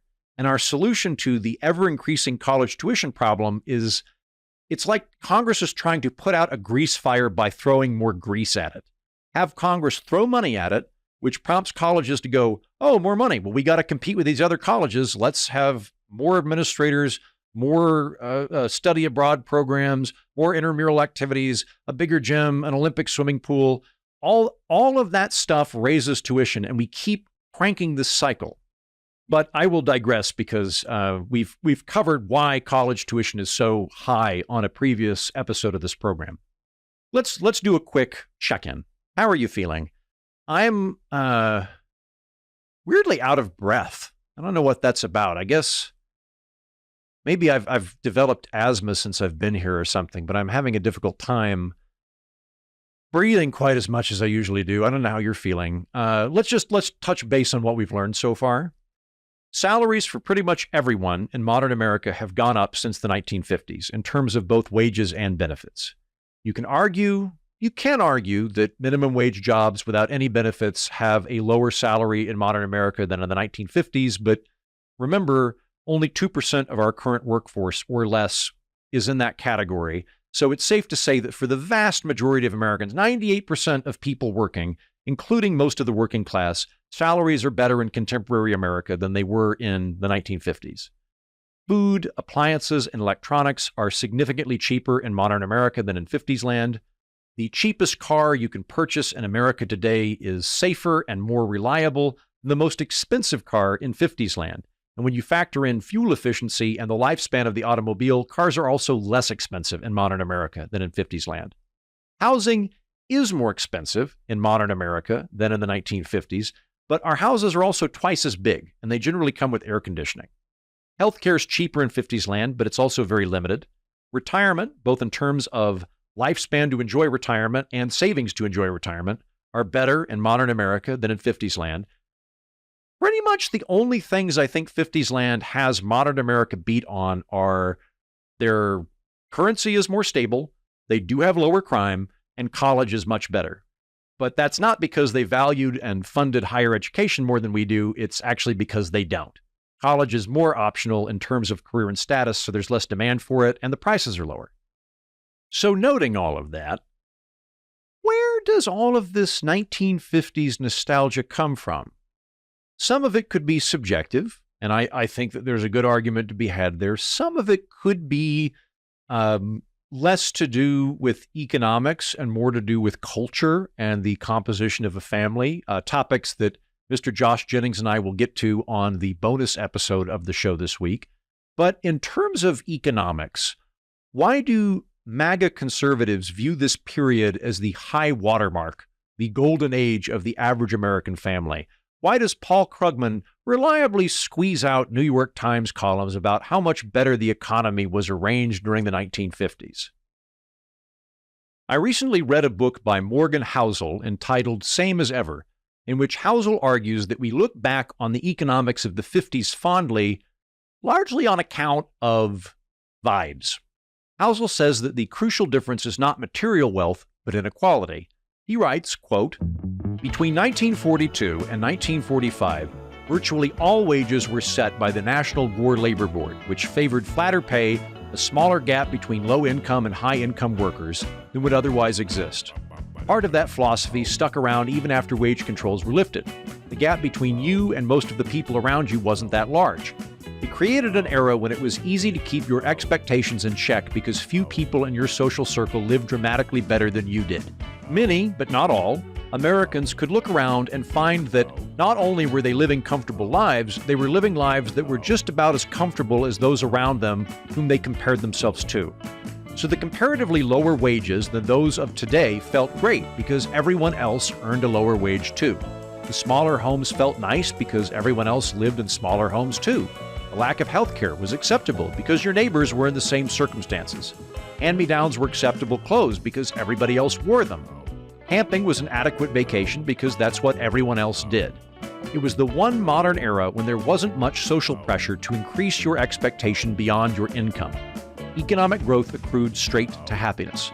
People weren't just better off, they felt better off." End quote. That is a fascinating position.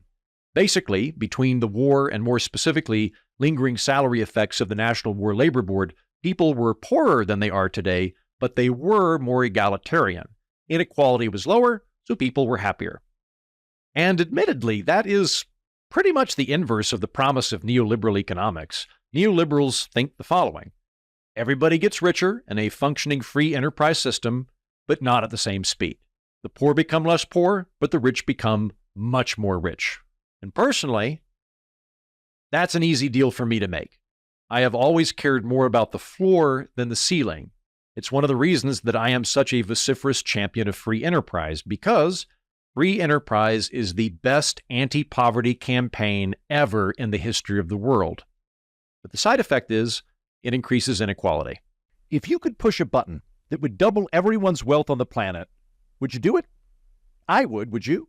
Well, the guy with $100,000 now has $200,000, but Elon Musk just went from $200 billion to $400 billion. So I'd get twice as many fins on my car. Sure. Front and back? Yeah, why not? Hold on, though. But all my neighbors get fins for their cars. Potentially bigger fins?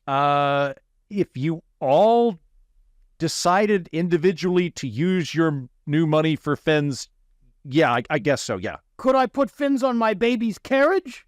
Yes. Okay, then I'd push the button. Great. Now, granted, I am an outlier when it comes to this kind of thing. We all care about alleviating poverty. I specifically care about alleviating poverty, but I don't particularly care about inequality. I don't think my circumstances are dependent on other people's circumstances. But I am, I think, particularly Vulcan when it comes to that. So economists estimate that Bill Gates netted about 2% of the overall global wealth that he generated. And I look at that and go, terrific. Good job, Bill Gates. If you generate $100 billion of economic growth for the planet that I benefit from, I'm okay with you personally keeping 2 of that $100 billion. If Warren Buffett gets a moon colony, but I become more wealthy, I am fine with that. But again, I'm an outlier. I think most people would broadly agree that alleviating poverty is more important than inequality, but most people would also say both are bad. A lot of very smart people would disagree with me on how little I care about inequality, and they would say that as inequality goes up, so is discontentment. And while I might be inclined to brush that off as just irrational feelings, they would say, look, if discontentment gets too high, those irrational people will revolt, so maybe you should think about it before the pitchforks come out. And I could see somebody making an argument that governments ought to protect the overall well-being of their citizens rather than just their economic well-beings. Kind of a paternalism type thing, like banning smoking. The government would be justified in reducing inequality, even if it made people poorer in the process, because overall they would be more happy. I don't buy that, but it's an interesting position and in many ways would be consistent.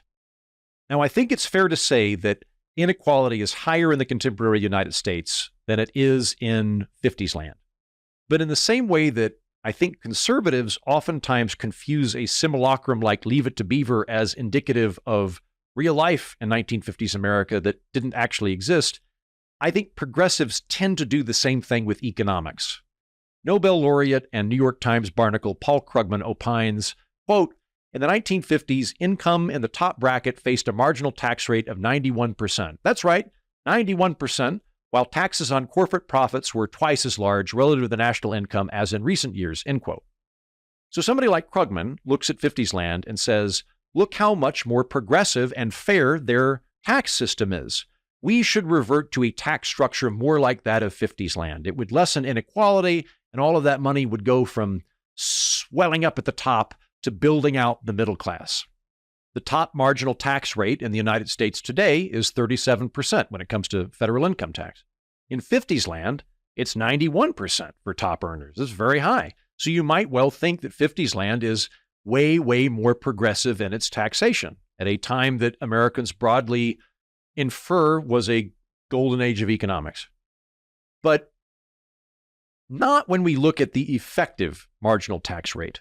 Thomas Piketty, who is not exactly a bastion of low-tax, free enterprise sentiment, Thomas Piketty calculates that when you add up local, state, and federal taxes, the effective marginal tax rate in the 1950s was about 42%.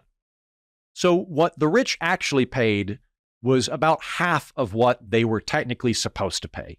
And that's everything, mind you. That's local, state, property, capital gains, federal, and so forth. Piketty's research, so far as I've been able to tell, only goes up to 2014, at least with this comparison, at which time he uses the same calculus to determine that the effective marginal tax rate in modern America is 36%. Again, a lot of numbers coming at you. Top nominal tax rate in the 1950s is 91%. Top effective tax rate is 42%. The top effective tax rate in America as of 2014, 36%. So, yes, the rich in contemporary America pay less of their income than their peers in 50s land. I think that is fair to say. The richest people in modern America pay about 15% less of their riches than people in 50s land do. And you can say that the rich in the 1950s had higher taxes than today. That is accurate. But if you do want to go down that route, keep your eye on the effective tax rate rather than the nominal tax rate. You might be wondering, how do all these rich people in 50s land get taxed at 91% but only pay 42%? Are they seducing IRS agents? Is there some crazy loophole? Are they burying gold in their backyard? What are they doing? First, in 50s land, the top marginal tax rate only applies to people who make $200,000 or more per year, which in modern America is several million people. But you could be in the top 1% in 50s land and not make that much money. The top 1% of people in 50s land doesn't include a lot of people that go over $200,000. There are, in 50s land, about 10,000 people in the whole country who earn enough money to hit that level and get that 91%. While the super rich pay higher taxes in 50s land than we do, they simply have fewer super rich people than we do. We have more rich people in the modern United States than they do in 50s land. And to answer your next question, we also have less poor people in the modern United States than 50s land. The poverty rate in 50s land is around 22%. About 1 out of 5 people here in the 50s, according to their government, lives in poverty. In the contemporary United States, which I highly suspect uses a more sensitive and cushy definition of poverty than they did in the 1950s, the poverty rate is 11%. So we have significantly fewer people living below the poverty line in modern America than they do in 50s land. Given that we have half as many poor people in the contemporary United States as 50 land, I do not read from those numbers that our larger amount of rich people represents some kind of policy failure. Quite the opposite. Yes, inequality is lower in 50s land, but there are twice as many poor people in 50s land. Inequality is higher in modern America, but we also have lower poverty. And all of this is in sync with that neoliberal promise. Everybody gets richer, but the rich get rich faster.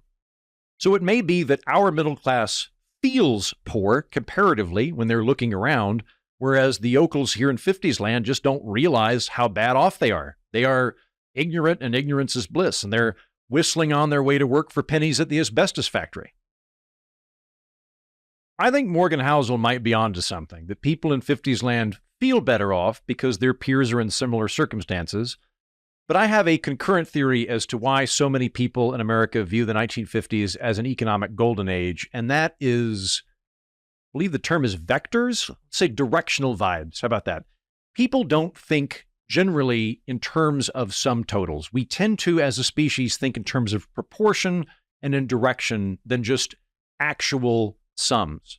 Inequality is all about thinking proportionally. How am I doing compared to other people? How big is my slice of the pie? Rather than the more pressing question, in my opinion, which is how big is the pie we're slicing up? What I mean by directional vibes is this.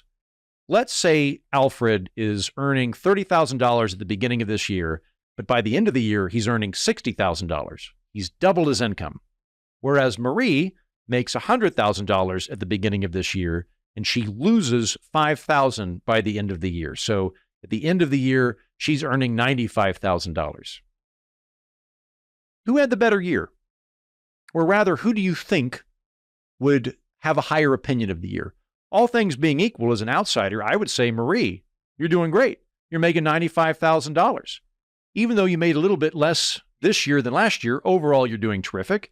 And if we just had to say who's better off in general, Marie with her $95,000 or Alfred with his $60,000, I think we'd all say Marie, right? Now, how would Alfred and Marie look back on this year? Alfred is going to think, this was a great year. It's the year my income doubled. Marie is going to look back at this year and go, it wasn't horrible, but it wasn't very good. I lost a little bit of money that year. I think that's part of why we lionize the economy of the 1950s. Pretty much everyone is worse off in 50s land than in contemporary America. We're wealthier and healthier in modern America, but most of us aren't skyrocketing quite the same way folks in 50s land were compared to where they were before. My great-grandmother, Edna, was born in 1889. My dad and I were recently reminiscing about her, and he said, "Grandma Bickle, tough old bird, went blind at 92, quit driving at 94, died at 96, almost lived in 3 different centuries." Which immediately makes you kind of wonder about the chronology there, because you realize that Grandma Bickle apparently drove her car blind for 2 full years before handing her keys in, but I digress. In 1954, my great-grandma Bickle was 65 years old. Think about how the country changed from her childhood to her senior years. From when she was born in 1889 to a little younger than my parents are today, she saw the entire country go from horse and buggies and pretty much nobody owning a car to almost everybody owning a car. Only 6% of the homes in America had electricity when she was a teenager. By the mid-1950s, the whole country is throbbing with electricity. In her lifetime, the country went from basically no light bulbs or radios, telephones or refrigerators or washing machines to a country that is ubiquitous with that stuff. In the year 1900, only 10% of American households had a stove in them, which is very difficult to contemplate. Only 10% of American households had a stove in the year 1900.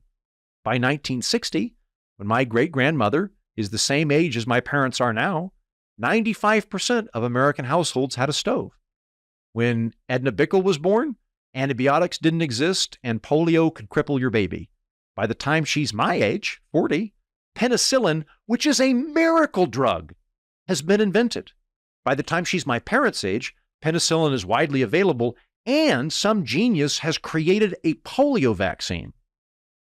So as we're looking at 50s land as a country which is around today, here's what I think is going on. All of the older people who live here in 50s land, in their lifetime, went from a horse and buggy 19th century third world economy with polio and no electricity, a world that if it existed today we would send anthropologists to study. They went from that to a much more modern, albeit second world economy, perhaps akin to contemporary Guatemala. So they went from, I guess the equivalent would be Papua New Guinea and living, not quite this far, but similar, like Papua New Guinea killing things with spears, to modern Guatemala. Massive jump. Centuries and centuries that happened in one lifetime. I can totally understand why a baby boomer alive today would have been hearing from their grandparents rightly how awesome life was in the 1950s. Growing up without a stove, where people die from polio and electricity doesn't exist, to everybody in the block has a car, and we're talking about sending people to the moon, that's incredible. Incredible.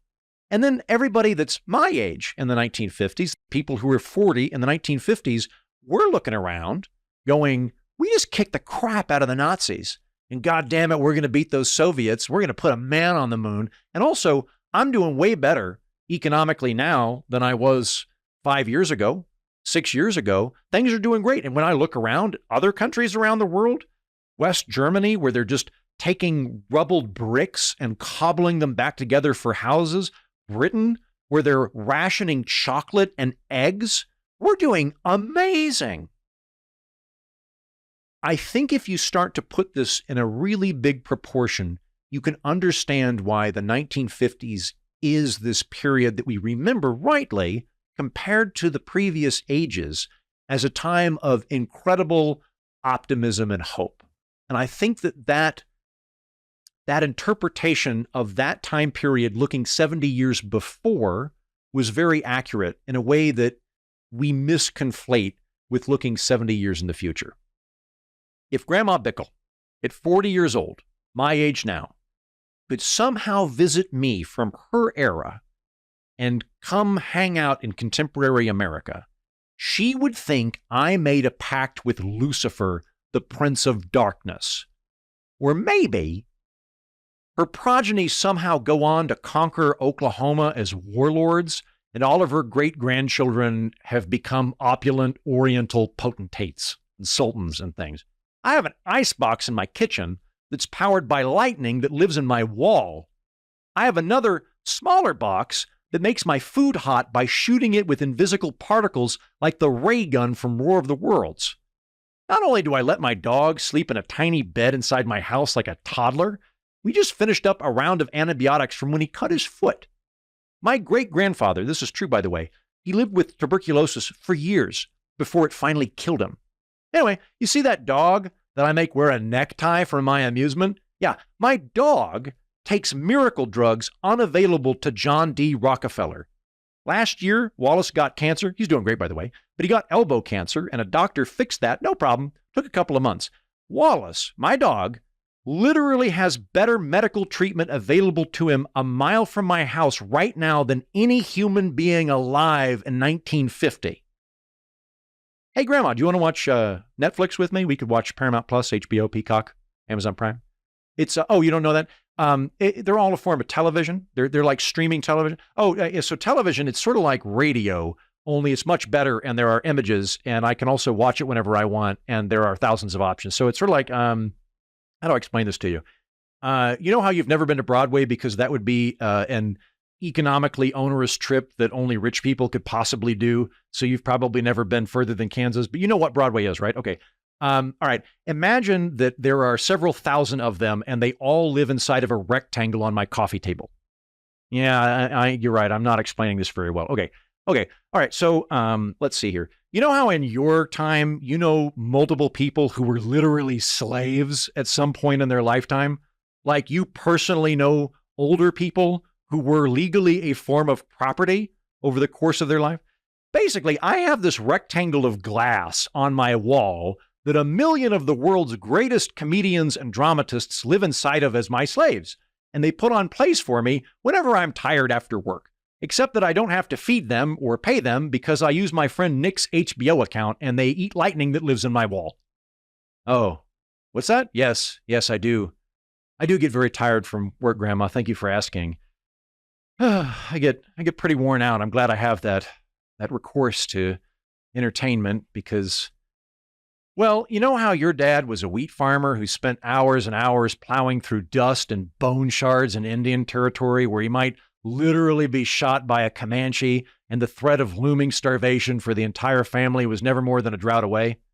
Right. So I talk for a living. Yeah, that's right. No, a bunch of strangers just sort of send me money every month because they enjoy hearing me talk. No, it's actually very challenging. Because, Grandma, I do a lot of research, okay? Like for this episode, I had to read a lot. And also I had to do a lot of math. No, I did not personally do the math. I have another magical rectangle that has several thousand math slaves trapped inside of it that do the math for me. When I was a kid, I had to personally punch the equations in myself and the rectangle would crunch the numbers. Those were hard times. But now I have a smarter glass rectangle that I can just talk to. I can just tell it, hey, average these 10 numbers, okay? And there's like, I don't know the mechanics of this, but there's like a translator slave that talks to my math slave, and they all figure out whatever I'm trying to say. And increasingly, I do that in lowercase with minimal punctuation, and they still spit out an answer. But I have to do the actual raw research. Like I have to read a lot. No, I don't go to a library. I have another rectangle that has all of the world's libraries inside of it, and also a lot of pornography. So I just stay at home and I look at that particular rectangle, alternating between research and pornography, depending on my mood. It sure is tough, Grandma. I don't have any coworkers here to keep me company. I'm all by myself with my dog here in my well-lit, smokeless, air-conditioned home. Was it? Oh, yeah. We got air conditioning. Yeah. Not just in my house either. In my camper, which is a tiny extra house I tow behind my armored self-propelling buggy, which I feed fermented dinosaur juice they pump out of the ground. Oh, yeah. It has a rectangle in it that plays music. I'd say I have roughly 3 to 8 million musical slaves who live in a rectangle inside of my car so I don't get bored when I'm driving to the movies which is, funny you should mention it, also a rectangle that I go to when I'm tired of watching rectangles on my couch. Now, that's a good question. It's called a camper because I go camping in it. It's sort of my hobby. You see, Grandma, my life is so cushy and comfortable that I amuse myself by going out into the woods to forego wall lighting, air conditioning, and sometimes even pornography if I can't get a signal. And instead, I sit in a hammock and crap in a hole I dig for fun. We call that roughing it.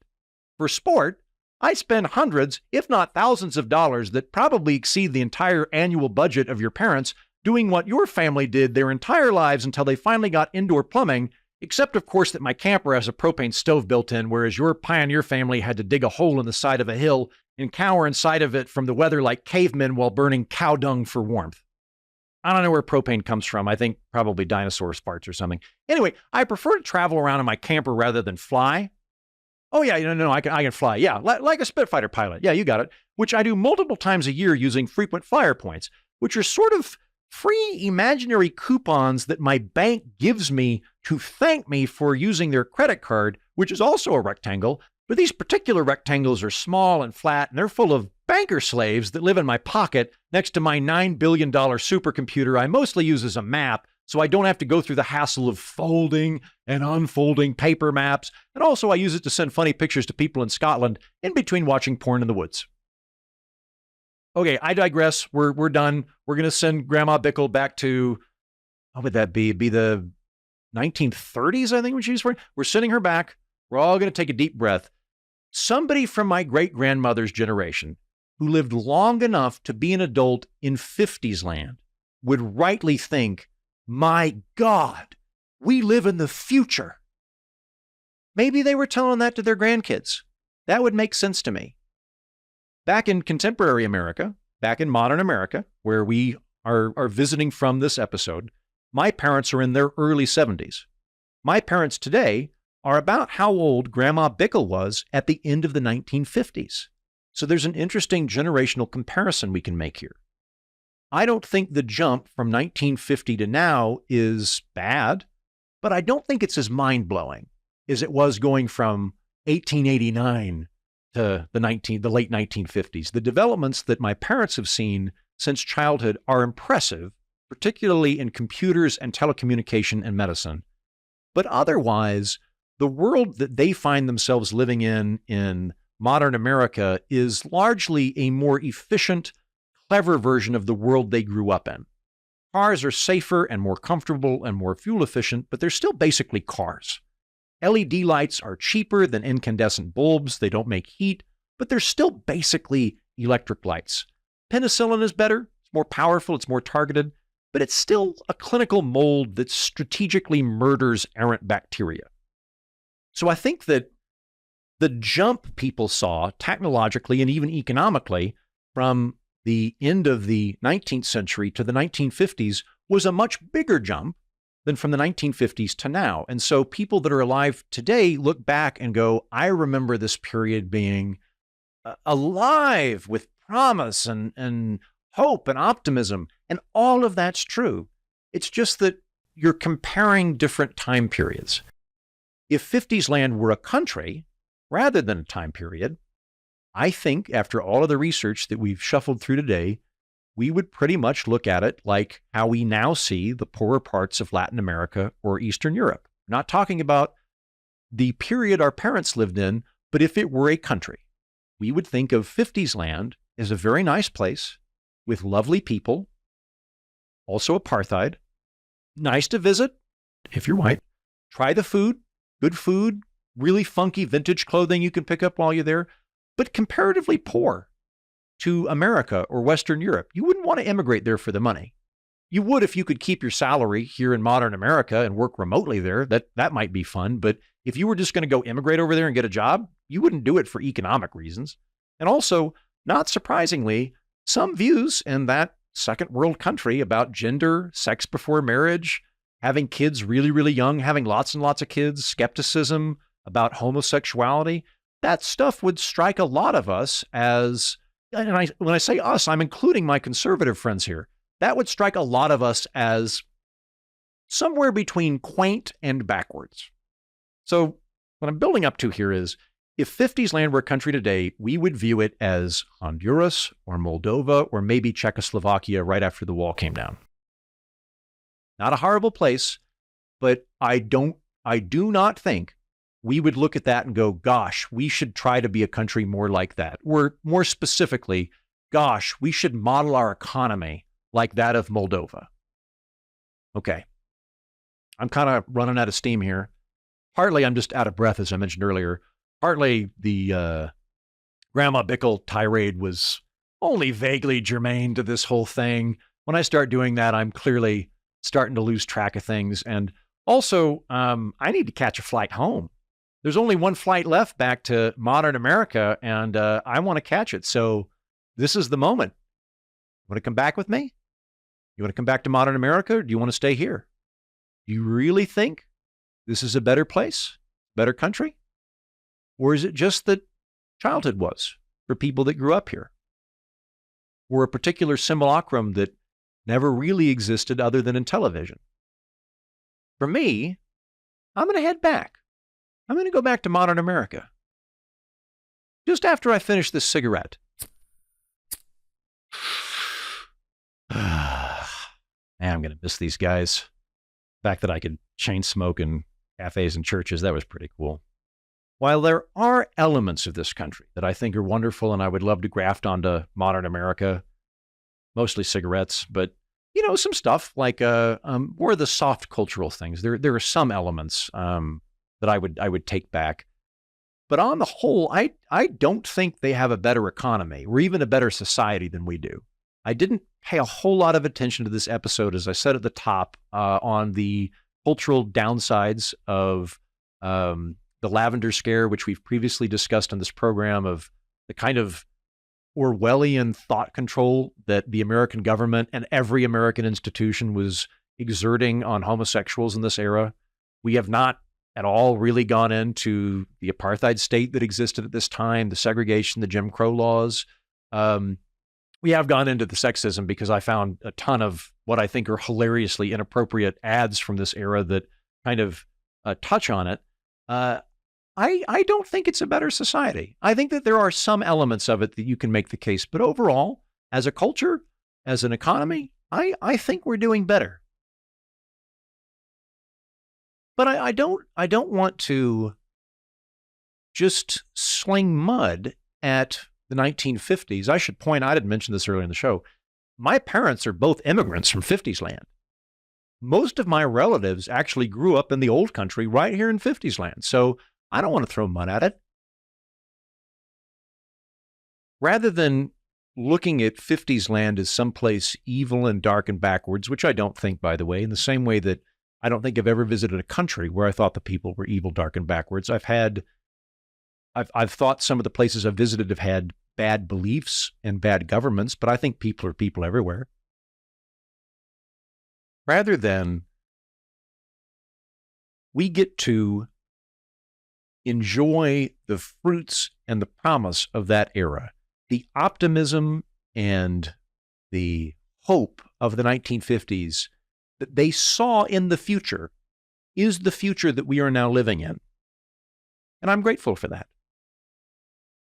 Okay, let's head to the airport. You know, the better question might be not, was life better in the 1950s, but why do we think it's so bad now? Part of that, in my opinion, when we compare the two, is that I do think baby boomers conflate their personal childhoods with a particular period of history, which is not helpful. But outside of baby boomers, and I'm a part of this, there are several thousand wet blanket journalists who write stories about how crappy everything is and why you should be angry and depressed and how horrible life is. And there are a lot of opportunist politicians who want to weaponize that nostalgia. Hold on a second. Yeah, here's my ticket. By the way, can I smoke on the plane?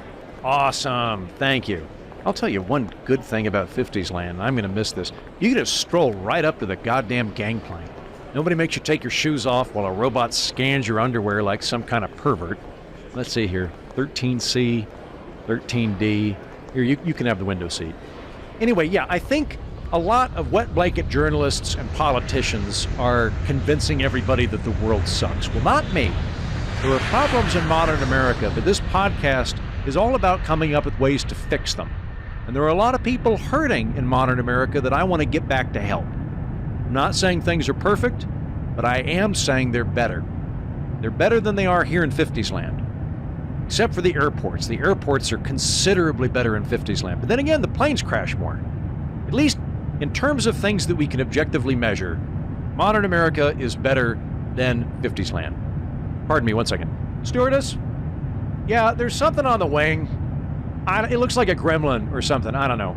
Can you tell the captain to, rattle the plane back and forth? I think the term is yaw. Can you have him adjust the yaw kind of erratically until the gremlin falls off? Thank you. Thank you. Anyway, maybe part of the reason everybody thinks the world sucks is just because everybody keeps saying so. And I'm saying something different. I think the world's pretty good. The world's getting better. And if we play our cards right, and we keep improving what we already have, I genuinely think 70 years from now, some smart-ass genetically engineered podcaster is going to make an absurdly long holocast about how much better it is in the 22nd century compared to the backwards times we live in, before cyborg dogs or cancer vaccines. One sec. Hey, stewardess? Yeah, I'm sorry. The gremlin's still on the wing? Yeah? I don't know if it's a communist. Or gay. How would I know that? It's a gremlin on the wing. Can you shoot it off if it's not a communist? The official TWA policy is you only shoot communist gremlins off the wing. Then why did you ask me if it was gay? Can I shoot it off the wing? I have my gun right here. I don't know what the rules are, but there was no metal detector, so I just strolled right the hell in. Can I shoot it? Well, because it's bugging me. It keeps looking at me. It looks at me funny. I don't want to put the blind down. Can you just have the pilot, kind of knock it off? Fine. Okay, sorry, where was I? Yes. So I'm going to head back to modern America, and I'm going to look forward. Keep trying to make the world a little kinder and a little smarter. And I hope you'll join me. Gang, that's the show. I believe this is the longest episode of the Political Orphanage to date. It required a lot of research, more research than I put into my master's degree thesis, I think. Although, hopefully it's more entertaining than my master's degree thesis, which was actually deducted in points for being too entertaining. I made this episode explicitly because patrons of the show who pay the bills and pay my salary have made it clear that they enjoy deep dive monologue episodes like this. So patrons, this is for you. You guys wanted it. I hope you enjoyed it. It took a lot of effort. If you agree with patrons of the show and you want me to do more of this kind of thing, please incentivize me to do it by going to patreon.com/Andrew Heaton. I don't have grants. I don't have corporate sponsors. I just have listeners. I just have you. So if at the end of this episode, you're thinking, wow, Heaton really put a lot of sweat equity into this episode, not even including the 2 years off his life he's going to get from all that chain smoking, and I learned something and also enjoyed all of the goofy clips from the 1950s, please consider supporting the show. Please consider supporting my work. Go to patreon.com/Andrew Heaton.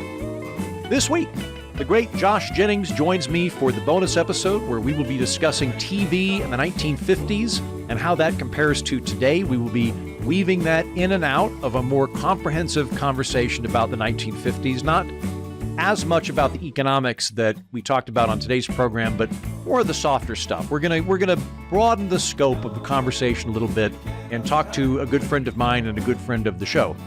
That's this week's bonus episode. There's a bonus episode every week for patrons, and you can become one by going to patreon.com/Andrew Heaton. For everybody else, if you would just like to send me a tip so that I can drink a martini here on this plane flight back to 2024 after I shoot that gremlin, I will graciously accept your tip. My Venmo handle is @Andrew-Heaton-1, and I will put that in today's episode description. Thanks!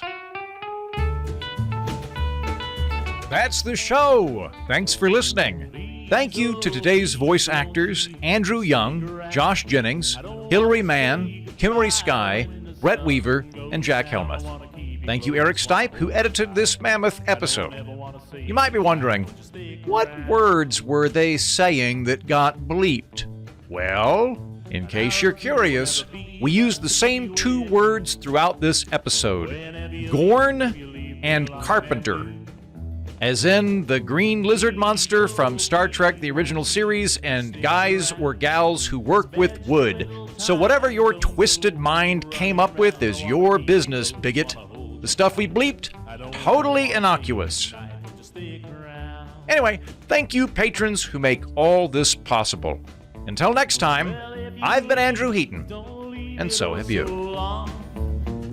Come on back where you know you belong. When we're apart, how I long for you. You stole my heart, don't you ever see it through. Please, oh please, won't you stick around?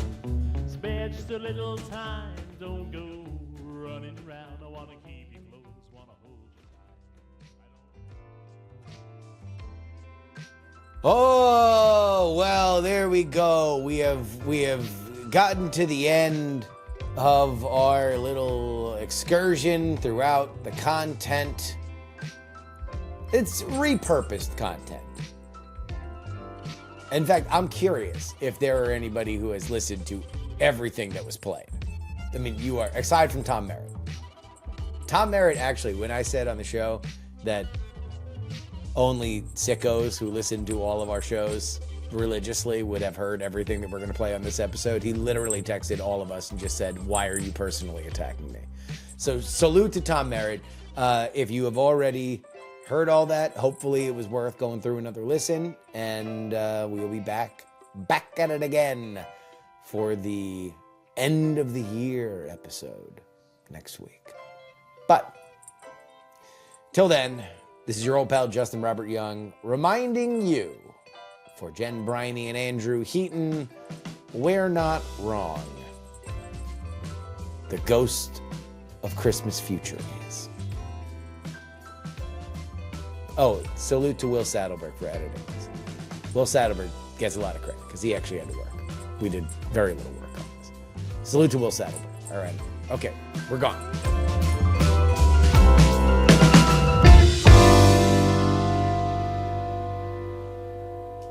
Diamond Club hopes you have enjoyed this program.